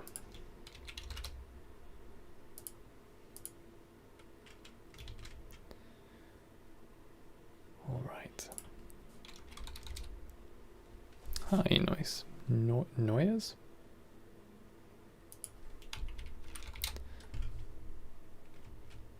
If it's a forest, which is what we're going to be doing, we're not going to go for a full density. So let's go with maybe 80. So we have some patches. From low angle, it's going to look fine. It's going to be fine. And everything's going to be handled a lot faster. All right. Yeah, getting ready for liftoff. I'm still contemplating swapping out or just removing my 2070, because I don't even use it while I'm doing this. And to be fair, actually, something that I thought was weird the other day is I was testing moving around the viewport with a heavy scene. In fact, I can show you because we have a heavy scene right in front of us. Let me add everything so that my computer cries. There's a bunch of trees. There's a little bit of ground cover. There's a little bit more ground cover. There's a few rocks. There's a few of these. Maybe I should, do you know what, maybe I should move the rocks so they can't go through the base of the trees. That's another intersection we don't want to have. So trees are our gods, basically. If there is a tree, there is not anything else. Geometry proximity, map range, Alt P. We are just going to go math into the density factor, set this to multiply, plug in the map range there, and make sure that basically anywhere between 0 and 1, oh wait no, so like 0.8 to, oh wait, let's just do this with a greater than node.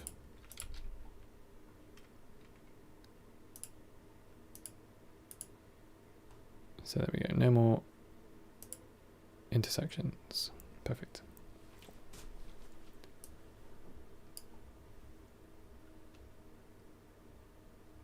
Hey, these chunks are actually pretty good.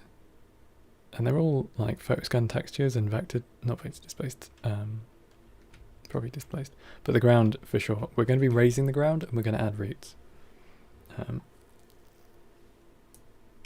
All right. Let me just... Oh, that's not going to be fun. Okay, and actually, let's turn on all of our pine trees as well. Pine needles.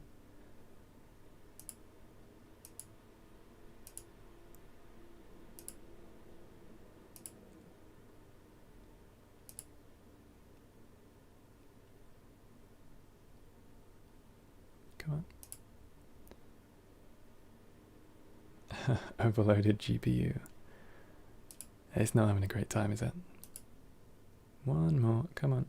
Oh, fuck. Blender said no.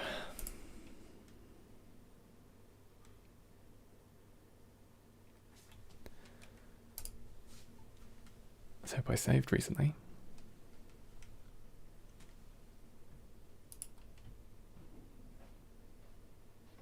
Okay, trees. A fir tree. 21. Thanks. Wait, which one of these? Oh, is that just that one?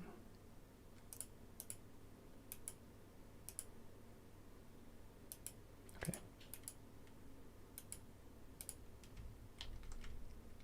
Let me save. Whew. Okay, I think we're in the clear temporarily. What we're going to do is going to put these in this collection, this group. Is, yeah, I think you're right, actually. There's literally one right there. Let's go a distance of 1. Okay. I don't know if you can really see how fast that's going to render view, because that's what we're interested in.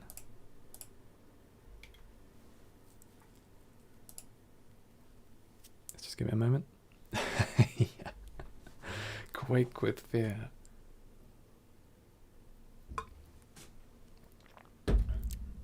Yeah, if you were looking at my memory junction temperature on the GPU as well, it's not ever having a great time. Come on, you can do it. So you can see that's kind of moving like not that fast, right? Now if I change from a 3080 to a 2070 Super, which is clearly supposed to be the worst graphics card,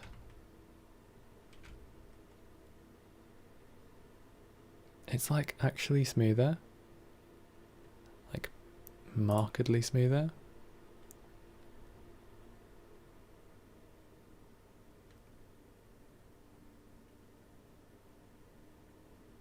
It's weird. It's weird. And I'm not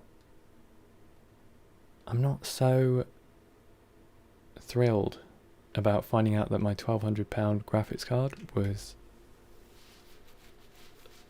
at the very best the same speed as my years old, like 3-year-old graphics card. So I think it's maybe to do with thermal throttling.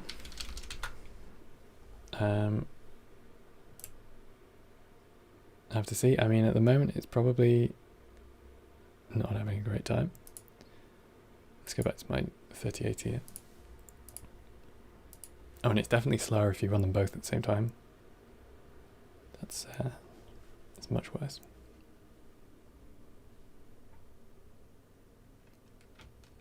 Imagine using 2.93 cycles. Yeah, seriously. Come on. You can do it. There we go. Oh, it's so sluggish. So have a look at our speeds, our temperatures. So our memory junction temperature is currently 88 degrees. And as we move this around,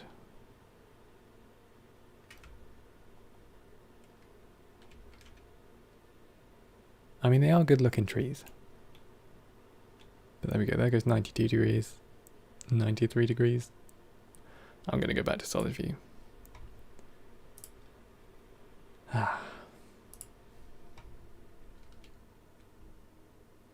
So anyway, I'm thinking of basically taking out the 2070 because, like, surely it's slower. Surely it's actually slower. And mounting the 3080 sideways. So I've just got one graphics card, and it's and it has a bit more breathing room. I think the airflow is like a real big problem. Okay. So this is all about grass stuff. Control G. I was going to, oh, sorry, not Control G, Control J. I swear I was going to do something else, wasn't I?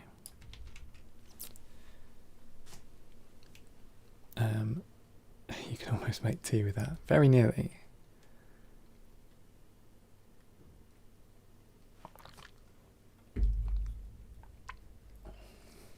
Well, I'm using optics denoise, so it should be doing entirely on the GPU.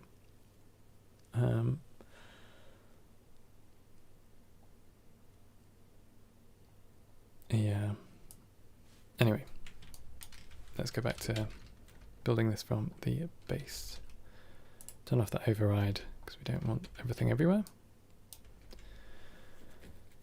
Now we want to be able to paint ferns around, and frankly I'm probably happy to have... did NVIDIA drivers have a fan curve control? They don't, but MSI Afterburner does, and I do have a custom fan control speed thing on here. So yeah. Okay. So let's do, we've done dead grass, grass, rocks and boulders. Ground cover, we haven't done small plants, shrubs or ferns.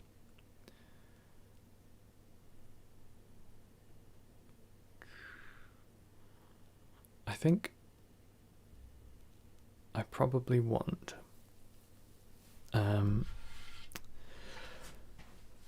I want things like shrubs and small plants to be completely procedurally generated, but I want to be able to vertex weight paint them out. Like, I want to be able to erase them. Just because, like, you know, we've got the river in our main scene, we've got a cliff, and I don't necessarily want stuff to be everywhere. In fact, we might also want to do some stuff with surface normals to prevent things from, from going on stuff which is too steep. Case in point, let's bring this over. So we have an actual overhang on here, and all of our trees, they would still hang out on that. So we also need to make sure that we're able to cull by surface normal, and we'll do this with our camera cull input.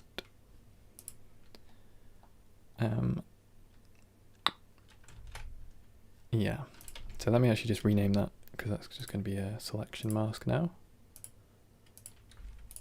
I will put the camera cull node on for our main scene, but it's just a general selection for now. And we also have a cliff, so I want to be able to manually position stuff. I'm not going to put it on the trees because I can paint those entirely. Same for the boulders. Same for the rocks, actually. I do want them to be embedded on the slopes. The grass can go anywhere because that's being painted as well. But things like ground cover, they don't want to be on the steep slopes. So we want to learn how to make a normal masking thing. It's very easy. All we need to do is find our normal, and we are going to use a vector math node set to dot product against z. And this basically tells us how similar is the normal to 0, 0, 1. So if it points straight up, then it's going to be +1, and if it points straight down, which is the opposite, it's going to be -1. And then we can just put this through a compare node. And that's it. That's your normal mask. Control G, put it into a node group. I'm just going to plug in the greater than value, because I'm only really, for foliage, I'm only interested in top side. So I'm going to leave that.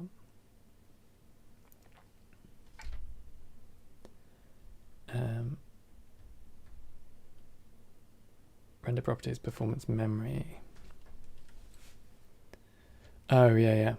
No, I was using, I've tried lots of different sizes, to be honest. I've tried like 512 and 1024. When I was dialing in my 2070 before, I found that 2048 was actually the right size, or I used to do 2000, but yeah.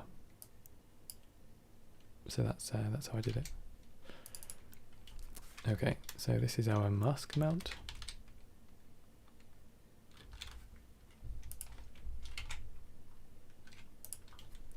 This is our normal mask. Normal mask. There we go. This I'm going to plug into a few things. We're going to stick it on our ground cover stuff. So if I have a look at these instances, if I take that off, then we even get them on this underside. But with it on, that turns off. So now with a mask basically greater than 0, it just means it will go on anything which is up to vertical. In fact, I probably want to increase it slightly. Maybe like 0.1 or something like that. And I'll plug this into both selections. Great. Now then, shrubs and small plants. Ferns. Okay, so what we're doing, shrubs and small plants are erasable. Small plants kind of want to go most places. I'll just use a texture to distribute those. So again, it's the same thing though. We're going to grab our scattering node. I can duplicate this, just do this one at the top. Come off our geometry. And we're going to come off for another vertex paint layer, or sorry, vertex weight layer. Going to call this one our shrub. No, small plants, just plants. I'm going to call this one arrays because this is specifically if I don't want them. Plants arrays. And then, because this is to be an inverted one, we need to just subtract it from 1. So just a regular old math node will do the trick there. I also want to make sure that this is not going where the trees or the rocks are, the boulders. Or maybe it's fine actually for the small plants, but the shrubs we don't want to intersect, at least the boulders. So I think for the small plants we'll just leave it open. Like this, and I'll set my distance, sorry, my scale to 0.8 to 1.2, just like normal. Cycles X does use tile size. If you make your render large enough, it doesn't do it as a single thing. If you're only doing 1920 by 1080, because the default tile size is 2048, you won't notice. But yeah, like I've been doing some 3000 by 2000 renders this week, and it's just like a little bit over the top. All right. So small plants with the ability to erase it. And we're going to be using a texture. I'm just going to use a noise texture again. 3D is fine. Greater than some value. And I'll just multiply these two together. Like so.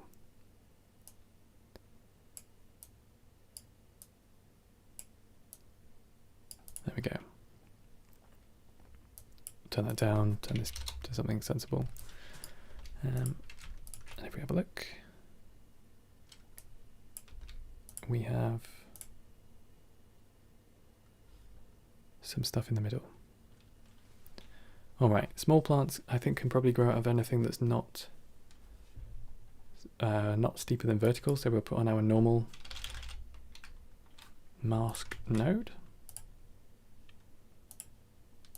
to be a value of 0, that's fine. And are these everywhere? Doesn't seem very dense. Alright. Some of these docks, they seem very large, don't they?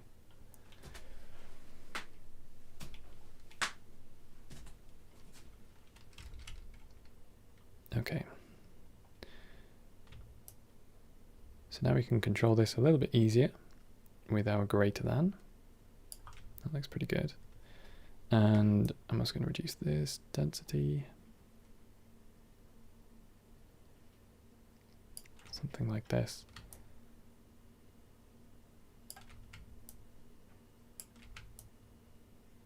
Kind of want larger patches, more spaced out, so I'm just going to go smaller on the noise texture and a bit higher on that greater than. Something like that is probably fine. We will find out later when we put it on our scene the exact values we want, but you get the idea. And I'm going to make another one for plants, another vertex group here.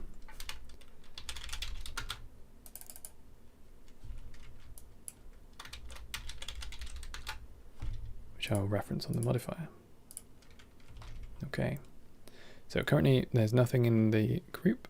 However, if we were to just join this up and have a look, if I said, oh, well, I don't want this bit here, then I could weight paint this section out, and now it's no longer available. Great, so that's going to make it really easy for us to do our things like the rivers. Now then, so that's small plants, and I feel like we probably want them almost everywhere. I'm looking at these docks like, you know what, maybe the docks should be shrubs. So let's put them in there. And now we can make this a bit denser. I kind of want these in a lot of places.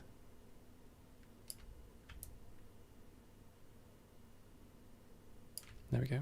That'll do. That'll do.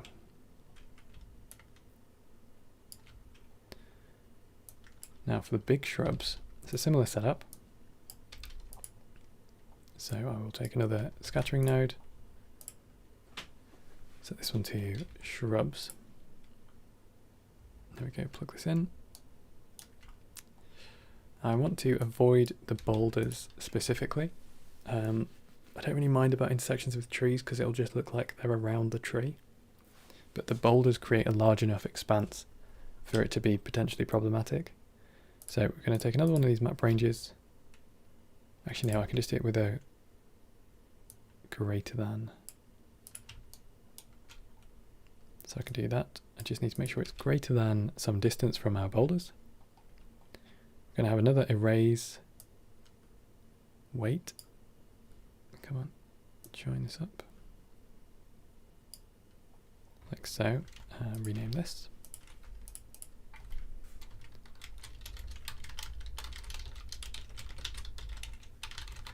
Shrubs erase.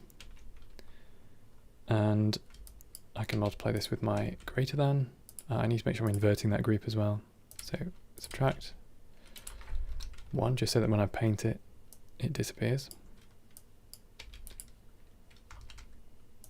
Multiply these two together. And also we're going to do another one of these normal masks for this one. There we go. And this is going to be 0.1, so they're not on super steep surfaces.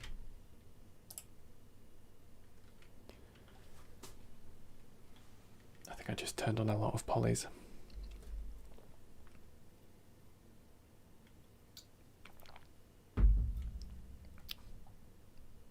Yes, I did.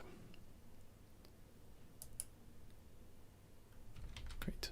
Okay. I'm going to save. I'm going to make a new vertex group as usual. Creating biomes is really just quite a repetitive process of like, what do you want to touch or not touch something else? And how much of it do you want to paint and how much do you want to be automated? Shrubs for this group.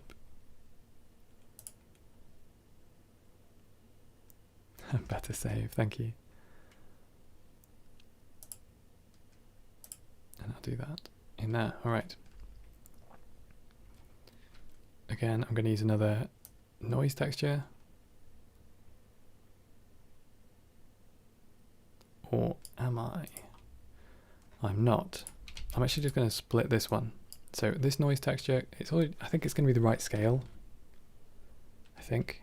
To have both the shrubs and the small plants on the same kind of level.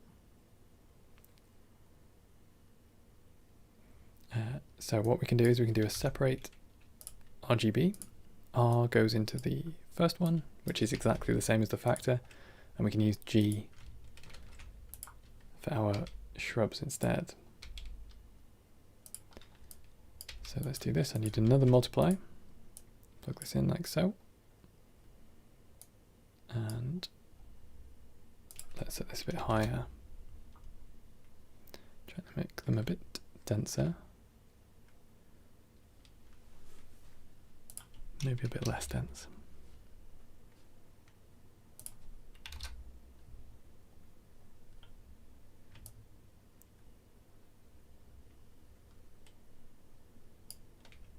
Oh, sliding these. Blender doesn't like it too much. I feel like working like this in Cycles view, at least in this build, I've not had this much instability in a while, and I've had 3 crashes today, so I think might be just today's build has something up. Let's try coming back down there. There we go. I think this wants to be lower, maybe with like a bit of detail. All right, that'll do. That'll do, pig.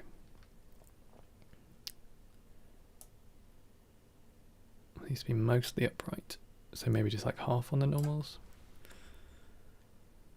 Maybe we go something like that. Okay.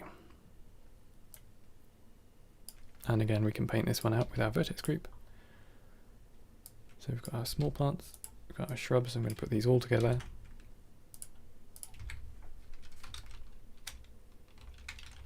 And then I think we will just do like a normal paint for the ferns, because they're a really good filler, and honestly they kind of grow out of anything. So it's like plants and shrubs.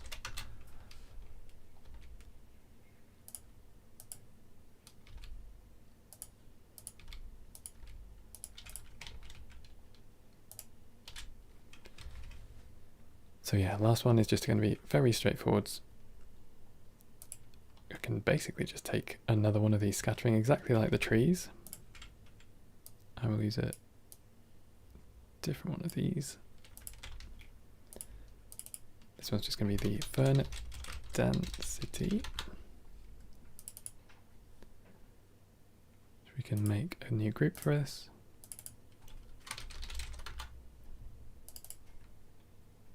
And reference it.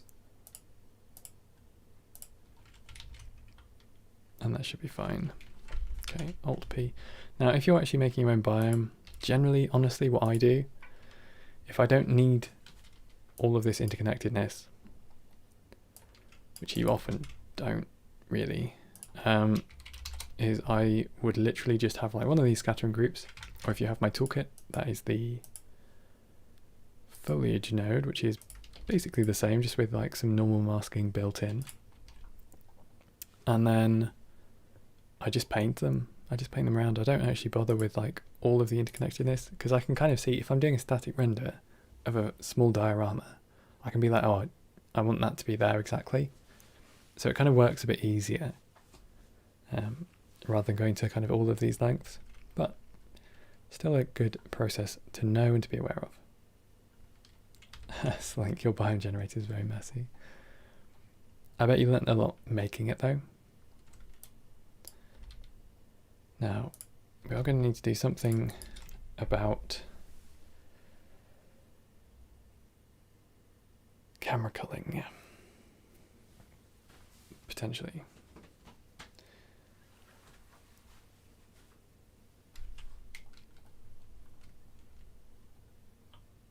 So I'm just going to save for now, and let's take this back to, actually let's join everything we need up to the outputs here. So that's our plants and shrubs, our ground plane is connected, our boulders and our rocks, ferns, 2 types of grass, 2 different types of ground cover, and our trees. There we go. What is camera culling? Camera culling, in this case I'm using frustum culling, or I will be, and it basically culls things which fall outside the realms of the camera's view. You'll see it in a sec, I'll demonstrate it. Oh boy, that's dense. So I won't use it on the trees, but I will use it on pretty much everything else. Not on the trees, because the trees need to cast shadows. Okay, cool. So I've got this saved, and I'm going to protect that, and then I'm going to delete this plane that we've been working on. And then all we got to do is put it on this one. Hey, do you know what, that escalator actually looks kind of cool? Bit janky, but kind of cool. Yeah, usually you keep the objects slightly outside. It's just if you have very tall objects, like buildings, trees. I mean, normally I guess you would have an external LOD version that you can... Oh, is this going to be really heavy? She dense. Let's go in here and I'll turn all of these back off. There we go.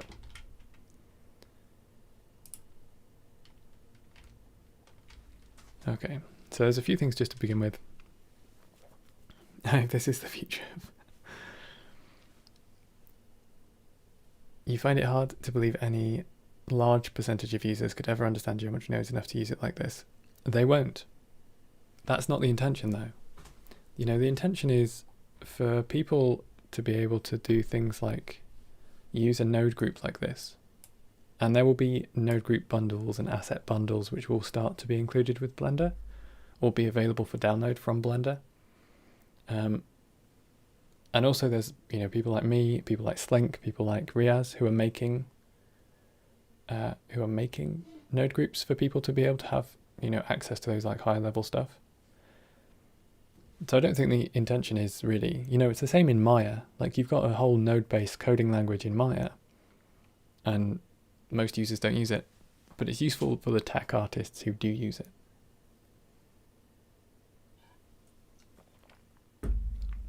And that in turn is useful for everybody else because then they can use the high level tools made by the artists. All right. Oh, damn, I'm getting kind of... Need to stretch out my back. Right, so to begin with, I'm going to actually just turn off the biome. I'm going to remove that one as well. Okay. So we're not touching the biome for a sec. We're going to paint some textures. Well, I'm going to paint a mask for 2 textures, which I'm just going to download from this pack. I need another one. We're going to go for our soil loose. There we go.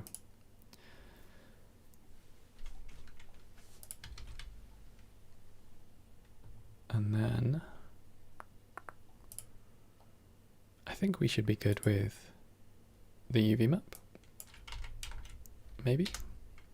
Let's unwrap that again. UV constraint to image bounds. Go away from 2D texture. There we go. Medium point tab. Great. Okay, so now we can put on some floor textures. And I'm actually going to join these two together and mix them. And to do this, I'm going to just select this whole thing, Control C, go to the other one, Control V,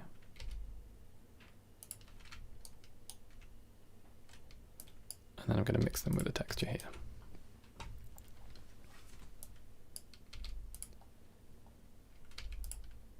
So image texture.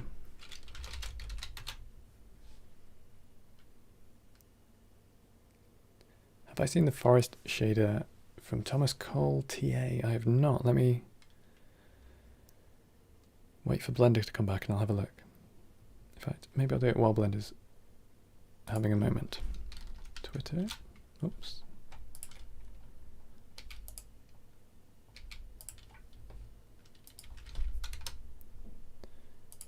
What was the name? Thomas Cole TA.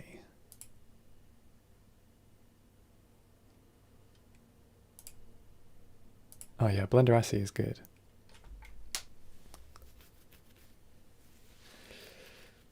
Come on, there we go. Thomas Cole. TA. Oh, he's a tech artist.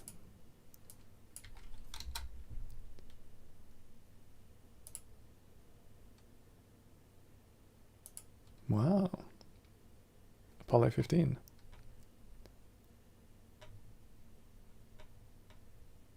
Oh, damn. Oh, is this... Do you mean he did that, like, big forest thing, didn't he? Do you mean this one? I've seen that one. Everybody was going crazy for it.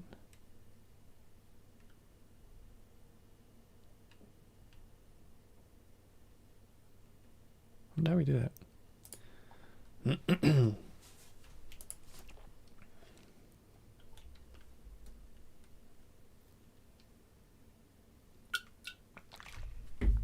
Hey pancakes, how's it going? Right, let's paint some textures in here. New ground mask.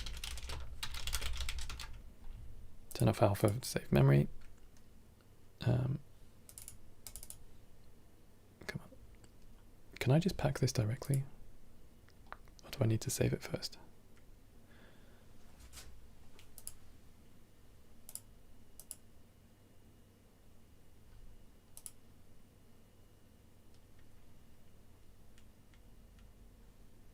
Come on.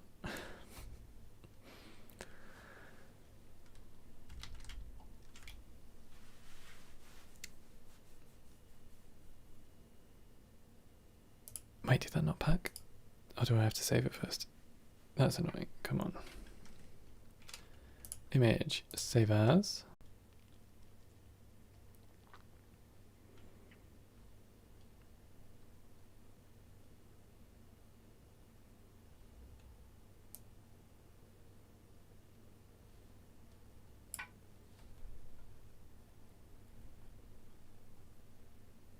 Are we back? Oh, nice. Thank you for letting me know.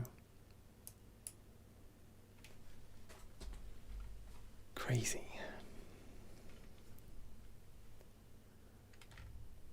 Oh, OBS like fully crashed.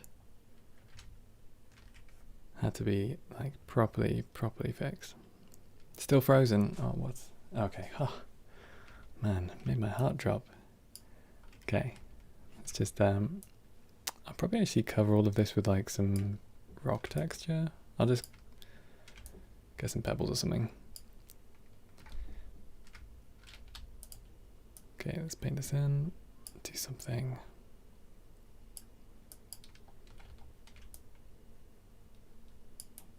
No, it doesn't have to be too neat. The goal is really just to have a bit of variation, so it doesn't all look like the same tile texture. Finally got some blur nodes. Let's come up here. Actually, we're never going to see that. All right. Let me save. Let me object mode.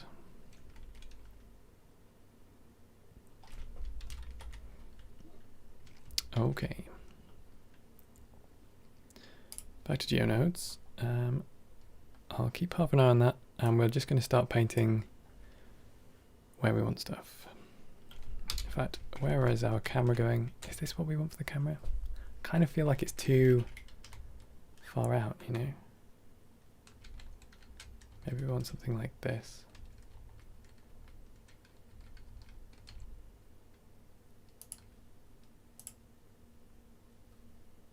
Still going to make sure I'm 90 degrees and I'm tilt shifting. Something like that is going to be fine. There's going to be trees at the top. Might be a little bit of sunlight coming through here. It's going to be a beauty.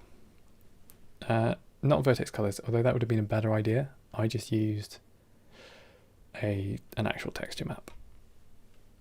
Yeah, vertex colors would have been faster, like computationally. Alrighty, so I need a few vertex groups. And I'm going to make another one of these. One for the outliner, one for the vertex groups, one for the biome node group. So I can switch between them. Zach. Trees can go in, maybe. Interesting. Oh, it's because it's not updating. The other one is going to be rocks, and then grass,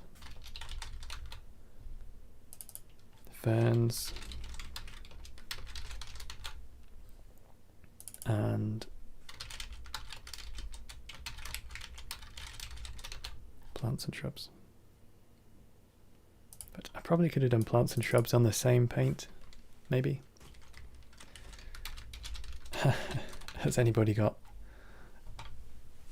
an actual decent resolution stream yet? Or are we all still on 144? I mean, I'm just going to keep going because we're not doing anything particularly revolutionary, but here we go. Okay, so I think as soon as we start putting on trees, it's going to make a difference.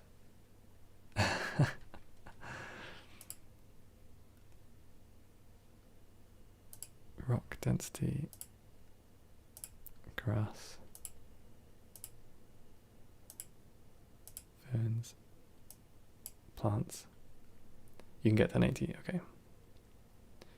No worries. I know YouTube and streaming can be a bit funny, and especially because they made some changes recently as well that made it a little bit more interesting to work with.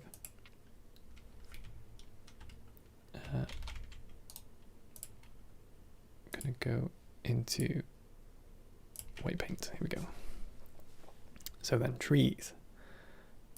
I want a lot of trees all over here. That's kind of my main patch of trees. We're going to put trees up top as well. Put trees on the left. And some on the riverbank. Definitely behind the camera so that we can cast some shadows. And if I go into camera view, I think I want some here. That's pretty good. Might have to move the camera again.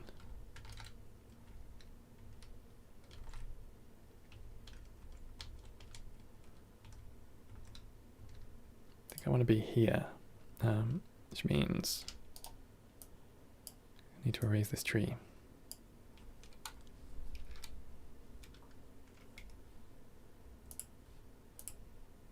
do just need to double check once again that we are at 90 degrees, because I don't think we are.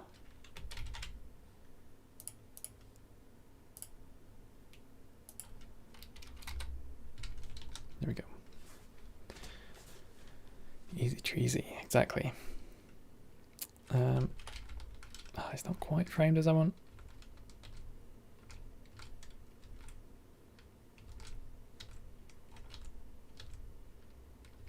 So maybe I will just change the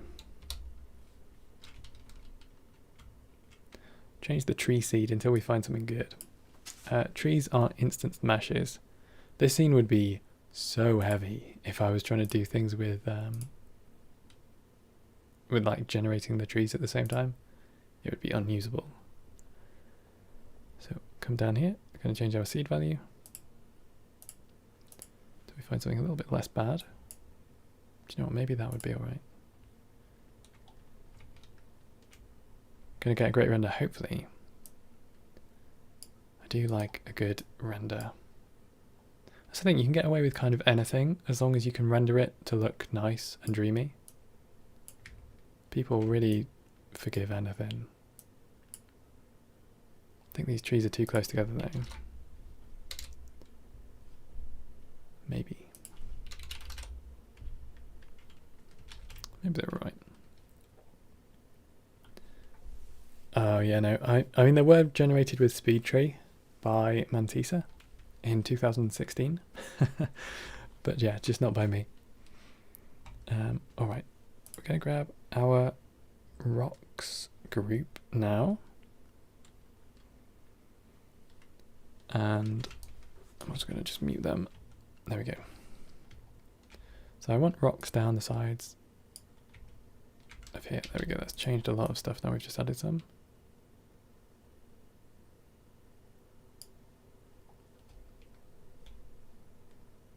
Where are our boulders?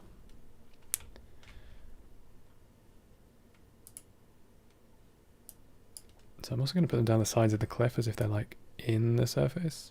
And I might also reduce the minimum distance. So we can have like a lot of rocks.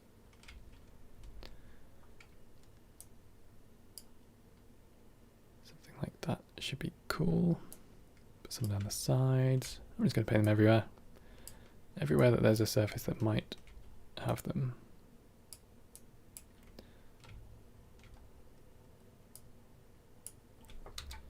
The camera view.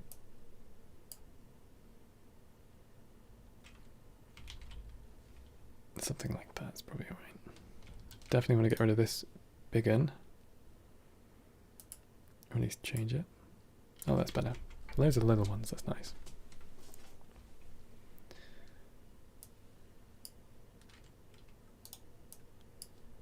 Maybe I get rid of those. So something like rocks actually could have been a cool thing to do with weights for scale, because then I could have painted like just some smaller boulders around here. So these Goliath ones, but that's alright. M tree. Gotta try stuff. I need to do some tree generation. It's not really something I've been into. Now then, grass. Let's get some grass around here.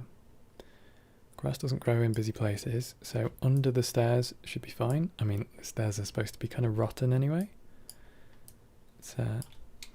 Let's go around here. So when I was saying about camera culling, this is something that we probably want to actually do at this point, because we've just got like a lot of stuff going on. So especially the small rocks and the small shrubs, which I'm not actually painting. And the small plants, actually. Yeah, these I can camera cull. So I'm just going to use the node directly. Camera cull. I'm going to pick out camera object. There we go. Going to use a driver for the field of view. Copy as a new driver.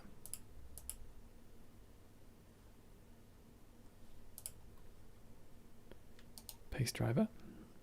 There we go. And then I need to do this with an and, I think. So it's when both are true. Those rocks got Gorilla Glue on them. Yes, they do. And what's our resolution? Is it 1600 by 2000?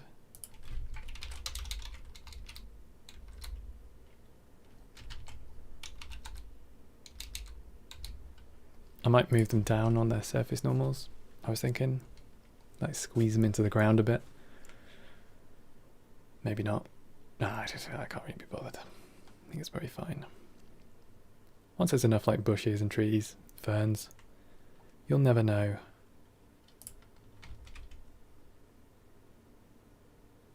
Come on.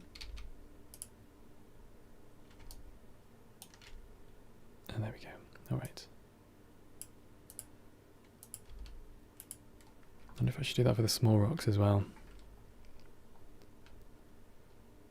I should just plug it in directly there because I don't have another mask on those. So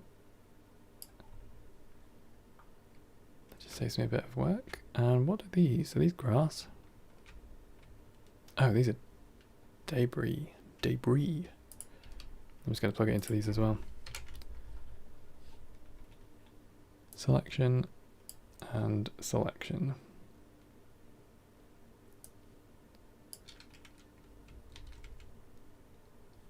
Is that not what these are? Oh, am I in front of the camera? No. What?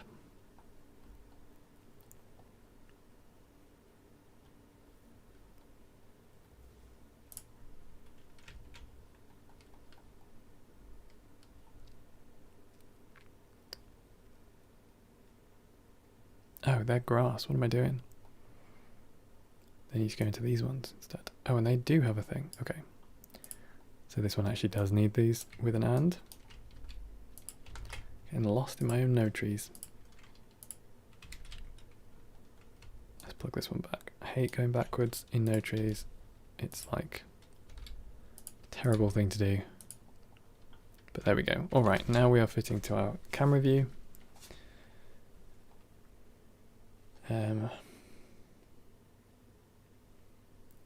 You wish that the FOV is also in millimeters. Yeah.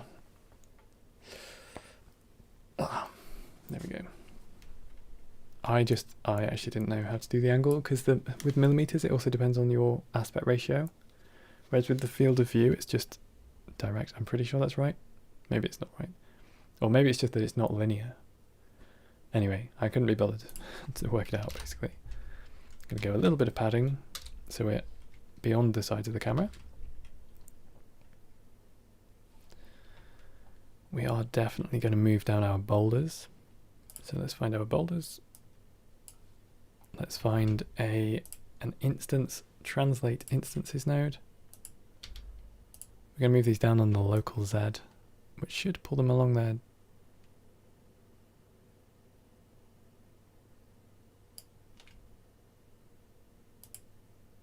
Normals, but it doesn't.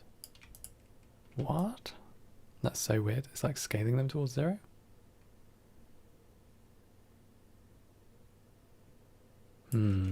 That's fishy. That ain't good.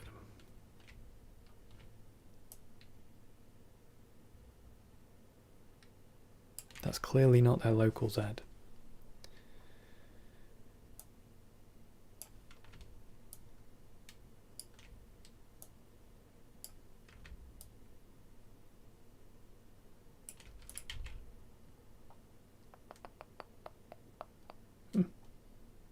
Weird. Definitely should be. Anyway, let's not do that then, because that's just getting confused. Just move the points themselves, but that's doing it inside the scattering group, and I don't want to do it inside the scattering group. Well, I mean, I know that, but it's just, it's because I've made it up as a tool, which is like common. Closest you see me to rage. It is, honestly, I'm about to blow my top. Alright. Let's find that muted noodle. Come on. Try and unmute it. I'm gonna go back. All right.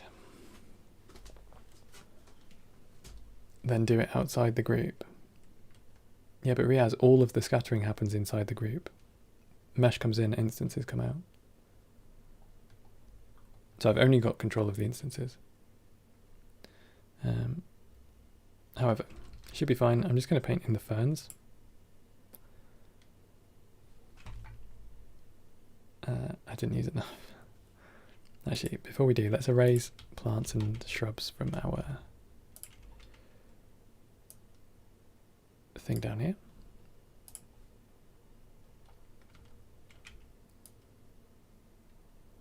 Just going to paint these around. Here we go. I can change the density as well for the shrubs. Plants coming out.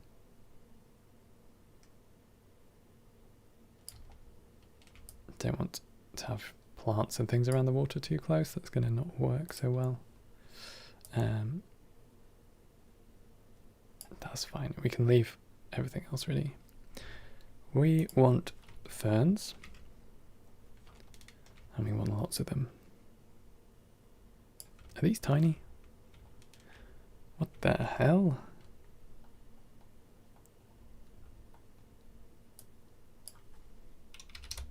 Let's make them big. Why would you make tiny, tiny ferns?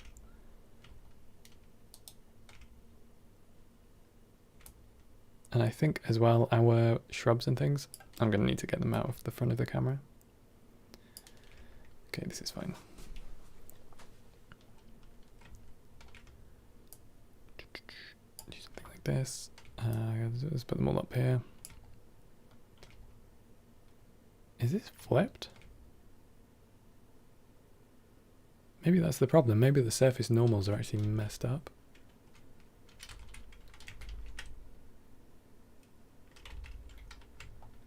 Doesn't seem to be.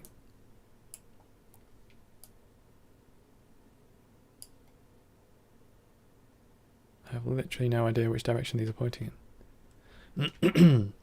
There's definitely something up with the normals.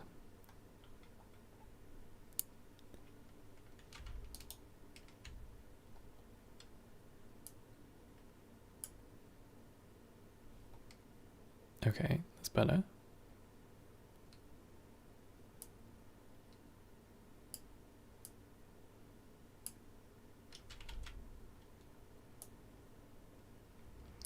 It's this align Euler to vector thing. With the factor set to 0, it's not ignoring it.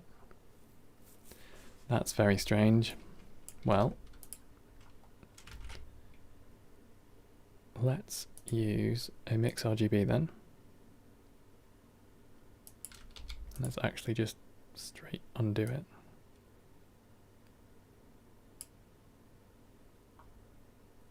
So aligned, not aligned. So that should be fine, okay. Straight up, aligned to the normals properly, good. With random rotation, excellent, okay. So now we can do the stuff to fix our rocks as well, because they do look kind of dumb, now that we fix those normals. Translate instances in a local Z back into the surface. Beautiful. Anyway, let's continue painting our ferns. I'll put a bunch up here. I'm also going to need to do a back plate of fir trees, just to get them out of, like out of view over the edge here. It's basically putting these everywhere. I just want loads of ferns. I want dense greenery.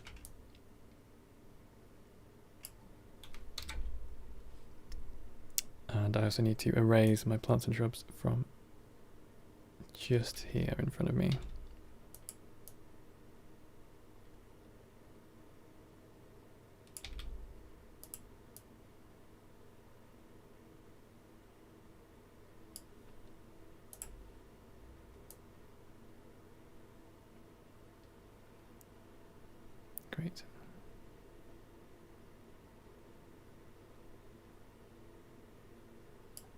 plants we can actually have.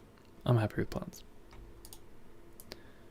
Oh, even without anything going on in the render, just viewport rendering, my GPU is like, oh, please let me rest. Okay. Ferns, grass. Maybe we had some more grass here.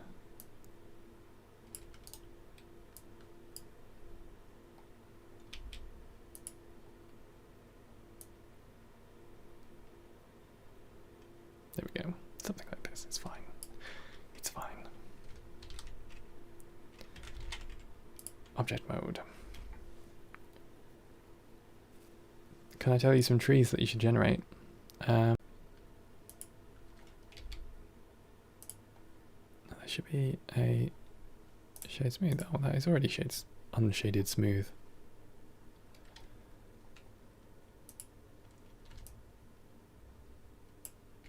There we go.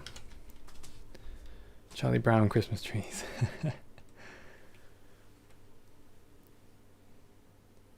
Yeah, maple trees. Okay. Last thing I want to do is I want to make a new plane just here, out back, make it a bit bigger in kind of all directions. It's a little bit lower, but it doesn't matter too much. The main thing is that we're basically just trying to create a bit more density to the tree coverage. So I'm going to make a new one here. I'm just going to call it trees. I'm going to add that scattering group. Like so. Going to give it the trees collection. Oh boy. And we're going to make the density pretty low. 0.1 with a 2 meter thing and rotation and scale applied. And then from down here you can see that we're able to basically bolster the backdrop. Maybe we also grab it in the y-axis. Oops, GUI.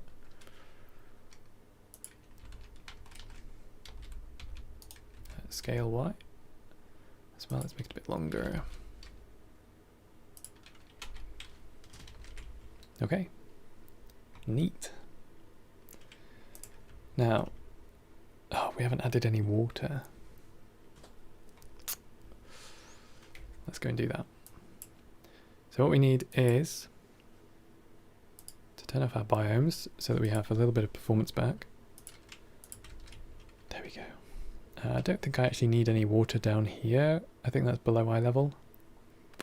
I am going to need a waterfall. And you know what? I'm actually just going to... I know this is cheeky, but I'm just going to append it from another... from another file where I've already got a waterfall. We've already been going for like 5.5 hours. So fluid sims. No. Oh my god. Let me just do this over here.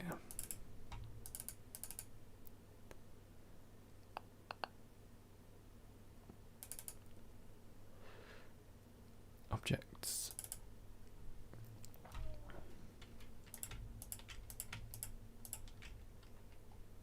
wonder if I've got the pebbles collection as well. And the riverbed. Nice. That's probably what I want.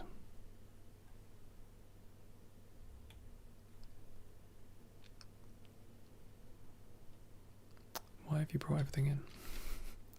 This is too much stuff. Okay.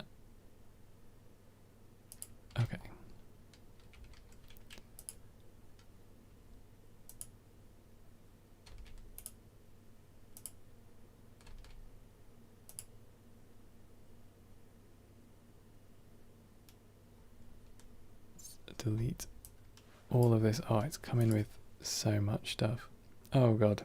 It's coming with so much stuff. I think I just imported the whole file. That was a mistake. Don't need that camera. I need this and this and this and this. That should be everything. perfect. I think I made my other file a little bit bigger.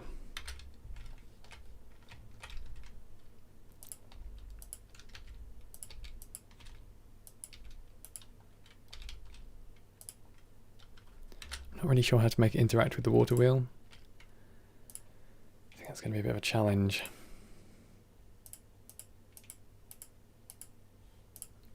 Let's just get this sorted for now.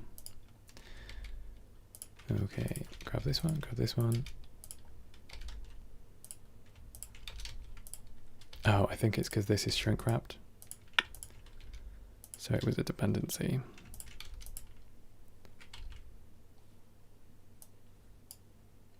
Yeah, totally was.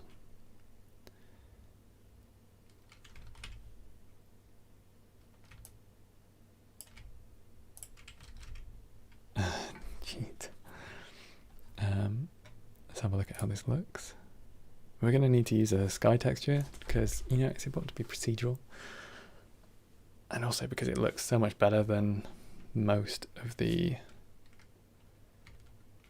HDRIs. So set this back to scene world, go into shader editor, object,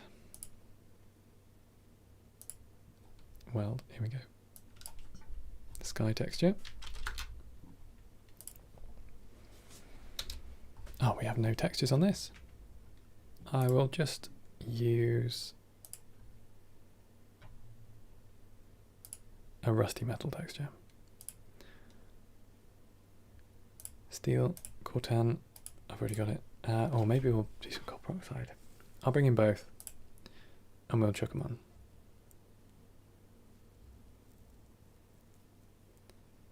With some missing paddles. Just break it. Let's grab another one. So we're going to, that was the steel. We're going to also grab the copper oxide. So we can just have like two types of metal. Oh,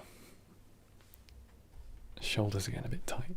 This always happens when I stand up for these streams. Like standing up for this length of time always gets my shoulders. It's like my arms are really heavy, which is funny because they've got no muscle on them. So I'm not really sure where the weight's coming from. I'm just going to grab a random wood texture. I think I want to try and at least get them to bounce off the waterfall. Bounce off? I'm not really sure, to be honest. Making it go through or hiding the waterfall might still be the best bet. I'm going to do... I need a swing. That's true. A swing would be... There's so many things you can do. Or do you know that those babies have the elastic cords strapped to like door frames and stuff, and they'll have like a thing that they can sit in and bounce around on? That would be fun. That's what I want.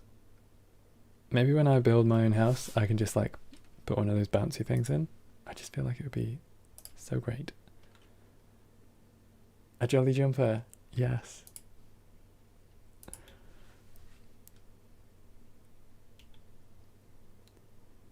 Wood rough. Here we go. You have a big ball for a chair.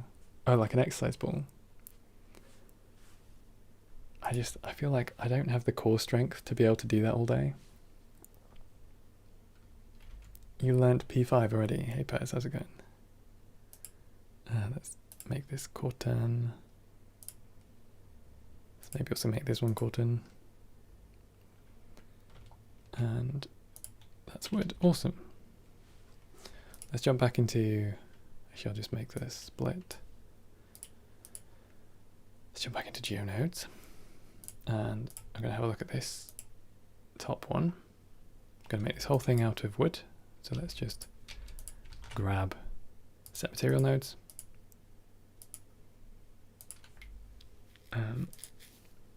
Wood rough, there we go. And then for this escalator, this needs a few more things added. So set material to the platforms. Are these the wooden ones? In which case they'll be wood. Wood. Yes, they are. to... Oh, interesting.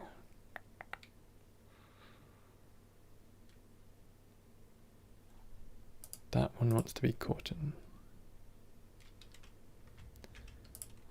I think the chains probably also want to be Corten. And the cogs.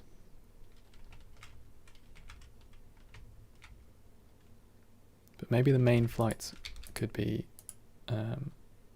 copper. Just so they look a bit different. Let me just join these together over here. And I'll stick that through there like so. Okay. That looks adequate. Oh, concrete. Summon some concrete. I'm using Materialic, if anybody is wondering. It's very good for kind of filler textures. They don't look great up there, up close. But from a distance, they are perfectly adequate, and especially once they get covered with stuff. Oops, not that one.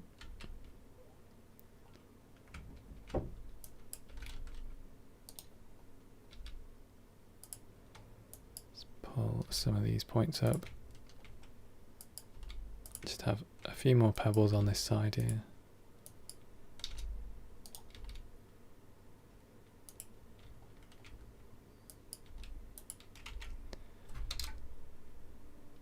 Okay, and then we've got some water, which is going to be a bit higher.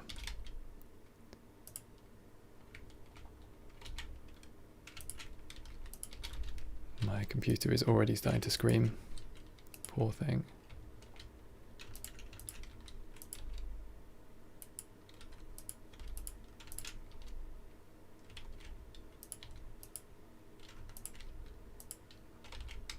Okay.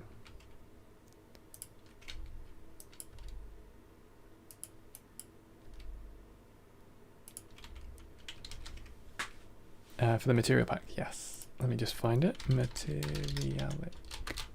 It's one of those things that I was always like, I like making my own materials. I'm never going to get a material pack.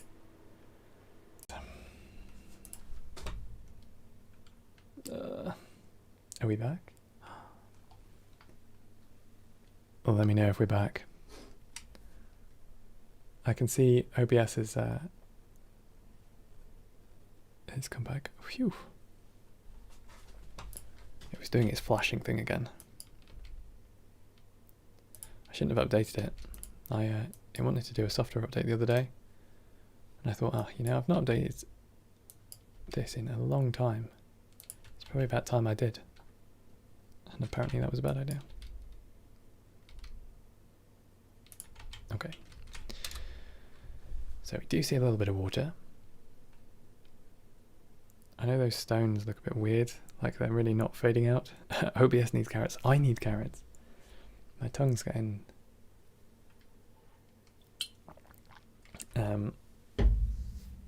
pretty tired. All right, waterfall. I have like a general waterfall. Oh yeah. Can I just drag this back?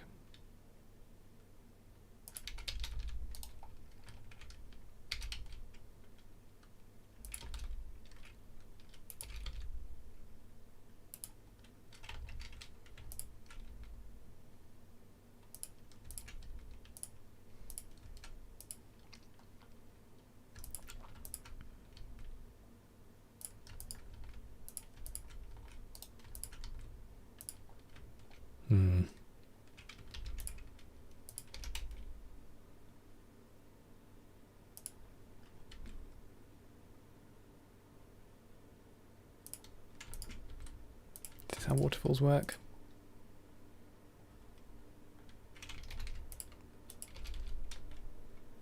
Should have probably looked at some references for like water wheels and things.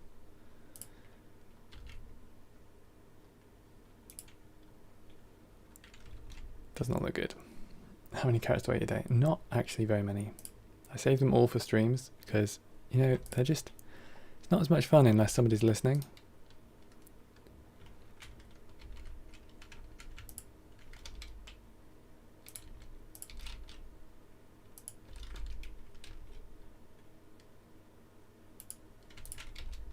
I know I said I was going to use Ian's, but honestly, I think they're better suited for smaller scenes. I think that's really what they're for. Hopefully once there's enough, like,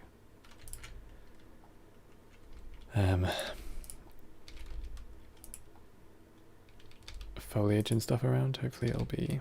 Actually, do you know what? This probably wants to break on the wheel, doesn't it? This is literally just a picture, by the way, of a waterfall. Nothing special.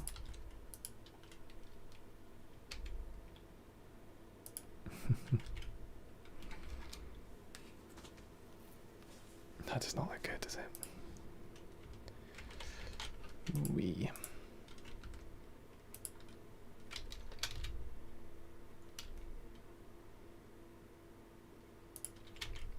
Kind of all wants to be broken water, and that's difficult. Simulate the spray. Well, what I probably ought to do is just add cards. I mean, this water ought to be so much more tumultuous if it's literally right next to this. Okay, well, we'll see how it looks with all of the extra stuff in. All of the foliage. Let me just add this top one up here as well. This is such a janky process. But I'm going to grade it to hell, so hopefully it'll be alright.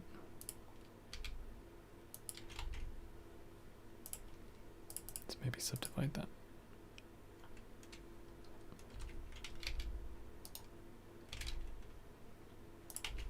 There we go.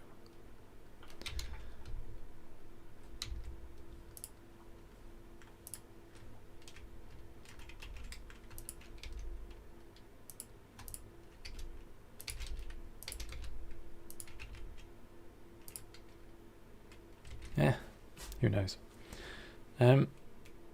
Right, let's spin around our sun so that we're actually pointing straight. This is how you get away with waterfalls, is you point the sun directly at them so they just go white. And that's really the trick. Okay. Let's turn on. Make sure we're saving. Throw some rocks in. There's rocks everywhere around the waterfall. Should hopefully cover it. I might have to add some botanic bushes because I know they've got some big bushes, so I can just hand position a few sneaky ones.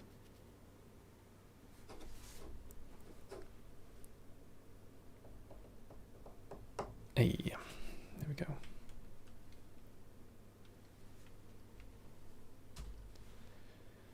What is this cube object? Ain't that nice? Doesn't that look nice? Nobody would ever know that this was just really quickly knocked together. Nice. This one, turn this one on.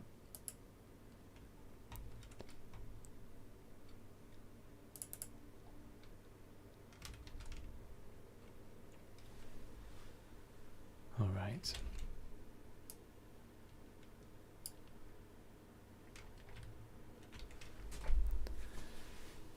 There's just something about like old rusty structures in the countryside or in the forest that's like, ooh, ooh,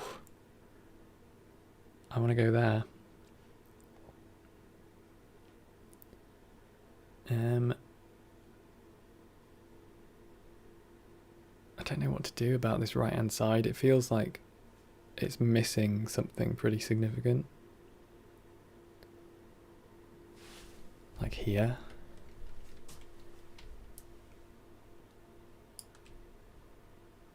Do you know what? Maybe just a bush.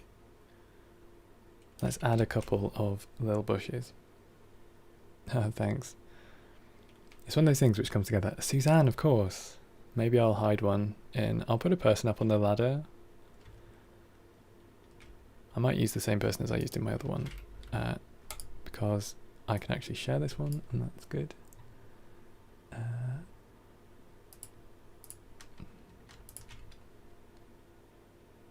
I've got male 9 and male 09. Please don't crash.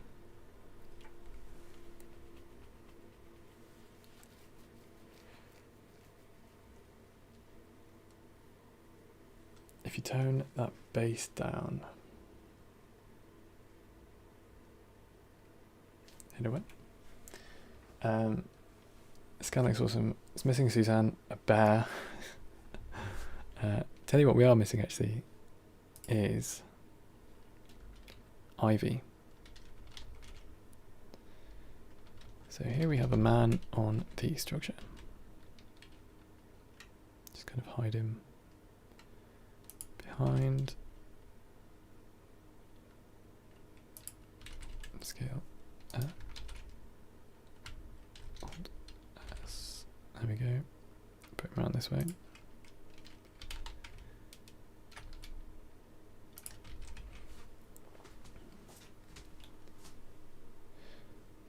Seems a bit too open.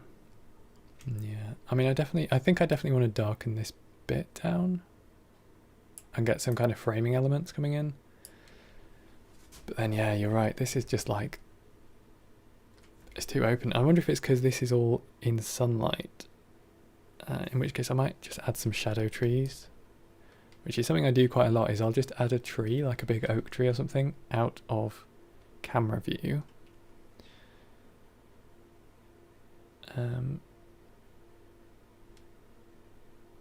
I wonder if there should be a bush bottom left and a rock bottom right, just because of the balance of it. If we're going to have more kind of foliage up here. Hang on. Hold on. Let's grab the end of this. And move it up.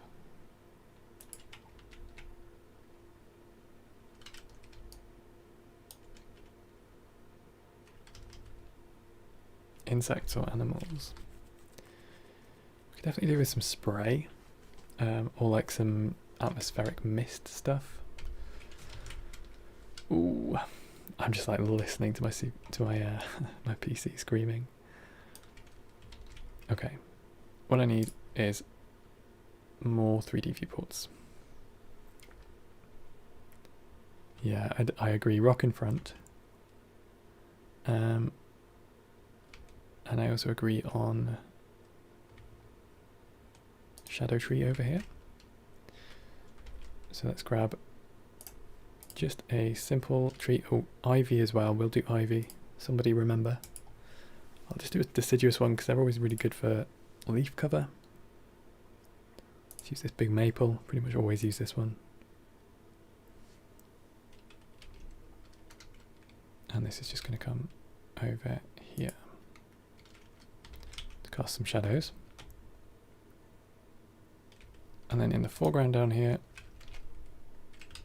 make sure we're saving like nothing else. Let's make sure we're adding some rocks.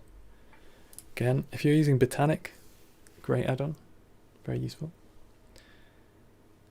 Call it Stair Wars. Let's use one of these big old granite rocks. I guess maybe this one, which we can just position. And I will also add a couple of bushes. Let's add shrubs. Yes. Elders. That's what we're missing. Make a shooter with lots of escalators. And I'll grab the other elder as well. Okay.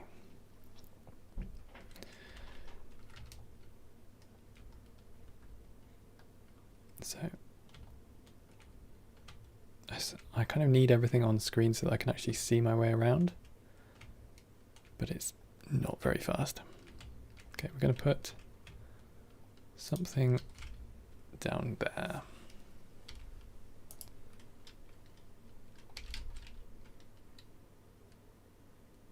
Just going to cover a little bit, provide a little bit of something.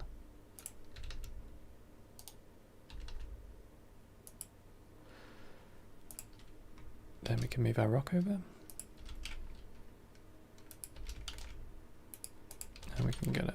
bush over here.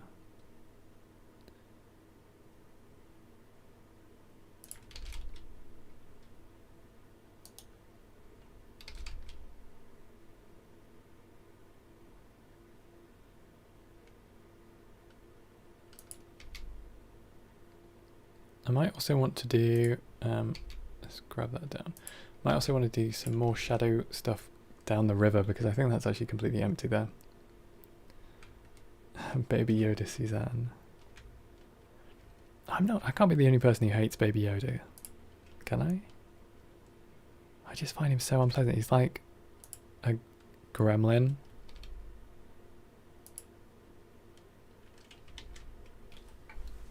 Alright. So hopefully that should catch a little bit more of the sunlight. Let's make a bit more space here. Baby Yoda is so bad. I genuinely feel like I'm not going to say any spoilers, but Mandalorian 2, it felt like it was just trying to farm Baby Yoda content for views. It didn't feel like it had any substance.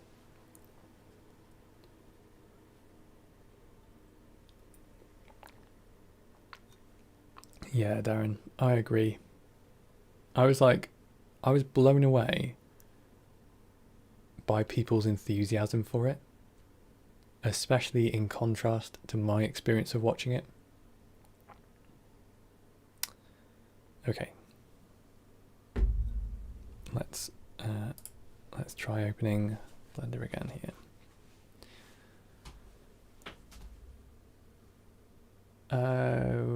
Oh yeah, Dustin, that's because the Futurely have just migrated to a new website today, like literally today, and I think I probably need to update some links. But you should be able to find it if you go to futurely.com. Excuse me, then you should be able to get a link through. Okay, let's try this again. It might be a VRAM issue, and it might just be giving up.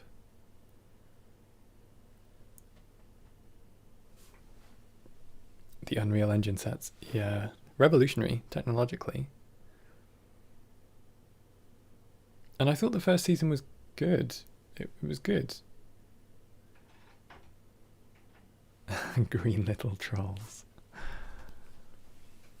Okay, come on, GPU, you can do it.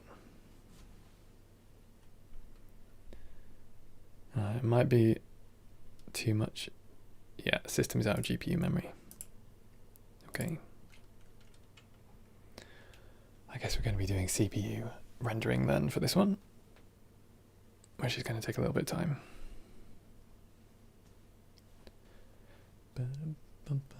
Is this going to load?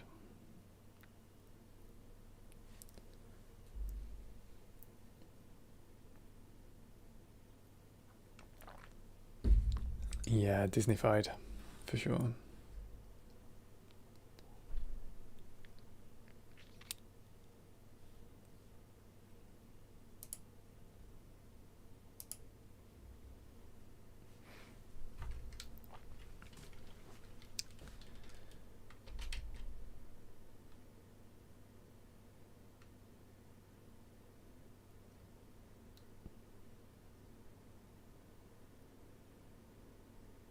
Alright, we can shadow that tree a little bit better there.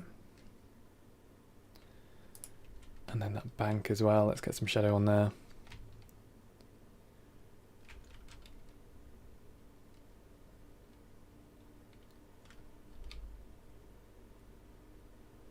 If I can find where the sun is.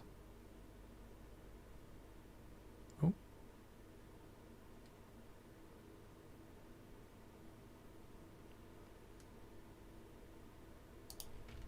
Maybe I'll just put the tree on there first. Work back from the 0.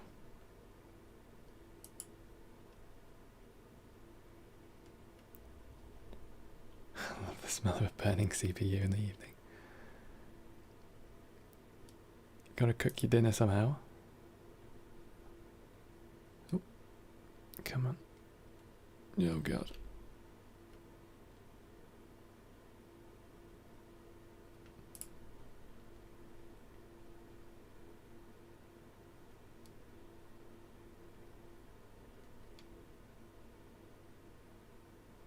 Okay, that rock is like kind of in the way.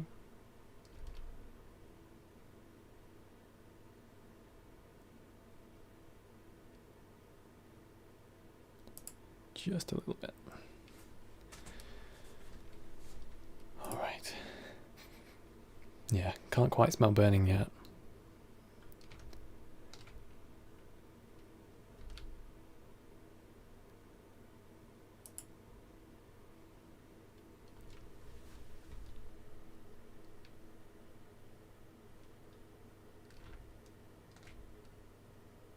I don't know. I think this looks kind of okay.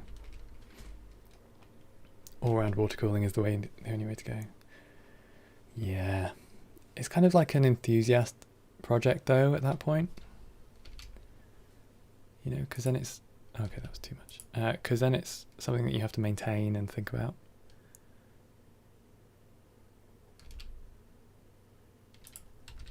Kind of want to just put this tree on its side and get a bit of, like, general noisy shadow.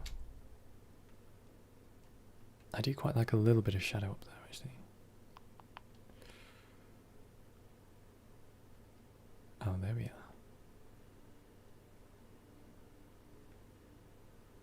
I just wasn't high enough.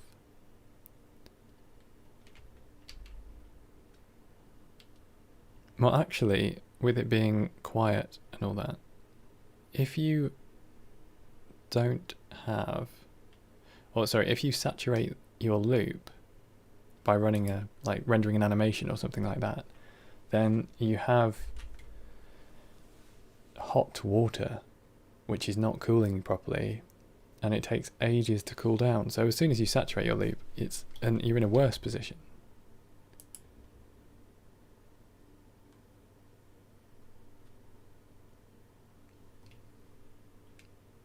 Something is going on over there that I just don't like the look of. Come on, let's get zoomed in.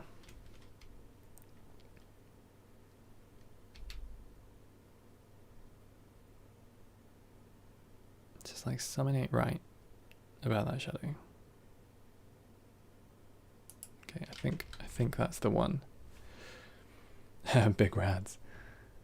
I was thinking that it'd be pretty neat, like if you have a ground floor office, you could just have you could have a really long water cooling loop and just bury it like in the garden or something, because underground stays pretty cool constantly. So you could like you could have geothermal cooling, like heat exchange. Although I guess you might get condensation then, so maybe that's not a good idea.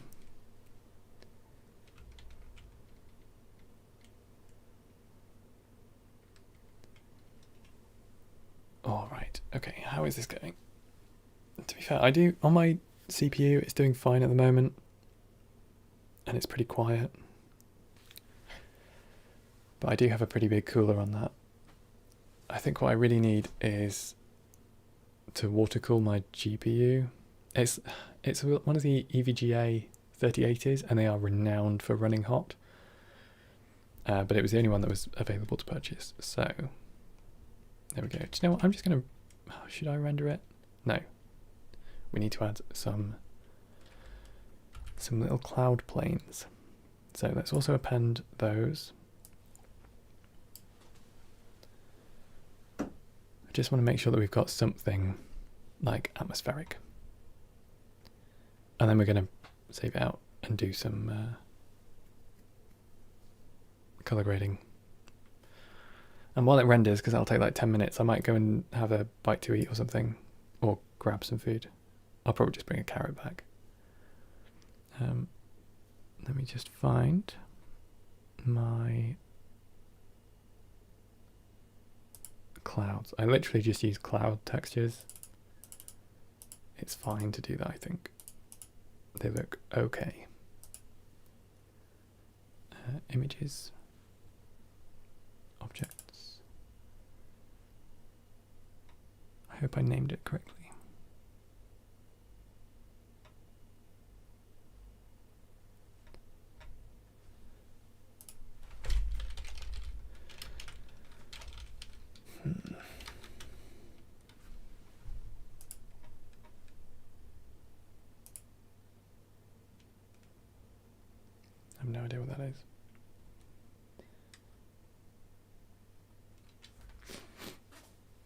Distant trees. Hold with me here. Oh no, it will be that actually. It was not named correctly, but there were enough of them for me to recognize it. So that's a good thing.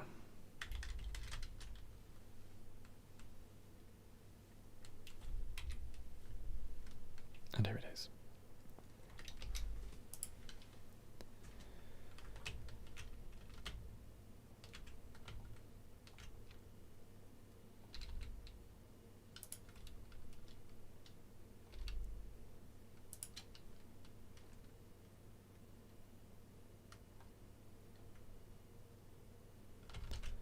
It's like a really hacky way of doing stuff.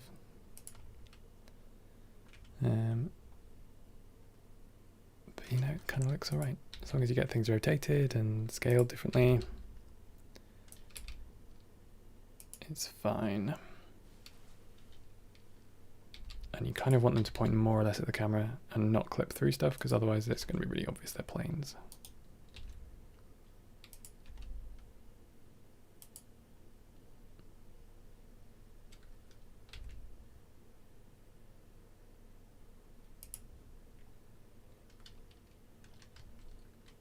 Is there a performance reason I'm on CPU?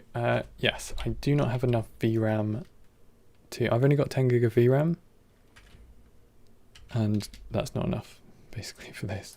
So I need to be on CPU because I have 64 gig of regular RAM. So to enable me to render. Let's go to my shader editor. That's one of the issues with using so many pre-made assets.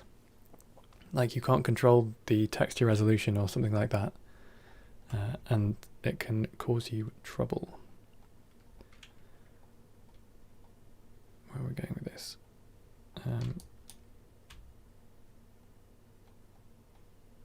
Actually, let's make this down as well. Too much opacity on our clouds, definitely don't want. Maybe reduce the noise. I don't think it's the materialic ones, I think it's the trees, the botanic trees, and the photoscan stones, and the speed tree trees, which have all got photogrammetry. Oh, Dustin, just so you know, that Geometry Nodes course is for 2.93. That's like a very important distinction, because it's kind of a different system.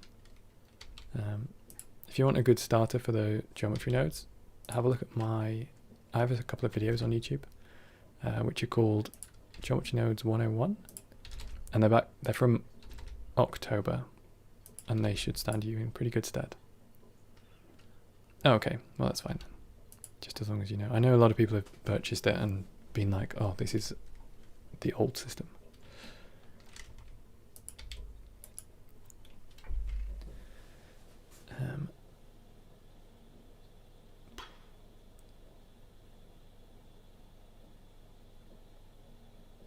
Waiting for CPU rendering to resolve is just such hard work. Come on. I was saying before, like a few weeks ago, that I would definitely have a look at getting like a MacBook for my next go, for my next PC, and I mean, even having like a fast, well-spec'd, like I've put quite a lot of money into this computer, like having that, I can still doing the kinds of renders which I like, which are like super dense nature. There's just way too much going on. A laptop would never be able to handle this. At least not to this extent. If you have a powerful laptop and you've got decent cooling, then it might be alright. But it's very easy to overwhelm them.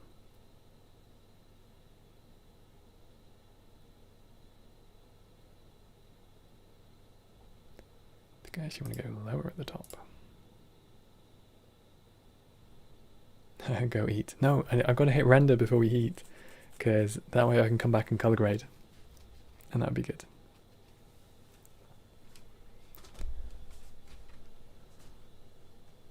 Pot stickers. Right. Do we... I'm getting some weird edges on my clouds there. Let's maybe get another one coming down.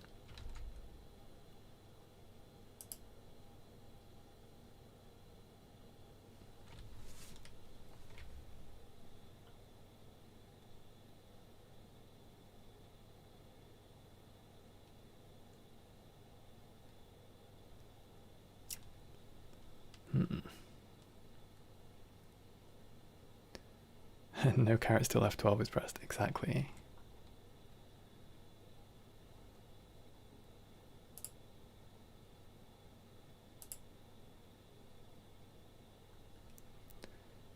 Coffee. No, I have water though. Healthy, nutritious water. Now, ideally, I would also make my rocks get darker next to the waterfall, but I won't in this case. I might Photoshop it, but I just think, you know, like in general, is anyone going to notice? Probably, especially now I've mentioned it. But we could do something with, I don't know, some flies or something. I don't want to do anything which is too small detail because it will be eaten by denoising.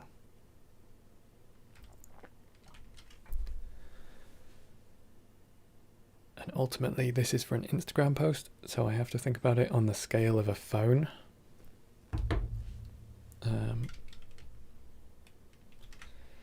So I guess it's mostly just about how readable the shapes are. I am not digging that bit of mist though.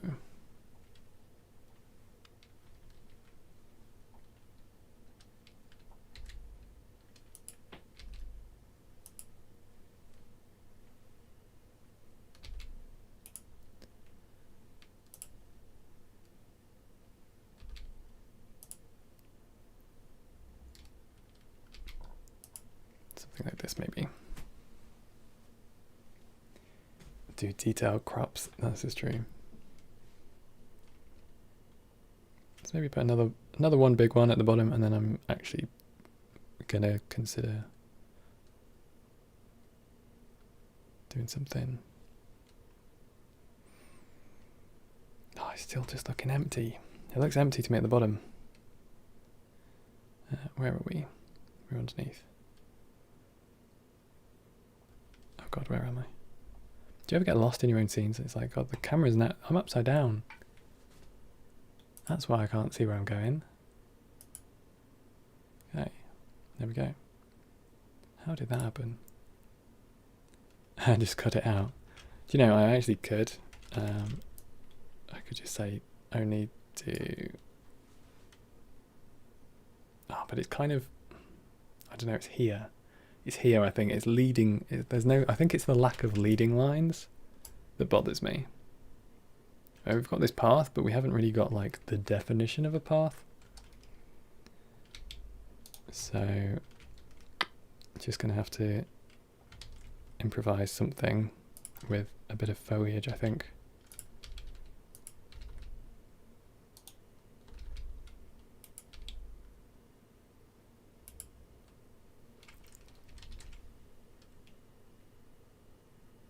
Okay, okay.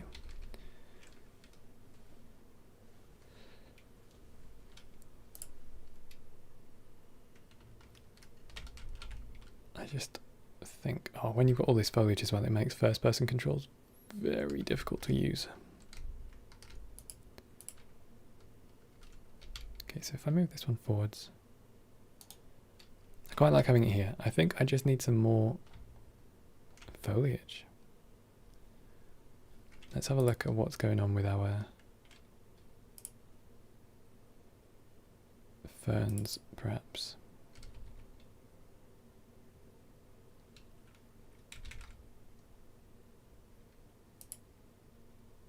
Okay, weight paint. What do we want? That's grass. Maybe the grass comes in a bit more as well. Oh, also, do you know what? We haven't even got full density. Maybe that's going to make a big difference. Let's have a look at our shrubs. Let's try letting some of them back in here, maybe. That was too much. Or was it? Yes, it was. Okay.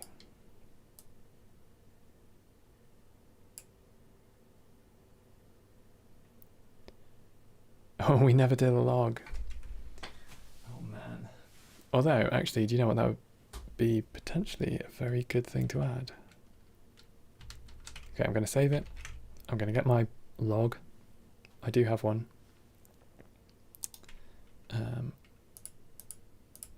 Object mode, here we go.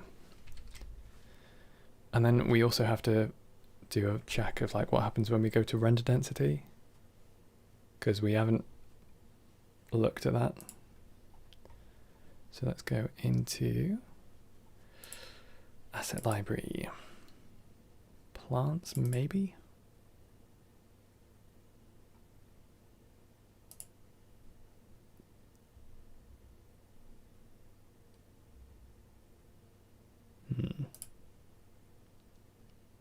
Natural.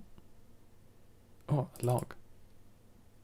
A mossy old tree log by Julian Malik.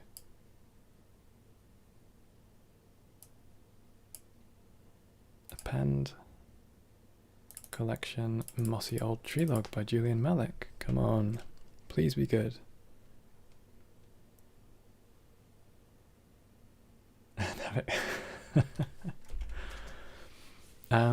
Does the camera culling really affect render time? It's not a dumb question, it's actually a really good question. And Zach, you are right and you are not right. In the viewport, in the solid shading, or in Eevee, camera culling does affect view time, does affect render time. Or just, you know, being able to navigate the scene. Because, you know, like if I look over here, so I've got barely any of the scene on, I can actually still move fairly easily. But when I have the whole scene on, it's like, oh god, it's really bogged down. But if you have camera culling, you know, if I didn't have camera culling, then all of this would be covered with this density. And then, at least in solid shading, it would be very different. Because they're all instances, and a lot of them are collection instances as well, their cycles will just process them very quickly. So you don't need to worry about cycles rendering. But if you're doing Eevee, or if you're just working, then it makes a big impact. So let's come over here. And selection to cursor. There's our log, baby.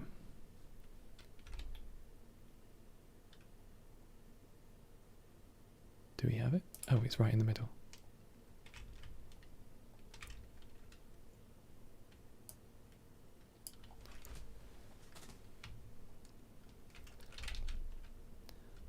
Let's maybe make it a little bit more of a leading line here.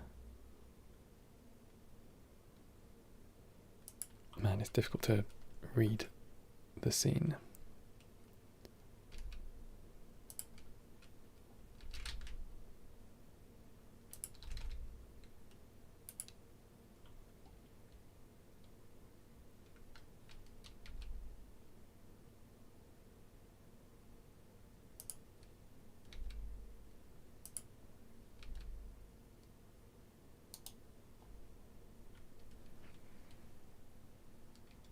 I don't think I want it to like cross the path.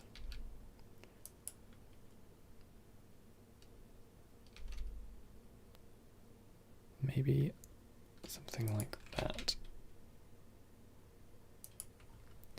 Okay.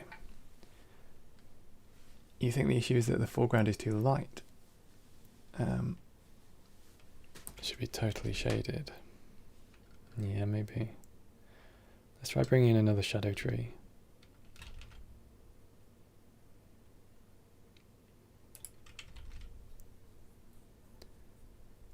Vignette imposed. Ooh.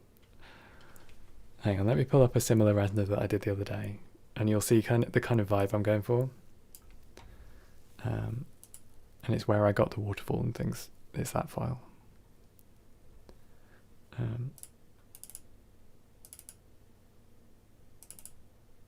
Sorry if this is really boring, by the way. I know it's just like tweaking at this stage.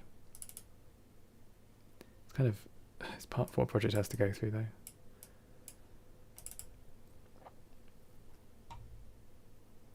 So this was the one that I did the other day. And it's that kind of like similar thing. Although I did actually darken the ground in post in this one. But there is like a little bit of speckled light.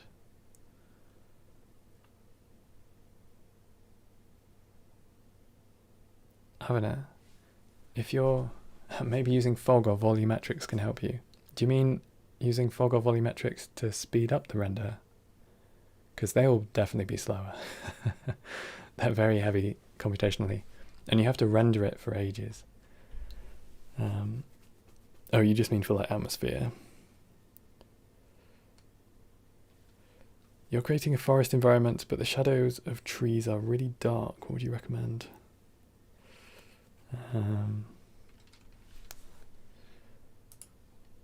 Yeah. I guess maybe your tree can... Oh, do you know what? If you're using trees which you have alpha on the leaf patterns, even if they're out of camera view, if the light is coming through alphas and there's too many alpha layers, it will cut. So you might actually just need to... I found this with Botanic a lot. You have to increase the light paths for your transparents, for your transparent ones, and it'll make it so much easier. So much better, sorry. Alright, I'm just going to move this back slightly. Just want a little bit in this space. Okay. And then I'm going to bring in a bit more shadow there.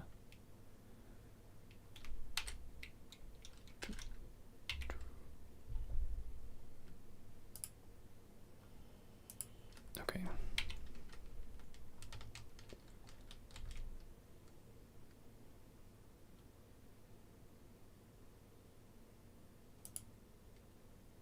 I mean, that's like full shadow.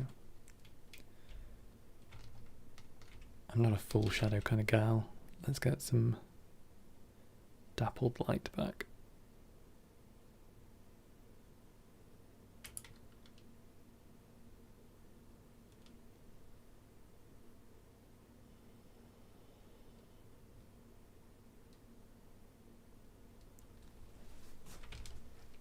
I need an RTX 4000.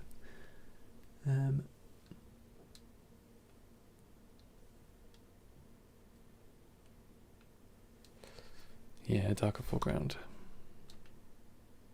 But does it feel not summery enough now?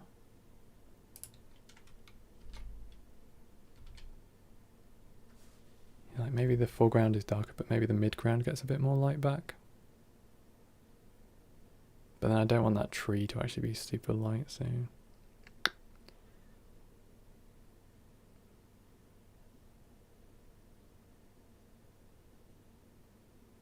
I think I like that. You got the full sun up front. All right. When we go into post, we will basically punch up the sky to be really white and glowy. So it's going to feel a bit more dreamy anyway. We do need to see if my computer can even handle it with everything that's going on. I might make the sky transparent for the render. Mist bars, God rays. God rays are tricky. I don't know if I want to add them manually. Do you know, I think I'm just going to go with what it is. We'll just do it in post. Just do it in post. And that'll be fine. So I think I'm going to render it transparent. Film transparent. And I'll put it over a colored background in Resolve. Oh, you don't like God rays? I don't know. I mean, once you get like punchy, glowy, beautiful light coming through, God rays can actually add a bit to it. Especially if they're like kind of natural. Alright, Geometry Nodes Editor. Here's where things get a little bit hairy. This is going to be a bit worrying. Okay. So that's all render density. I really hope this doesn't crash. I'm going to save first. Go down to Options. Override Show Render, and let's just see how dense this gets. It's a little bit more dense.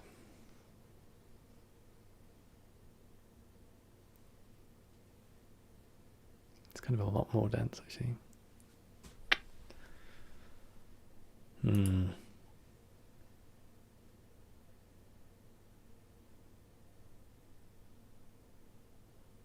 Okay. Let's go through these one by one and see what we need to do.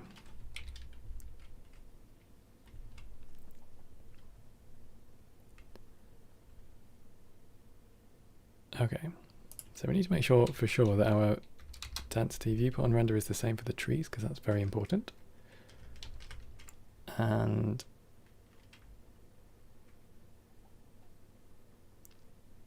let's also set that to show render. It should be the same, but there we go. Oh, as soon as I get near the edge, I just get thrown off into infinity. Very, very annoying. Oh no.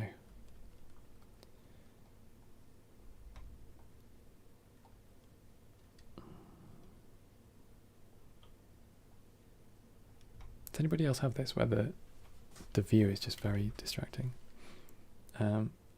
Is there a pixel size? There is, but right now it's just resolving it for the size of the space it's in, which is why I've got it quite small, but I still want it to be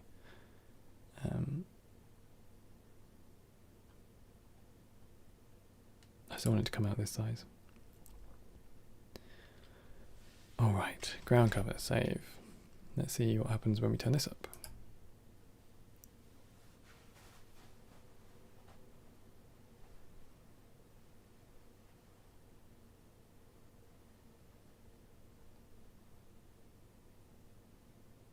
Not too much, that's alright.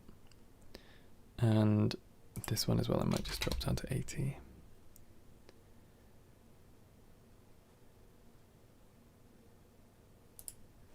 Go cool. Do you have any plans regarding car or bike rigging and blending it with off-road and MantaFlow water simulation? That is a whole realm of 3D which I don't touch, which is hard surface rigging, and simulations. I'm definitely not the right person to ask for that. But good luck. That sounds like a fun project. There's been a lot of people on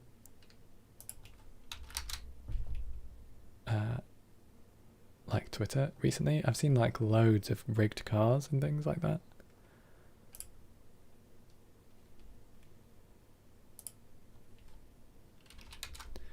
I might have to do all of this rendering and then I'll come back and I'll be like, oh wow, the ground's really sparse. Once you actually see it clean, we'll have to see how that comes out. Okay, let's make sure that we've got the correct density for our ferns. This is all show render, that's good. This is show render, this one is not show render. So I think our shrubs are probably as dense as they want to be at 1.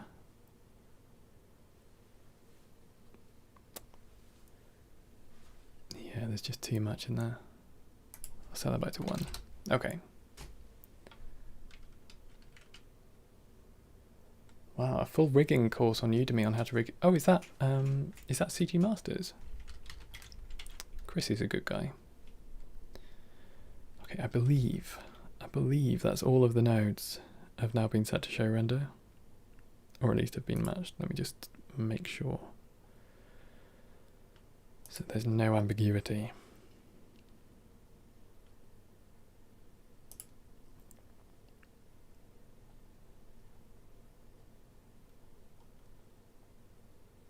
Show render, show render, show render. Okay. We've saved the final time. Cranking up the light passes should definitely not give you darker shadows. It should be lighter shadows, because the light will go through more things. All right, compositing.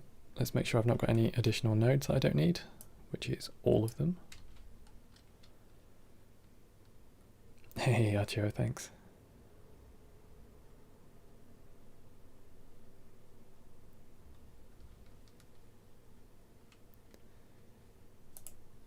How are we doing?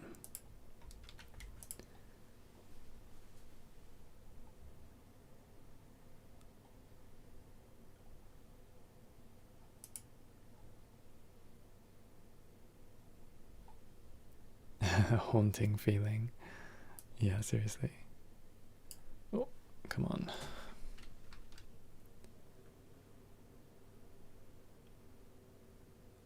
I am streaming straight out of OBS. Yeah.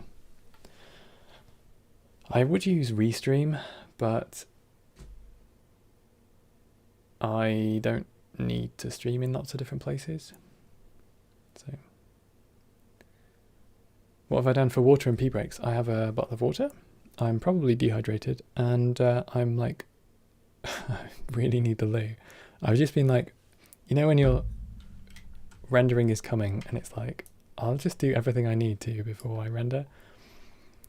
Or I'll wait until after I've hit render to actually go. Such a disaster. Alright, now I also had yesterday, I had a problem with Blender where it went through a whole render, and at the end of the render disappeared and it just said could not write to disk. So this time I'm going to be using a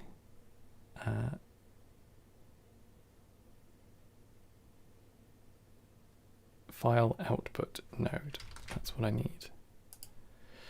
Just to make sure I've got something. This is a really useful node as well, just generally to know. Alex, what graphics card am I rendering on? I'm rendering on my CPU because I don't have enough VRAM. I would have a 3080, but in this case I'm using a something else. Arturo, Streamlabs is bad. Like, ethically bad. They were a really bad company. For example, like they weren't allowed to use OBS in their name, but then they were just calling themselves Streamlabs OBS. And then there was just like a lot of fishy stuff, I think, that happened. There was like a mass transition from Streamlabs to regular OBS last year. I remember all of the like the YouTubers who talk about streaming, people like Gaming Careers and that guy with blonde hair. They were talking about like how to use OBS for all of the people who were leaving Streamlabs. Anyway, base path. Let's find out where we're putting this. We can put it into our live streams. Call it Biome. And it's going to make a new folder called Biome. Did I just... Come on. Yeah, no, OBS. Just use regular OBS. It's great. I've been using it for years and it's excellent. And like we said the other day, it does remuxing automatically. So if you need something remuxed, you can just totally do it. Come on, Blender. You good? It's not good.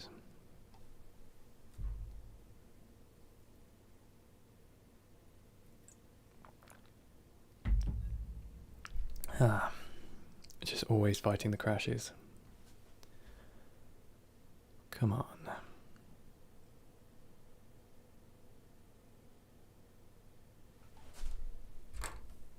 You can do this.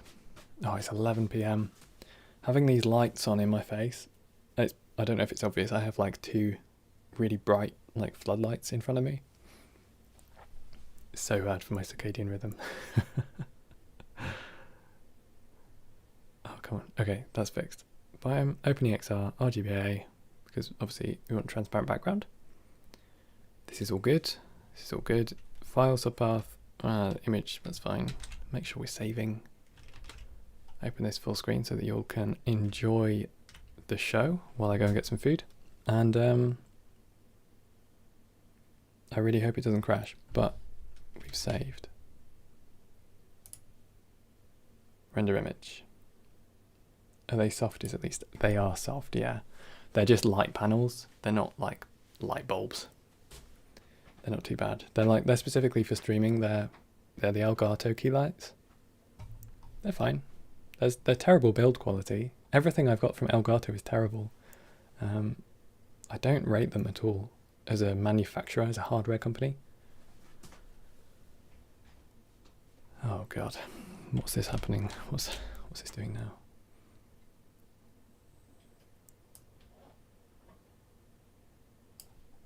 You can have some fun seeing how we do for our RAM. Stream Deck is not at all terrible. The performance, sorry, not the performance, the build quality of the Stream Deck. Try like just press on the sides of the buttons. Oh, they're so rough. Did I just open the OBS again? Yes. I do have a Stream Deck which I control OBS with. So yeah, we've committed like 90 gig as well. Nice. Good job. Good job, Blender.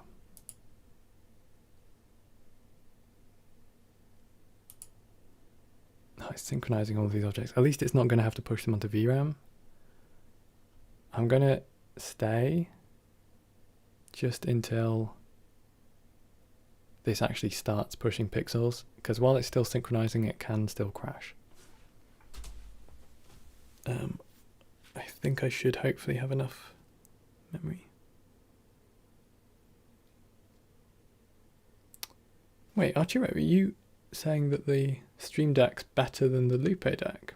Because I was looking at the Lupe Decks like, that must, surely it's better than a Stream Deck, right? Would I rate myself 10 out of 10 in Blender? Actually, on my CV, it says very high proficiency in Blender. I've been using Blender for like 15, well, I'm already rounding up to say 14, but I've been using Blender for a really long time. And I know a lot about how to do a lot.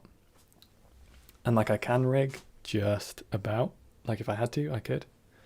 Did I assume, did I assign? No, it auto assigns 24. So that should be fine. Oh, come on, testing. It's going to take a little while. This is how it always is with nature scenes. I would say I'm probably 8 out of 10 in terms of Blender skill at the things which I do, and maybe 6 out of 10 or 5 out of 10 for other stuff like rigging and animating. Like I can do it and I can work my way through it, and I can do it fairly proficiently because I know Blender very well, but I'm certainly not like highly skilled at doing those things. All right, pushing pixels.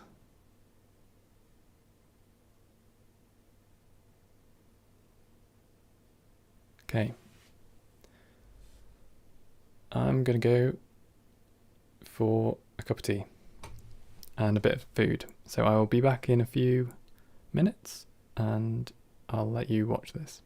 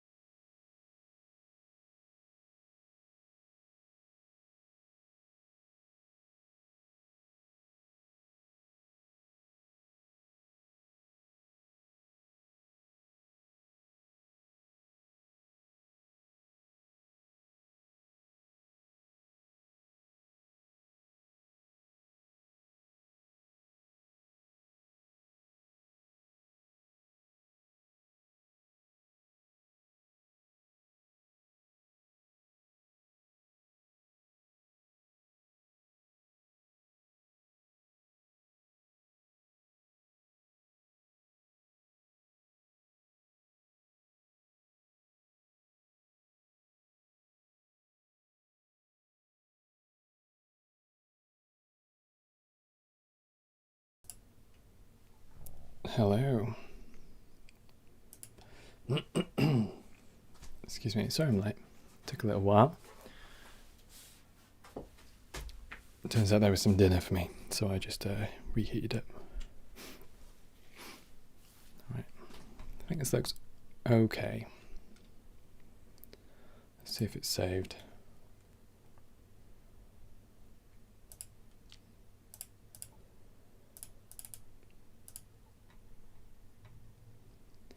I believe it has. Excellent.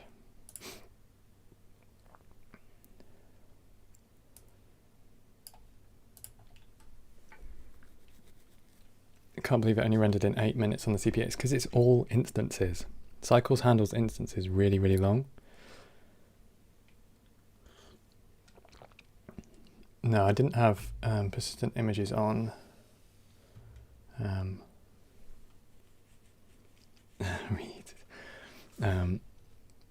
But that would have only helped if I'd had multiple renders done. And also I only did 50 samples, so it's going to look pretty noisy, which is why I was against using, see some denoising artifacts in here. That's why I was against using volumetrics. Excuse me, sorry.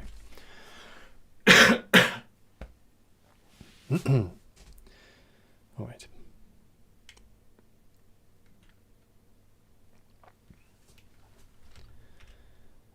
Some pretty heavy shadows under here, but we can pull it all back because it's all an EXR. Oh my goodness. To apologise.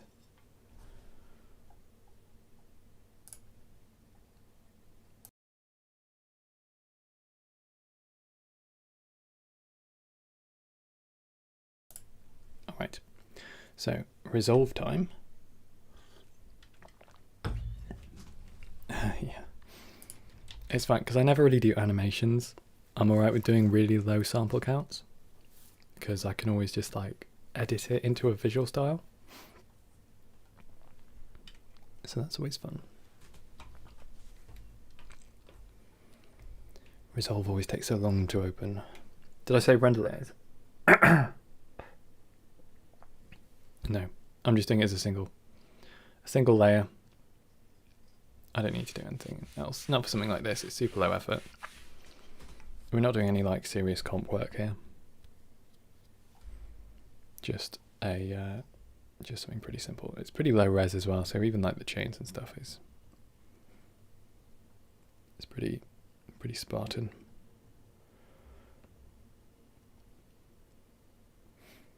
All right. Going to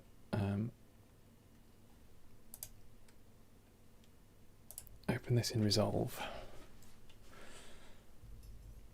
For the sky, I'm basically going to make it a white background. Sometimes you end up with a blue background being rendered, even if you're in full sun and your exposure is for shadow. So I'd rather just put in a white background, because you can't expose a forest like this and see the sky with the same camera. Not without some serious HDR. Okay, Untitled product. See you later, Brett. Have a good evening then. Oh, thanks, Zach.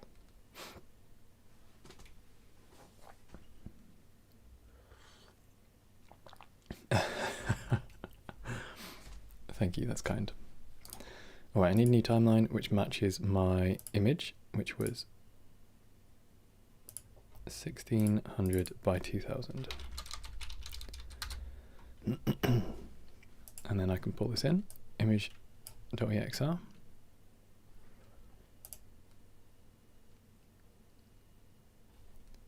And we can drop it in like this. All right, beautiful.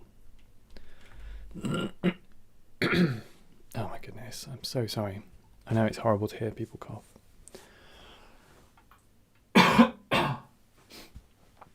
I just had loads of there were veggie sausage and mashed potato and sweet chili sauce. So it was great, but I also eat it very, very quickly. So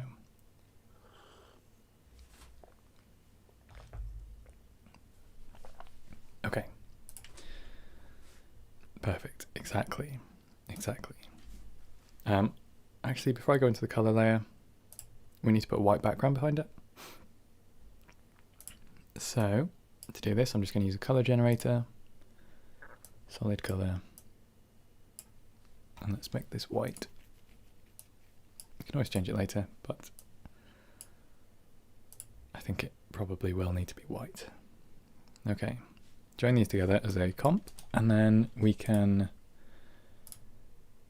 do some color editing. I hope, unless the comp has just messed up my bracketing, or sorry, not bracketing, my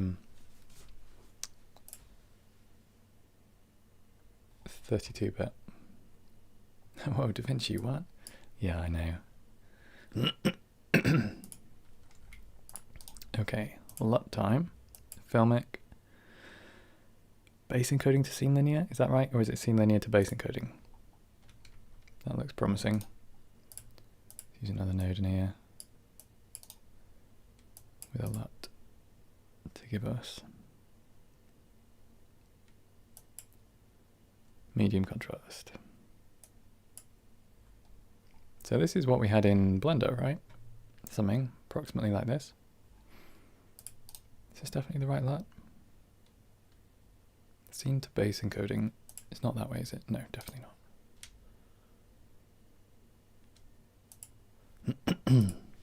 All right. Don't worry, it's still nodes.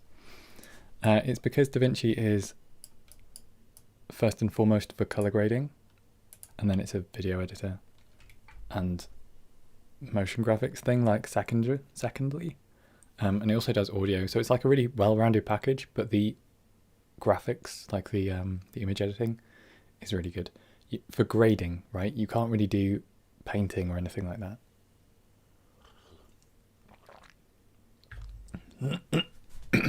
Yeah, a proper compositor for Blender would be so useful. Let's add, I'm still doing Shift A to add stuff. So I'm going to add another one in here. I'm going to now close Blender because I'm convinced, oh, when I look at that, it's like, oh, God, that looks horrible. Like, look at those colors. Very unpleasant.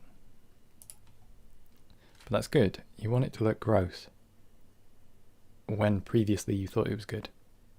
I think that's a good way to be, because it means you're not getting caught up in what it looks like. Gonna need some of these bad boys, and we're also gonna need, somebody was telling me to use a vector scope, I think. Vector scope. Oh, this thing. Gotcha. And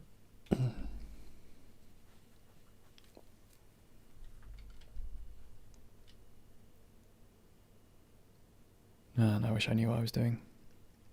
And whenever I decide to do color grading in streams, I'm always like, oh, this is actually kind of embarrassing. But we'll see. I basically just move these things around until I like it. And then I do some selective color stuff with these with these ones. I guess it's just finding what you're going for, isn't it? I think I want to pull out some of that green, so I'm going to go slightly towards the pink, not too far. I want it to feel summery. Why do you prefer DaVinci rather than After Effects? Because DaVinci is free and I don't have After Effects. After Effects is okay. I've got nothing against it, but I would rather not get tied in with Adobe for a subscription. Let me save this as Biome stream.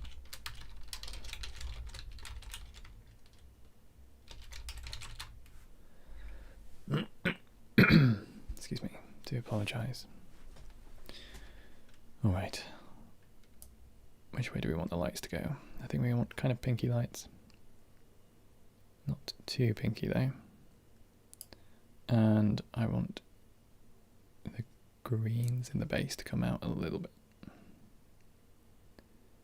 I definitely want it to feel a bit more sort of illustrative, so I'm doing this really like low key.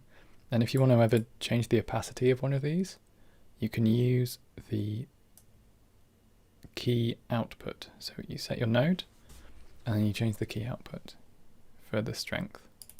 So I'm going to set that back to 1. I think that pink is too much by quite a long way. So I'm going to dial it back in a little bit. Maybe come around to the blue slightly.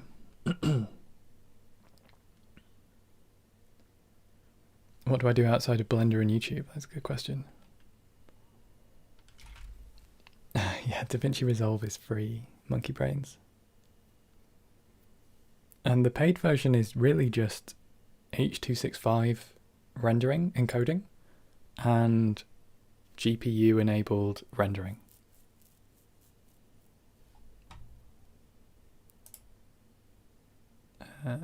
Add mod. There we go. Thanks for modding.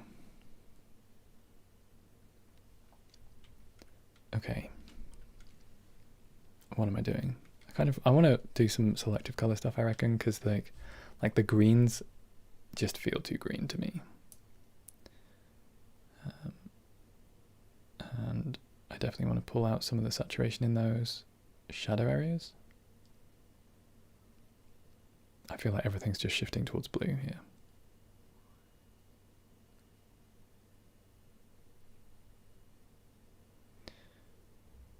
So some advice that I was given was that the vector scope,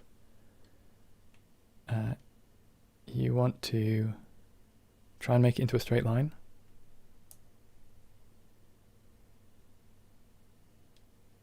A sort of centered straight line, and then you've got your neutral colors, right? And I'm going to need to pull out some of the green to do that. Obviously this is a nature scene, so we don't want to remove all of the green. But we do want to have a bit more control here. You can see how that's affecting the vector scope in the bottom right.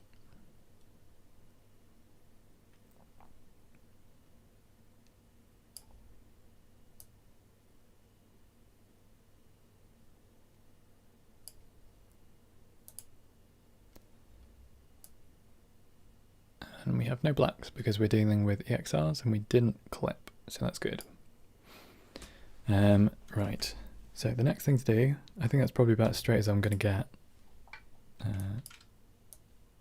Man, I wish I had Node Wrangler. If I look at that and I look at this, I can see it might have gone too far, but we'll play with it for now. Let's add another new node.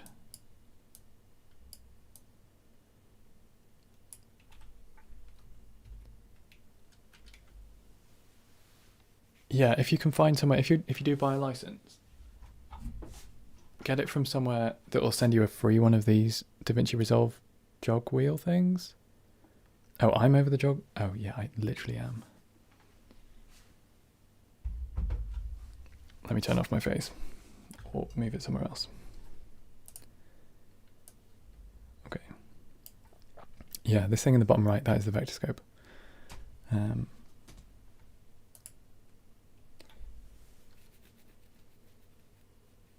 Oh wait, somebody asked me about working. I do freelance work mostly. Like that's how I make most of my money, is a combination of freelance and Patreon actually is now paying a decent amount, which is pretty cool. Oh, I got it as a code license, was that wrong?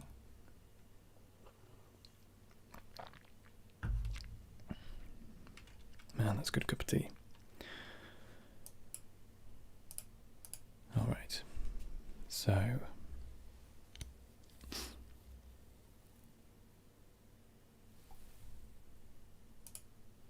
going to add a glow. I'm just going to do it nice and early. And then I will do the rest of the grade behind it, so that I can actually see where I'm going with this.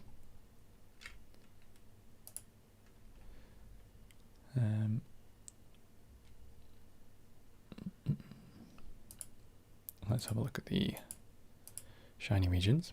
Wow, so my rock, my sky, this is why I needed a separate sky. Basically, my sky is darker than my rock because of the EXR. Interesting.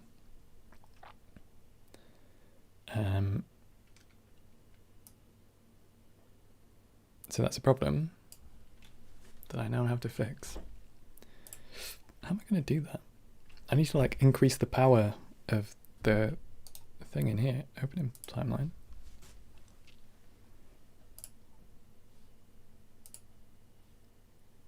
But this isn't a value. How can I do this?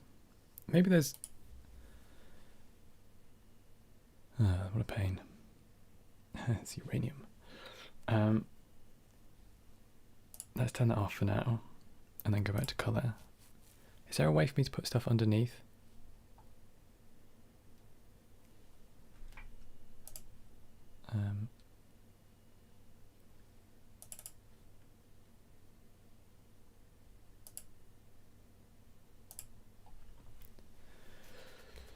Use mask. Wait, can I do that based on the alpha of the image? So let's go back to this one. Everywhere it's black, I want to put a white thing in the background. So I want to color generate. Man, I really don't know how to use color. This thing. When will I shave? I'm not going to shave. Ain't got time for that.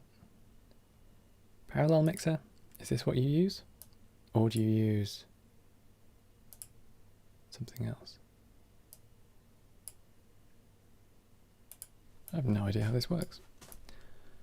Oh, I thought I dropped it on, but I didn't.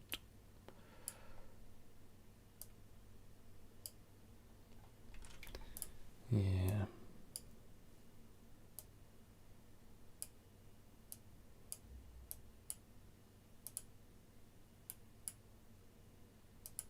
I just want this to be everywhere. I did lay it on the video track underneath, but I want it to be part of the glow, which is annoying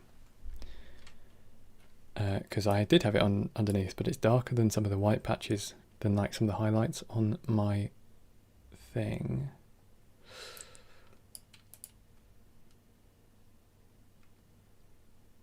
I just don't know what I'm doing. Okay, let's delete that. And let's also try a key mixer. No, I don't think that's going to work.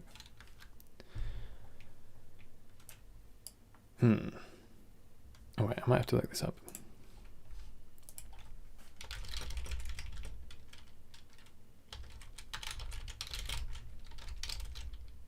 What's this color bit called?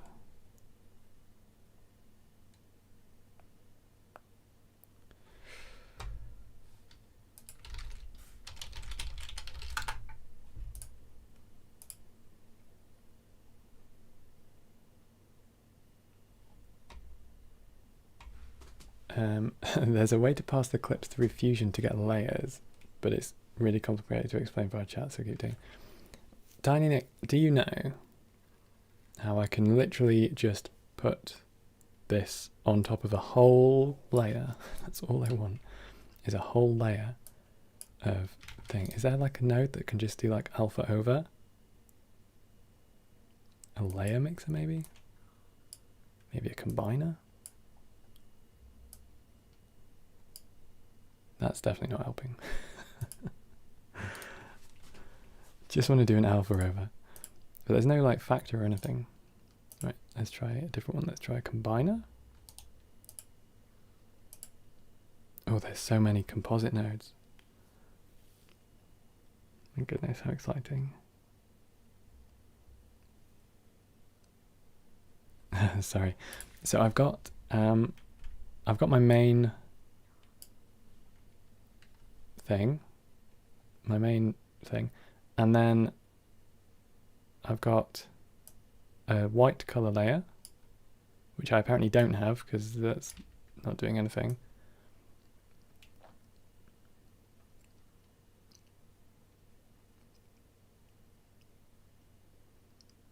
Wait, what? Oh, you're in your garage as well. That's not very useful. Don't worry, it's okay. I just want to put I just want to put a flat color underneath another layer. That's all I want to do. How is this so difficult? I love it when people are like, oh, Blender is so hard to use. And you know, you just can't learn it. It's like, no, you just can't try other software.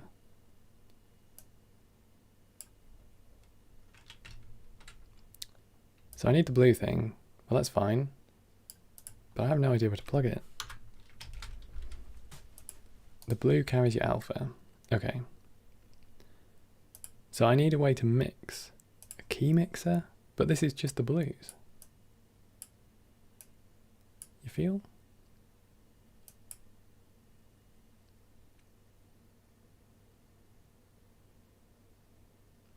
But Alright, well that's fine. I'll just go back to having them both.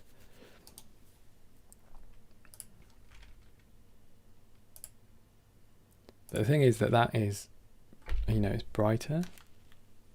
Where?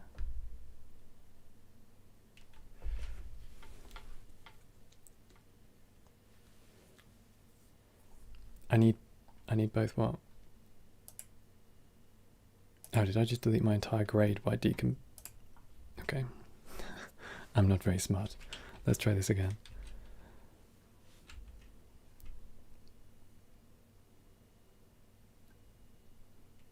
No, don't worry, don't worry. I think I just need to use my brain a bit better. Let's put a solid color behind. I wonder if I can just mix them afterwards. That'd be fine.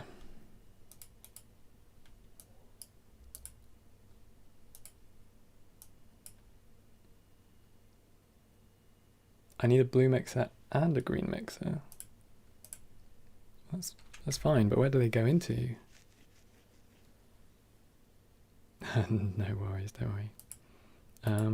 Okay. Let me just open this in timeline. It's gonna delete this one in here. That'll be fine.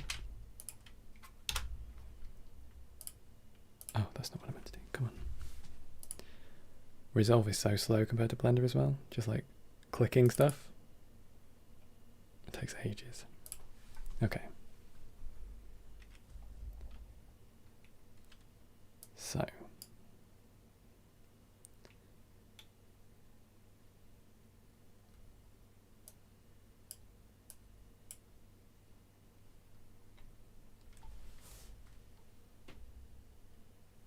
Oh no, it's fine. Honestly, don't feel like you have to. I'm sure I'll work out something at some point. I just need to get these clicking together.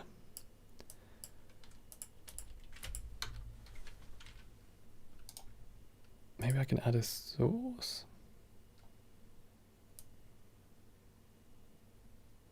But is this going to be a source for a different thing?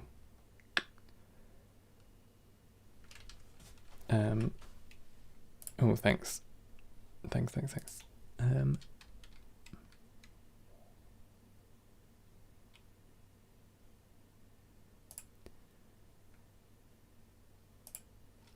Yes. Well, so Archeo, that's what I've got now. But the problem is, I don't think... I might be wrong about this. Yeah. Because that bottom layer is a different layer. It's not coming through my glow. So what I need is for it to, you know, be included. Because otherwise I'm going to get this happening. Which ain't no good. I need them to mix together.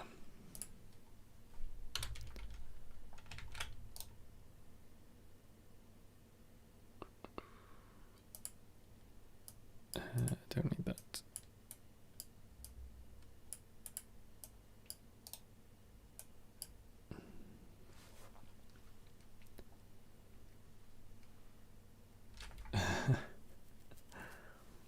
Oh, thanks. I'm glad you like the streams. They're fun to do. Let's remove that source. So.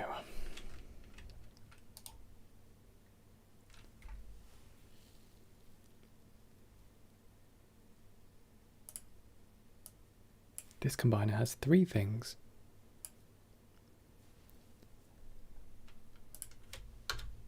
Man, this is dead confusing.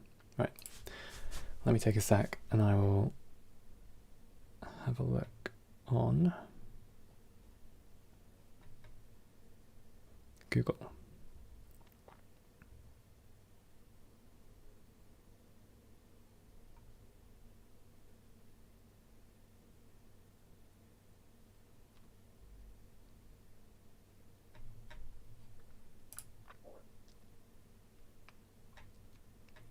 Maybe I should have done it. Maybe I should have rendered it with the full brightness background. I mean, I could still comp it together in Affinity and then bring it back.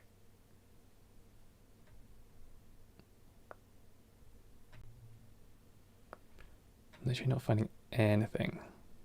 How strange. Okay. Apparently there's a merge node. I keep doing Shift A. So it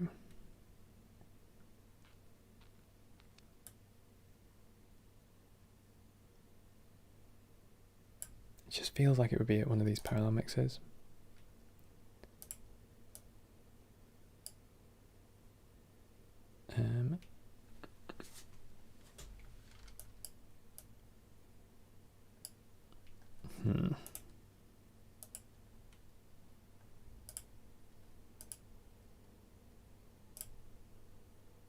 Am I supposed to do it for the whole timeline? No. Sky texture. Do you not just need to plug the alpha into the alpha output?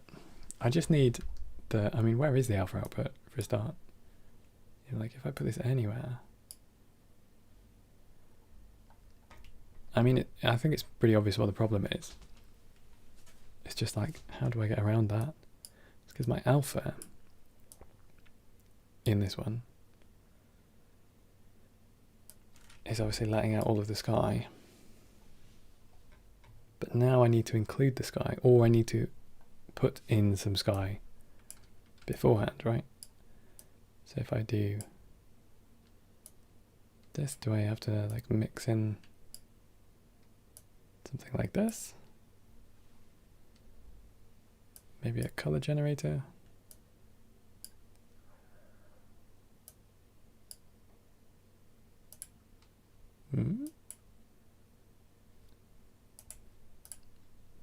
Did something good just happen? Who knows?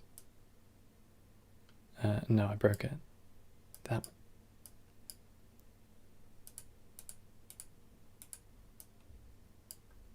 Well, this isn't working at all now.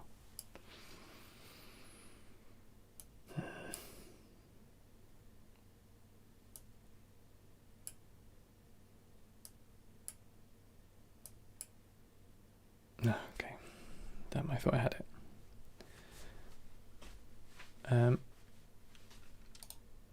But I mean, I can add an alpha output, but then, oops. Oh wait. Come on, turn it back up.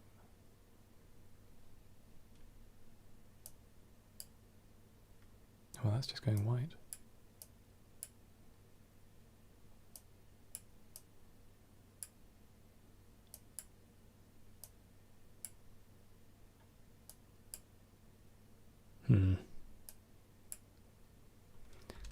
So, Hank, I've got, oh, damn it, I can't. I find it so difficult to move these endpoints. Come on, let me click on you.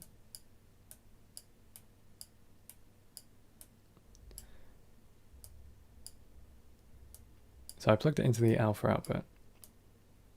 However, it's still just doing the black.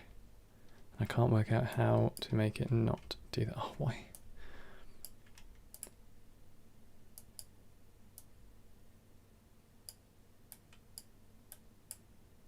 Very confusing.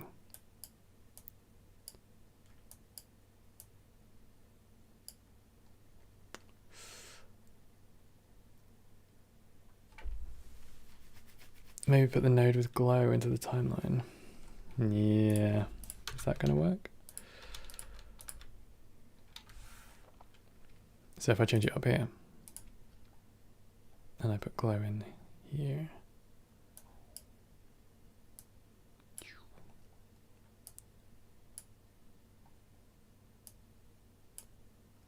Sorry if this is really painful. Okay, well, I mean, that actually does bring in all of the bits,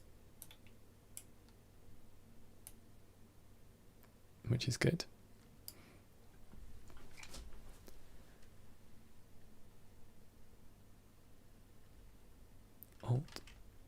Alt L to a character or compound node. Okay, I'll come back to that. The glowing image. Okay, that's a nice glow. So I can do it on a compound thing, can I? Control L. See, I don't even know what that just did. What does the layer mix node do? I have two things. I have no idea how to control them. There's no settings for that node. I don't know what these two nodes are doing. Like if I make one pink, now they've both gone pink. If I make the other one pink, that one does nothing. So is this just like one over the other? Very confusing.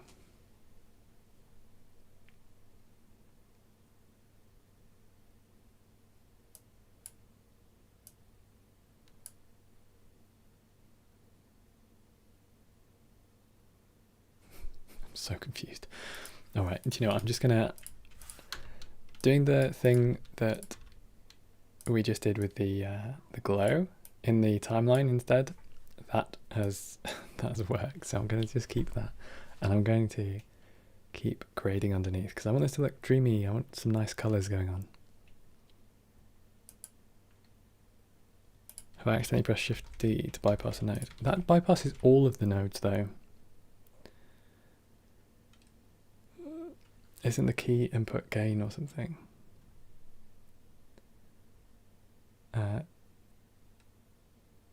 Yeah, Tiny Nick, that's what I did to begin with. But unfortunately my EXR had a higher white point than the actual just generated white. So it was thinking that it wasn't good enough, annoyingly. But I think this is working now. We've done it on the timeline. I will have to find that out properly later. And I don't need any more effects. I need to do a little course, I think. That's my problem. I also want to have a look at my other one because I'm trying to match the colours. So, where are we?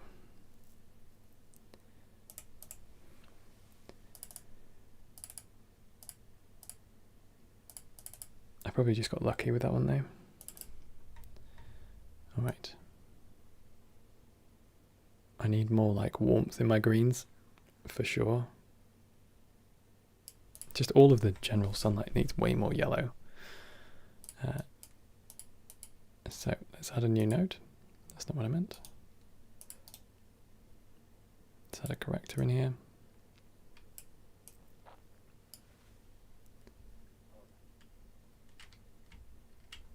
And then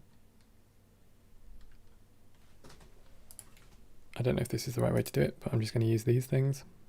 Basically going to say, okay, where have we got green? Or, yeah, hue versus luminosity. So I'm going to come in here, I'm going to find a color I like. I'm going to find one of these. I'm going to create a point on here, and I'm just going to punch it. I'm going to do it really high so that we can start getting some of that color back in, because we've made it really centered. And then we're going to grab some of our trees up here.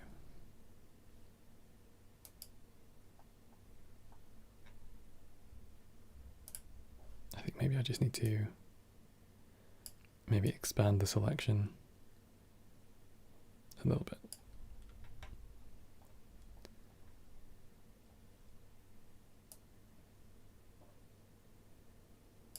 So I want to punch up that Cortan steel because that's supposed to be like orange as hell. So You've done alpha and resolve. I guess it's because videos don't often. I guess you can do alpha with movie, like .mov. Let's bring some of that back down. Doing this selective thing, like this is why I want to use this software instead of something like Affinity, because this, literally just this graph here, where I can be like, okay, just selectively punch that. It feels so much more intuitive than the like hue saturation adjustment things in other software. Ooh, that's like purple. I can't believe I don't even know if that's doing anything. I mean, I don't want to just make everything saturated. Maybe I do. Maybe I literally just wanted to increase the saturation. These trees do want a little bit of something, don't they? And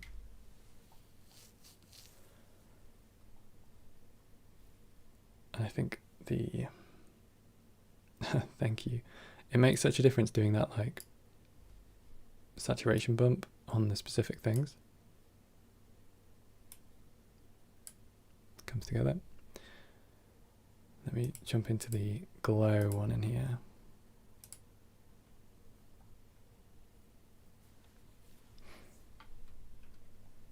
Yeah, I think as well, like I don't know enough about Resolve to know how to fix it when it goes wrong.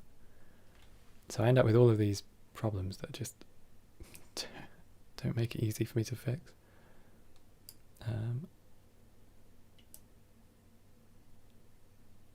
I want quite a lot of game, I think, or maybe I want camo. Is that what I want?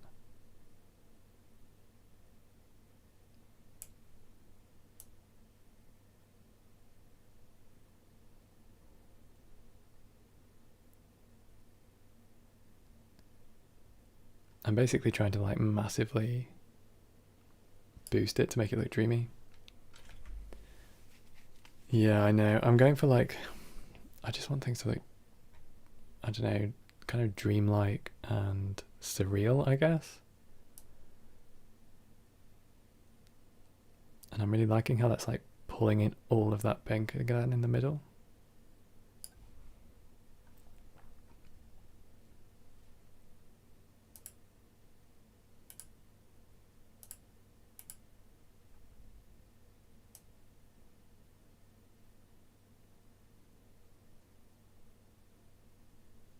Now generally I find if I do a color grade and then I pull it back 50%, it helps me, but maybe it's good to do something a bit over the top.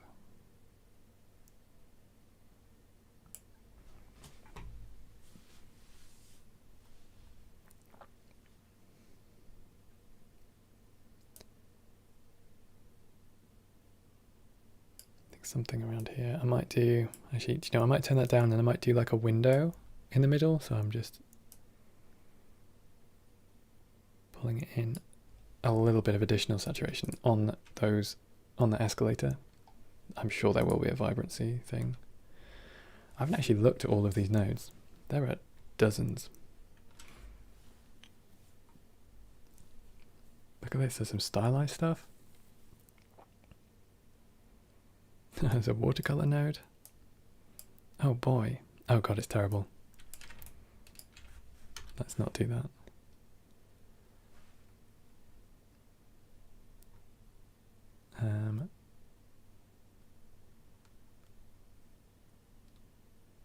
I mean, I can't do anything with video effects. Yeah, going really heavy with color grading especially, it's so useful because like you go for what you think is good and then it's like, well, that was a lot. Because you're really just doing it by contrast. So, the effects keys. Oh, effects colors, here we go.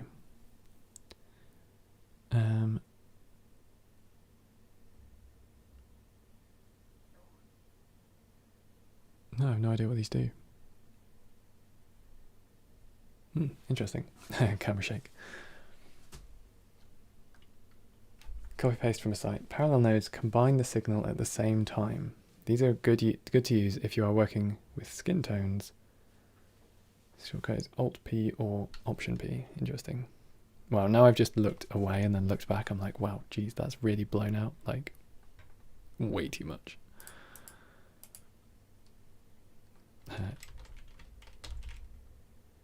Let's turn that down a little bit. Tone it back. All right, back to the clip. Gonna grab this one. Gonna go into the key, and I'm just gonna pull this back. Not all the way.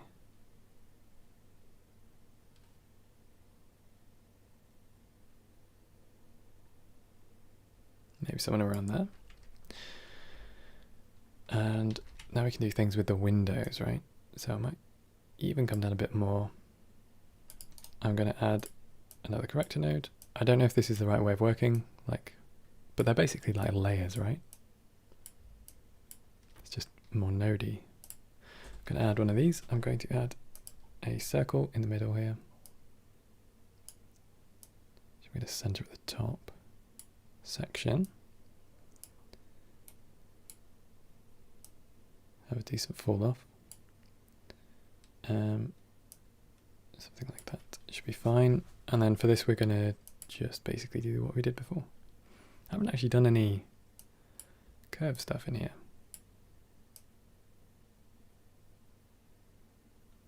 But I probably don't need to. Let's undo that.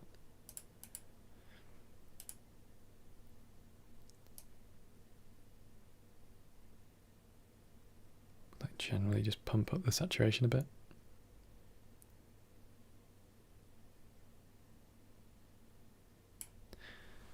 Is there a saturation over saturation? There is. Awesome. So where we have super low saturation, can we just increase that a bunch?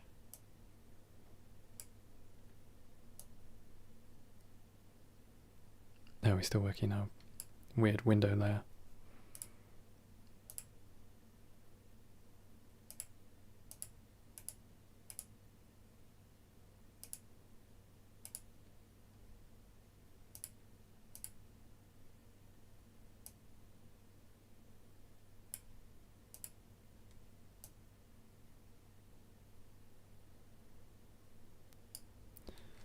All right. Missed a few. A yellowish glow like fog in the sun maybe helps against the flatness. There's so many Resolve YouTubers. Yeah. Yeah, I have seen a few color videos, but I've got to say, because I don't do it, because I don't practice it, I think it's just gone over my head. I think we're punching in way too much contrast in the middle here. That ain't good. I gotta reduce the contrast, reduce that saturation a little bit. I was hoping to get a big color on these tree trunks, but I think they are literally just grey.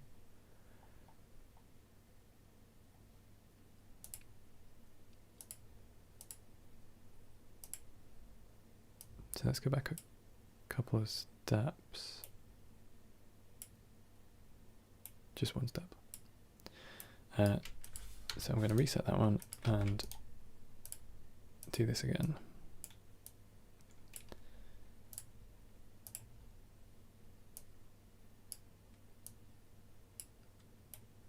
Do something like this, especially on this left-hand side. Might want to reduce that contrast a little bit.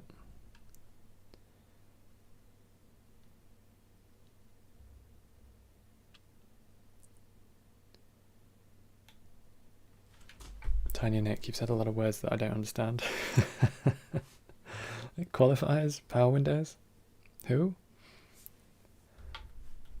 I'm just gonna drop the contrast.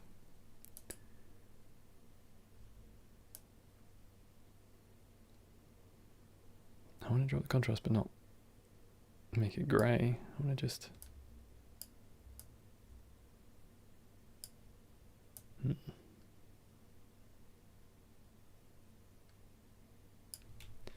Subtle.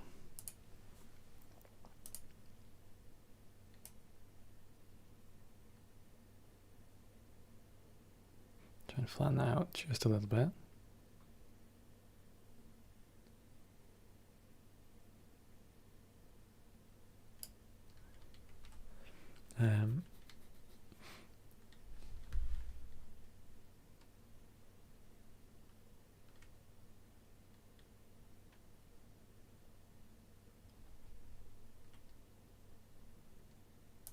Think of a power window as a mask on steroids. Wait, is that what I've been using here with these power windows? Oh, window.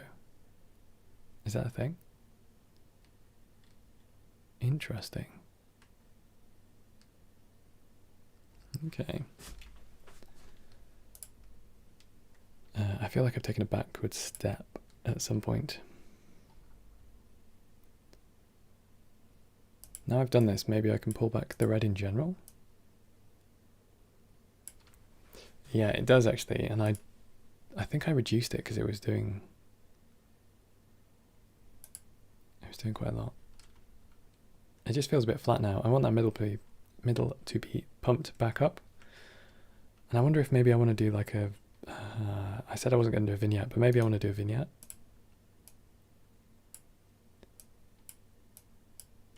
Come on. Ah. Yeah, Blender needs a real compositor. And Resolve needs a node wrangler.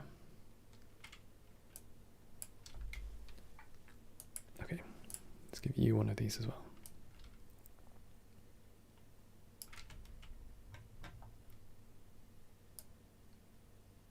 Do something like this.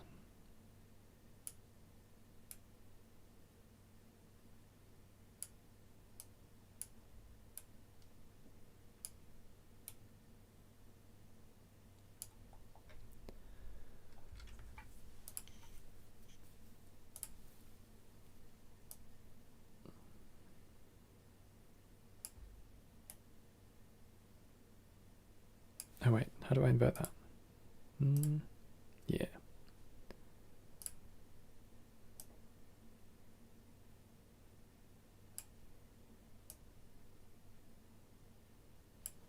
Okay. Yeah, proper masks. Masks that you can actually control. That's what Blender really loses out on, is it doesn't have like a good combination of procedural and like those kind of hybrid controls when you can click on something. They do a lot of, oh, you want nodes? That's all you're getting. Let's come up here a little bit more, there we go.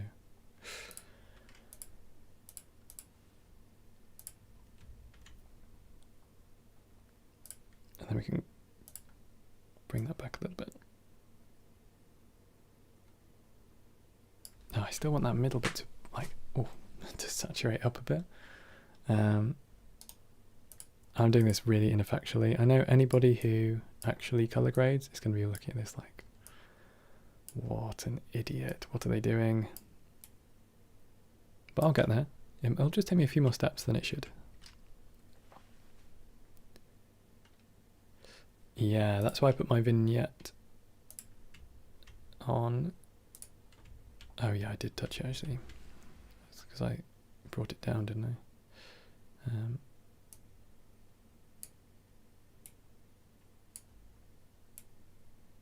Maybe I could mix them actually. Let me Control Z that. Can I also add that? I can.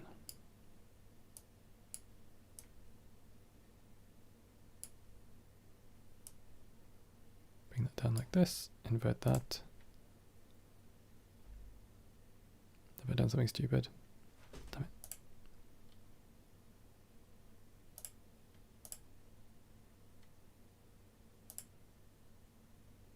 Which combination of these handles do I want? That one. Okay. That's very confusing. Okay. Onto this one. Now we can punch in the middle, like the overall middle.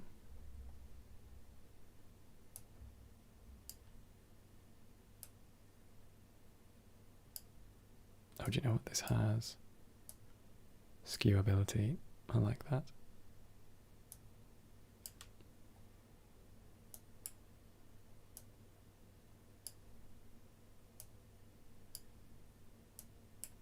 Okay. Now I'm just going to do some saturation increase.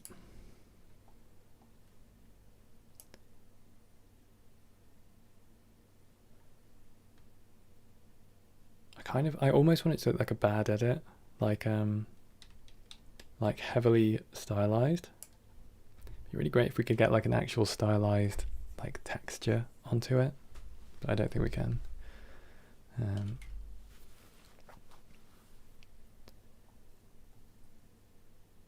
I would also like to be able to full screen this. Oh, that's not full screen. Control F. Oh.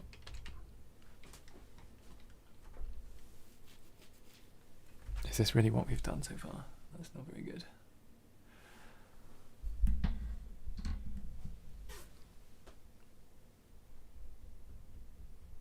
I think it's like, oh, do you know what we never did?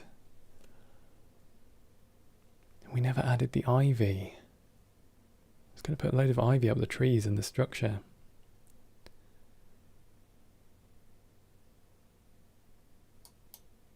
Well, that's probably not worth it. Never mind. We'll know for next time. I need to write a list. Normally I write lists, but that's all right. Oh, it's 12:10. I would quite like to finish, I think, soon. Well, there's still 52 people here. How's everybody doing? Hope you're enjoying your afternoon or evening, wherever you are.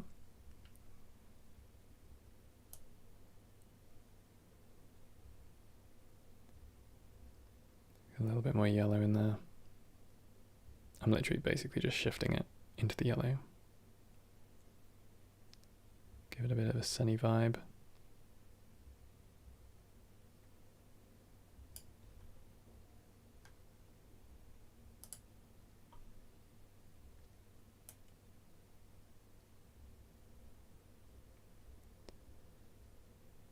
Go for a little bit of blue and orange. There we go.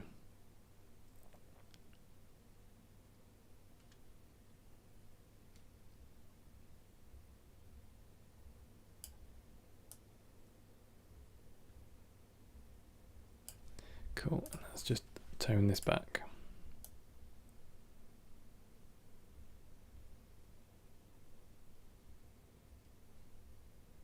Somewhere around the middle. Zach, I can't believe you stayed for the whole thing. Oh, Quackles, I just realised that you went to have a nap and then came back as well. Hope I'm providing a little bit of company this Saturday evening.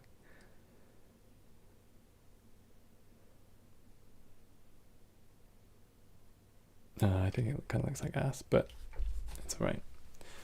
Was it a choice that the trunks are a natural grey? Oh, neutral grey? Yeah, it was not a choice. No. I would like to have given them a bit of brown, a bit of colour. But short of actually coming in here, let's maybe do it before this one. And like panning around them, which we could do.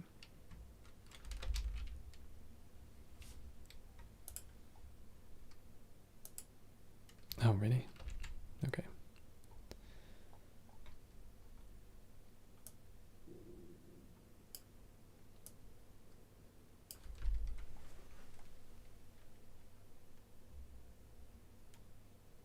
Oh, really? Okay, let me not do this power window then, because that's going to take me ages to trace them all. What do I do? Color warper. Spiderweb button. Ooh. Can I pipette what I want? Can I just say this? Oh my god, what am I doing? I think maybe it's because it is actually too neutral, you know? It's like, it's actually pretty bad. Yeah, I think that's going to cause some trouble. Let me undo that. Oh god, it looks so contrasty again. Every time I zoom in and zoom out, I'm like, oh god. Oh. That's just...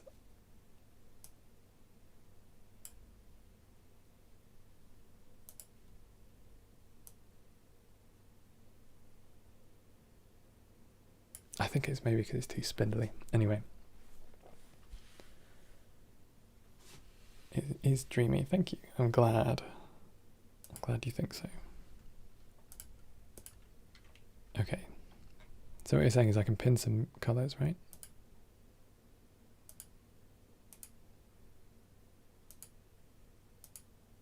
Am I not just clicking in the same place? Oh, pin, depin, gotcha.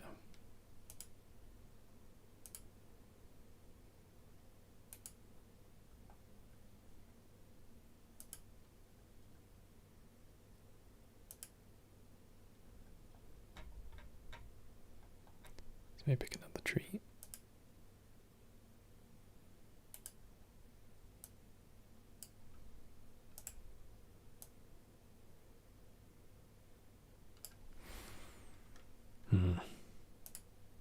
I think I need to take a course.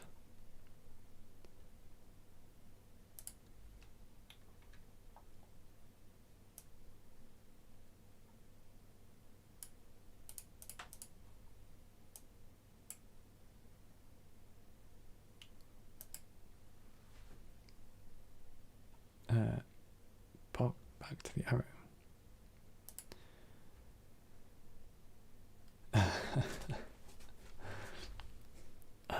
What I need is just like a thing that I can mask out and I can see the mask. I think I should probably just do this with like a polygonal lasso. Pin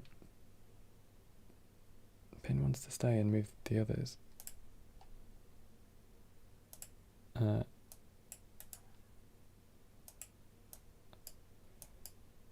Okay, so do I like do that and then I can...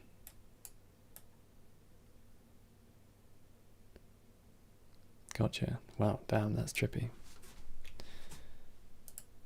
Man, I have so little finesse about this. Okay. Thing is, we're basically in the middle.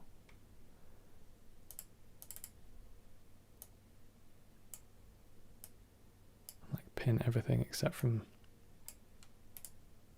like these ones.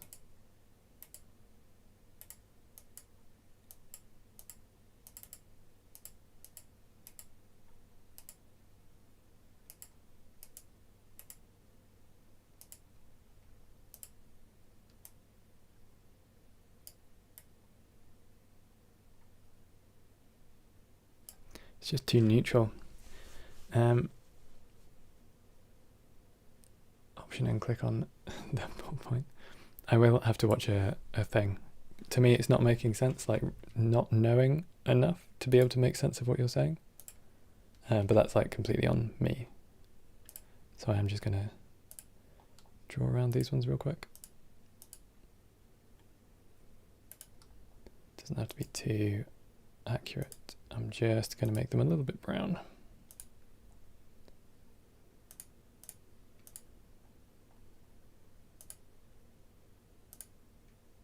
Oh, come on. Can I not do multiple selections?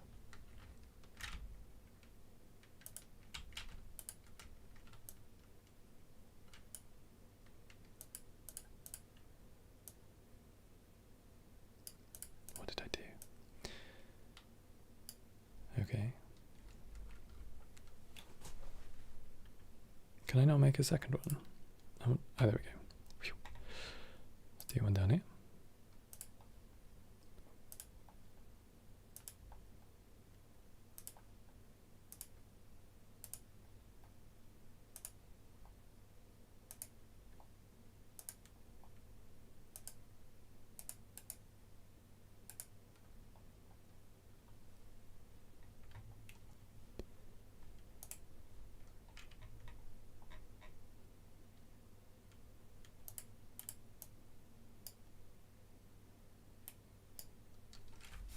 Oh, I did not realize this was a Bezier.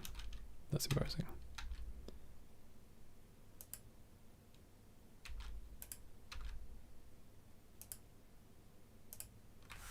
Are we not going? Can we not close this? Are you serious? Come on.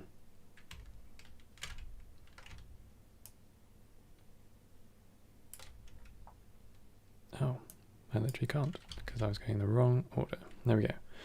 That's 2 done. And I also want to do this one on the left hand side, just the final tree here.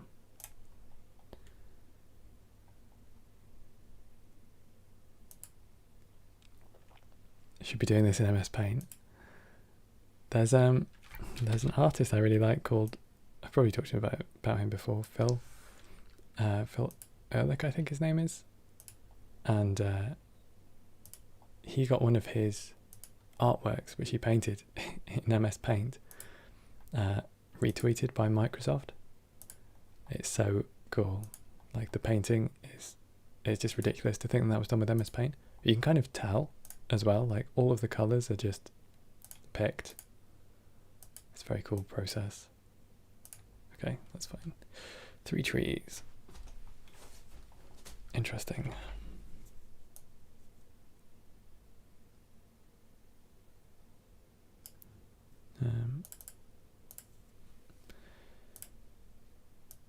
Let's bring up the softness a bit on each of these.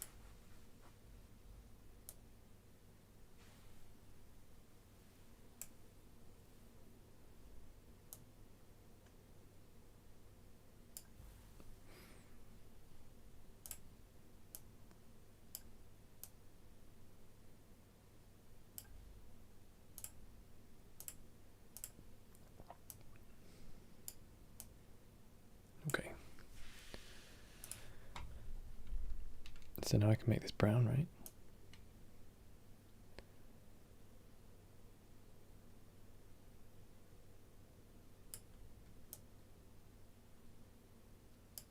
That's not good.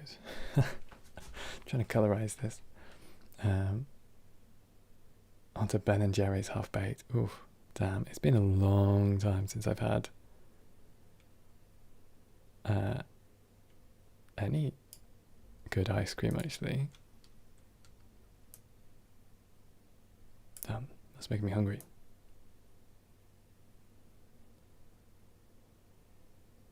Just trying to inject like a little bit of orange into these trees. Nothing too extreme, which this clearly is, so I'll dial it back a bit.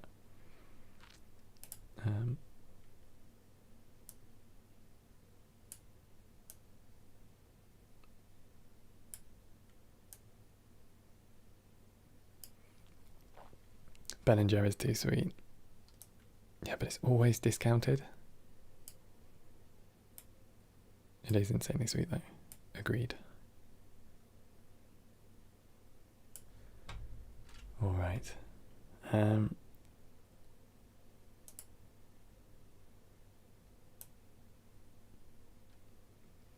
halve this a little bit, and we'll just go back to our power windows, and I just want to tweak them a little bit.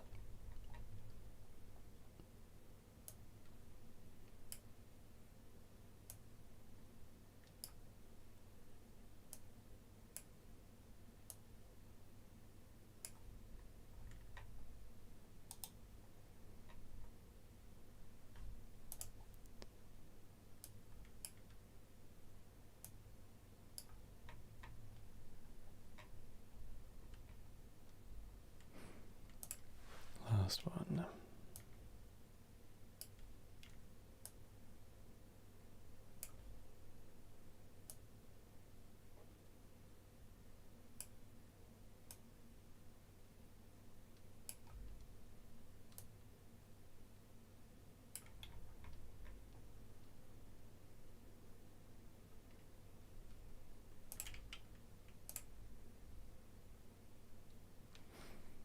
All right.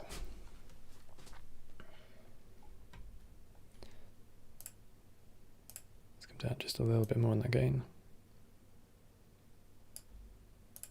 So I think that one is way softer than the others. And there we go.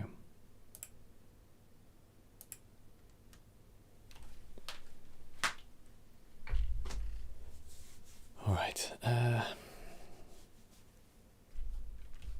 Part of me doesn't want to call this done because I'm not really happy with it, but I don't think I can make it any better. I don't have the skills to improve it in post, and I think it's really 3D that it's lacking. It could definitely do with something in the middle, maybe it's just too zoomed out. Anyway, I'm going to call this one done, or done enough. I might just tweak a few of the opacities on these.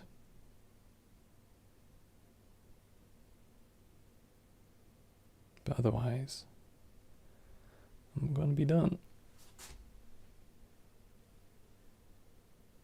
Am I able to tweak it later? I just don't really want to, because it's like, I don't know, it's just kind of a casual piece, I guess. Gives me something to do on the stream. If I was going to do anything, I would go back into 3D and re-render. I don't know. Remix challenge. Yeah, well, maybe I'll give you the, I'll drop the EXR on the server, and then people can try and regrade it. Or edit it, whatever they want. Butterflies. Oh, thank you, that's kind of you. I'm just seeing what happens if I like change the opacity on some of these. Apparently not a lot.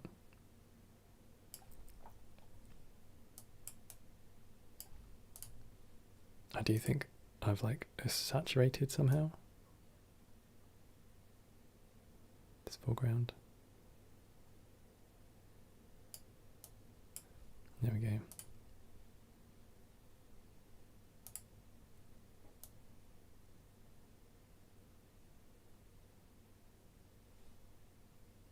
Almost all of these things are doing something which is so subtle I can barely see.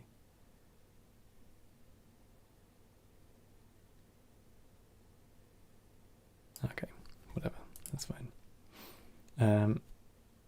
Okay. If do you know? All right. If anybody here knows how to export a render, like a still, what do you do? Like grab a still and then export the still?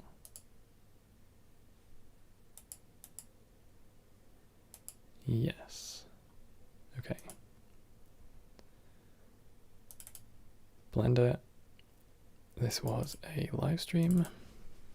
Biome. Biome, great. There we go. Oh, let me just...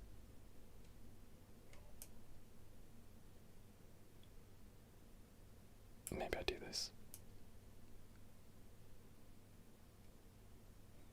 If in doubt, just add more soft glow. It makes everything better.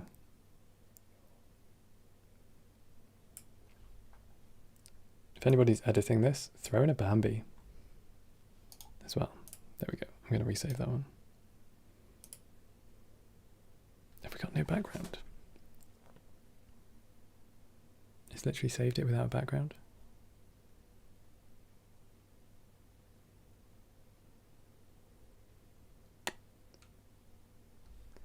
Okay, well, how do I save? How do I save this including the background? Because add lens flare. Exactly. Blender. Tutorials. Live streams. Oh no, that has worked. Okay, that's just confused me. No end. Oh, do you know what? It's probably fine. It's fine. Save, export, PNG, grade 2. Okay. Oh yeah, totally pumps in a bunch more pink. I love it. Really gives it that dreamy vibe. Yeah, but well, apparently the PNGs have worked correctly, but for some reason the stills don't. So I have no idea what's going on there. I'm just going to save that. Okay.